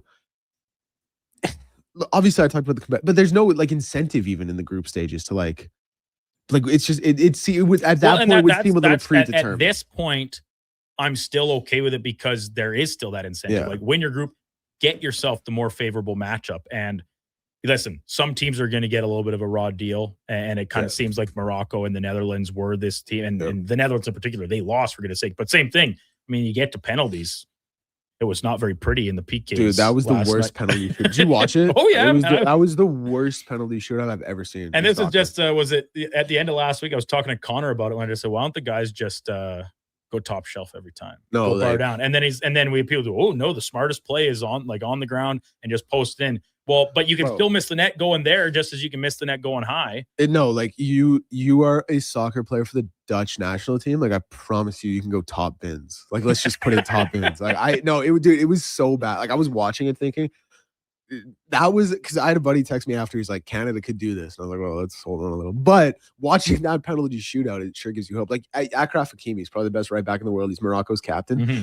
He had just like a scorcher off the post. And I'm like, how do you like just bang? How are you the best right back in the world right now? Probably. Now, granted, right back isn't, it's not, you're not playing the 9, you're not a striker, but still, like how I couldn't believe it. It was terrible soccer. It was horrible. Neither of those teams deserve to go on. Well, lastly, Deck, in the NBA, LeBron James, he's not going back to the Lakers. Where is he playing next year? And what are the realistic options that are on the table for LeBron? He's in a funny spot because it's like he's LeBron, right? And he is still, very good, obviously. But he's ball dominant. He's 42. 40. No, he was born in 84. It's 41 and a half. 40, right he's going to now. be 42 in December. Okay. Man, you know LeBron's birthday? Yeah, December 30th, 1984, I think. This guy loves LeBron. Well, listen, look out. I think he goes to Cleveland, but I think they need to figure out. Like, do you think this Warriors thing is like a false flag op or what? Well, I just think they're not going to have room for the MLE anymore with Kristaps' 2-year extension. Right. So or they wouldn't have room for the MLE. I don't think if they trade for Anthony Davis plus Kristaps signing. And the mid-level exception for him, I think, is like $15 million. Which is crazy to think about. Like that's like a cheap, like that's a mid-level exception in the NBA, right? Cleveland, I think would be an ideal landing spot, but I also think for that to happen, you have to get rid of James Harden. And like, I don't know if they're going to do that. You look at some other spots around the league, like I just don't know where he would go because Cleveland is the one where I think that's been a team that's been perennially right there, but just cannot get over the top. Like they were the Carolina Hurricanes of the NBA before Carolina got over, but he can go there and he can teach this team how to win. I've always liked it as a landing spot. Donovan Mitchell can be the crunch time scorer. James Harden, like he would have to go because they're both just ball dominant grandpas and you can't have that on one team. But that would, to wrap it up, that'd be my landing spot. Deck, appreciate it. So are you in for, are you dipping out during the lowdown today? No, I'm going to hang out. What dedication? Yeah. From 11 o'clock right through to 6. I probably won't say much, but I'll be around. I like to get on the computer to set everything up for Greg's show. Right. You got to be on the book. Yeah. But isn't that also not really your job this week? What do you mean? Because you're Connor. Connor doesn't know computers. Yeah, but it's also like, so if you ran the numbers, someone's going to be on air for like 7 hours anyway. Like no matter how it breaks, right? I don't think so. For sure. I think it just like, because we have these extra pieces. So let's just play this out. I become Kevin. Yeah. Josh becomes me. Yep. You become Connor. Yep. Mac becomes Josh. Right. And Donovan becomes you. As a result. But then it's like, so Donovan just has a 2-hour day every day? Like that's a little weird. No. Yeah. He's in to produce the lowdown and then digitally produce the Gregor show. Yeah. Okay. So that's 6. But then and is that not your normal day? Yeah, but that's what. But then I would be 5 in this situation. Well, Con man runs a cushy life. What can we say? Yeah. As you said, he's the big dog. He's earned it. But keep in mind, there's a 2-hour lunch break in there. Why are you trying to nudge me off air? Well, I just don't want you to get burned out here. Connor taking 2 weeks vacation in one fell swoop. It puts a lot of pressure. No, it's crazy. Break that up, man. Do a week at a time. Like. Deck, thanks, man. Have a good, very busy rest of your day, and we will see you around the building here the rest of the week. And look forward to Elks on the weekend. Thank you, Brandon. Declan Kruger. Lowdown with Low Tide, Jason Greger Show, and Elks Nation, 2 weekly podcasts with our buddy Eddie Steele. You can also find Declan's written work up at elksnation.ca. That's our game of the day, brought to you by St. Albert Dodge. 2026 Ram 2500 Black Express packages have arrived, including 20-inch black aluminum wheels, black Mopar side steps, body color bumpers, and grille. Sport Performance Hood. See them at stalbertdodge.com. When we come back, we'll wrap up the show, get you ready for Norway and the Ivory Coast. Cote d'Ivoire is about to kick off at the top of the hour. We'll let you know what's coming up on the station for the rest of the day, and a dip back into our text line as well. 1-833-401-1440 is how you can get a hold of us. Your thoughts on Markstrom, new starting goaltender for the Florida Panthers. Where does Bobrovsky land? And a few other tidbits as we head into free agency opening tomorrow. It's the morning show. Brandon Douglas, Josh Fenwick, Mackenzie McLennan, all with you here. You can watch it. It's streaming on YouTube, X, Facebook, Instagram, and Twitch. Okay. New strategy. I'll just live in the freezer till October. It's spacious in here. It's spacious. There's a better way to survive the coming AC season. Pro Solutions is your one-call solves-it-all expert for AC repairs, tune-ups, and new installations. We offer convenient financing options and fast appointments so you can enjoy your entire home, not just the freezer. Now I can leave the frozen peas where they belong. Book now at prosolutionsinc.ca. Craving a dining experience that rises above the rest? Head to Summit Restaurant in the Silent Ice Center, just minutes from South Edmonton Common. Savor exceptional house-made pizza, delectable entrees, and expertly crafted cocktails in a stylish, modern atmosphere. Perfect for a casual meal or a special night out. Summit offers a refined experience where every bite and sip reflects our dedication to quality. Elevate your dining experience. Make Summit Restaurant your destination tonight. Canada's men's rugby team at Clark Stadium. July 4th, Canada takes on Spain. July 11th, a doubleheader as Canada battles Portugal and Tonga faces Spain. Build the home field advantage for Team Canada. Tickets at Ticketmaster. Calling all animal lovers. Grab your leash, gather your family, and join Subaru and Scars for the 22nd annual Tails on the Trails Family Fun Day and Pledge Walk, Saturday, July 11th at Lions Park. Bring your furry best friend and enjoy a day packed with fun, including a 2.5 or 5 kilometer pledge walk, great vendors, silent auction items, a barbecue, and even pet-friendly beer gardens. Join Subaru on July 11th at Lions Park, St. Albert. We'll see you at Tails on the Trail, sponsored by Subaru. Welcome to Uncommon. Photographers, start your cameras. Vision Credit Union's annual photo contest is back. We're asking you to show us the people, places, and moments that made you glad you chose this rural life. Maybe it's the view from your farm, a walk down Main Street, neighbors pitching in, a weekend at the rodeo, or a sunset down a back road. Share your photo to show why life in rural Alberta is a choice worth celebrating. Enter and vote at whatsyourshare.ca.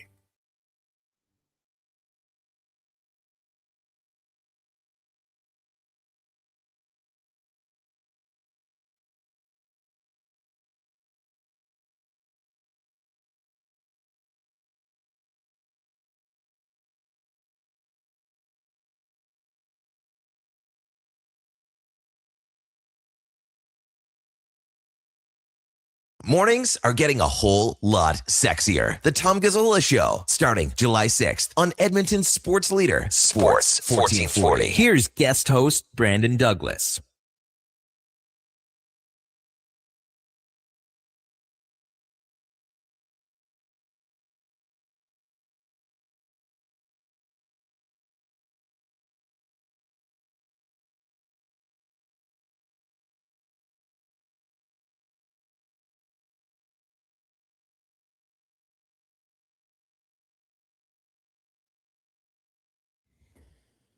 Welcome back. Home stretch of Sports 1440. Douglas in the mornings. Mackenzie McLennan and Josh Fenwick in studio with us as well as we wrap up the program in the home stretch. Coming up on the station the rest of the day. Top of the hour, it's going to be Fantasy Frenzy with Josh Fenwick and Declan Kruger and Mac.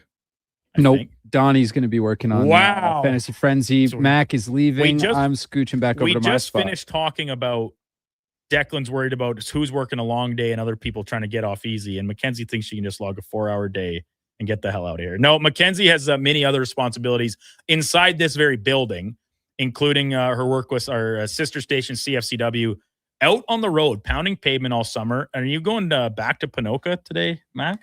All right. I need to defend myself really quickly here. I was prepared. Turn your mic off. I was prepared. Don't you dare. To do Fantasy Frenzy today. Okay. Because that is what we discussed. And then Donovan texted me and he's like, don't worry about it. I got it. And I said, all right. So where are you going today? I'm going to Sedgwick, my old-ish stomping grounds. Home of the Sabres in the Yes. vaunted ECSHL. Yep. They're a dirty team. They have their chuck wagons this weekend. Is that CPCA or is that ponies? Pony chucks. I couldn't tell you. I didn't look that closely into it, but they canceled last night because I got a text from their organizer at like 10:30. So yeah, I'll have to, hopefully it's going tonight. I was also planning on seeing my grandparents because they are out that way. Neck of the woods. So. All right. Well, I guess it's going to be Fantasy Frenzy with Declan, Josh, and Donovan. Then we got the Lowdown with Lowtide coming up from noon to 2. Who's on today, Josh, with LT? Tuesday, we will likely have Zach Lang on today. Oh, really good guest. I think. Zach's great. Didn't we just have Zach on? Yesterday. I was like, why is he so top of mind for me? Well, hey, you won't find anybody better to talk Oilers and all that stuff as we approach tomorrow's market opening up. And then 2 to 6, the Jason Gregor Show with Greg's, Declan, and Donovan. It's just to, we want to make sure all of our listeners are kept abreast of all programming notes here, which, by the way, while we're on the topic, tomorrow, we are off, sort of.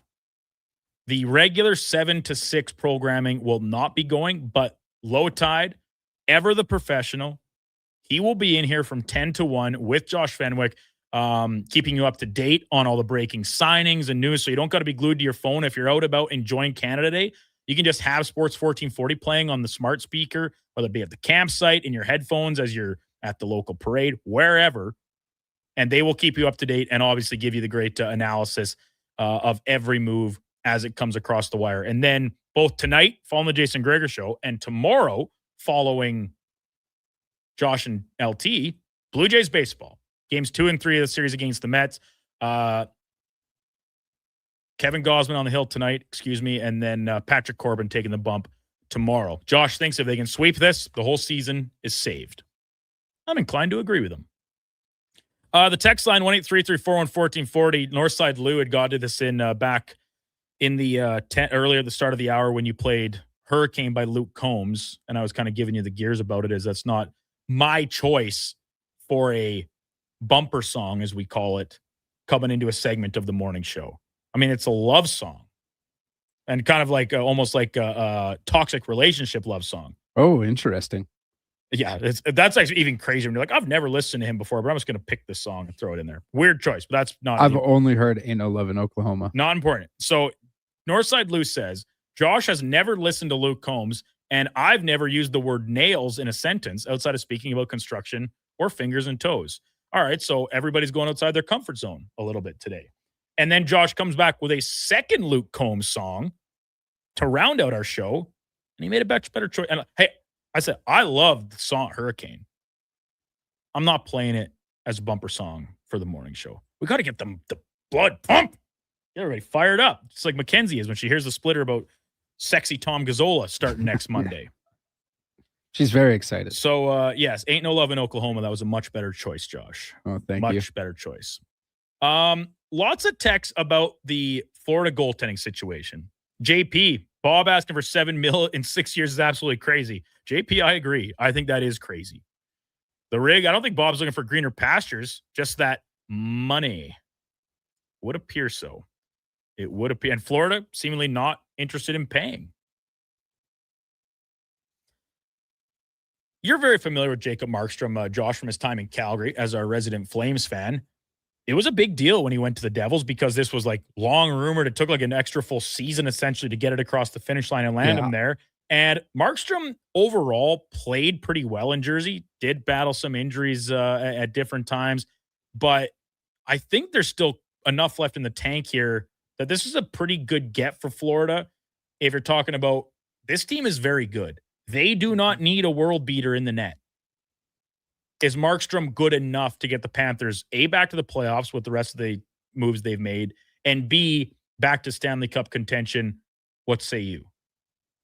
I would say yes. I think last year was an uncharacteristically poor year for him. He had an .883 save percentage, 3.07 goals against, 13 PIMs, by the way. Shout out that guy. 23 and 19.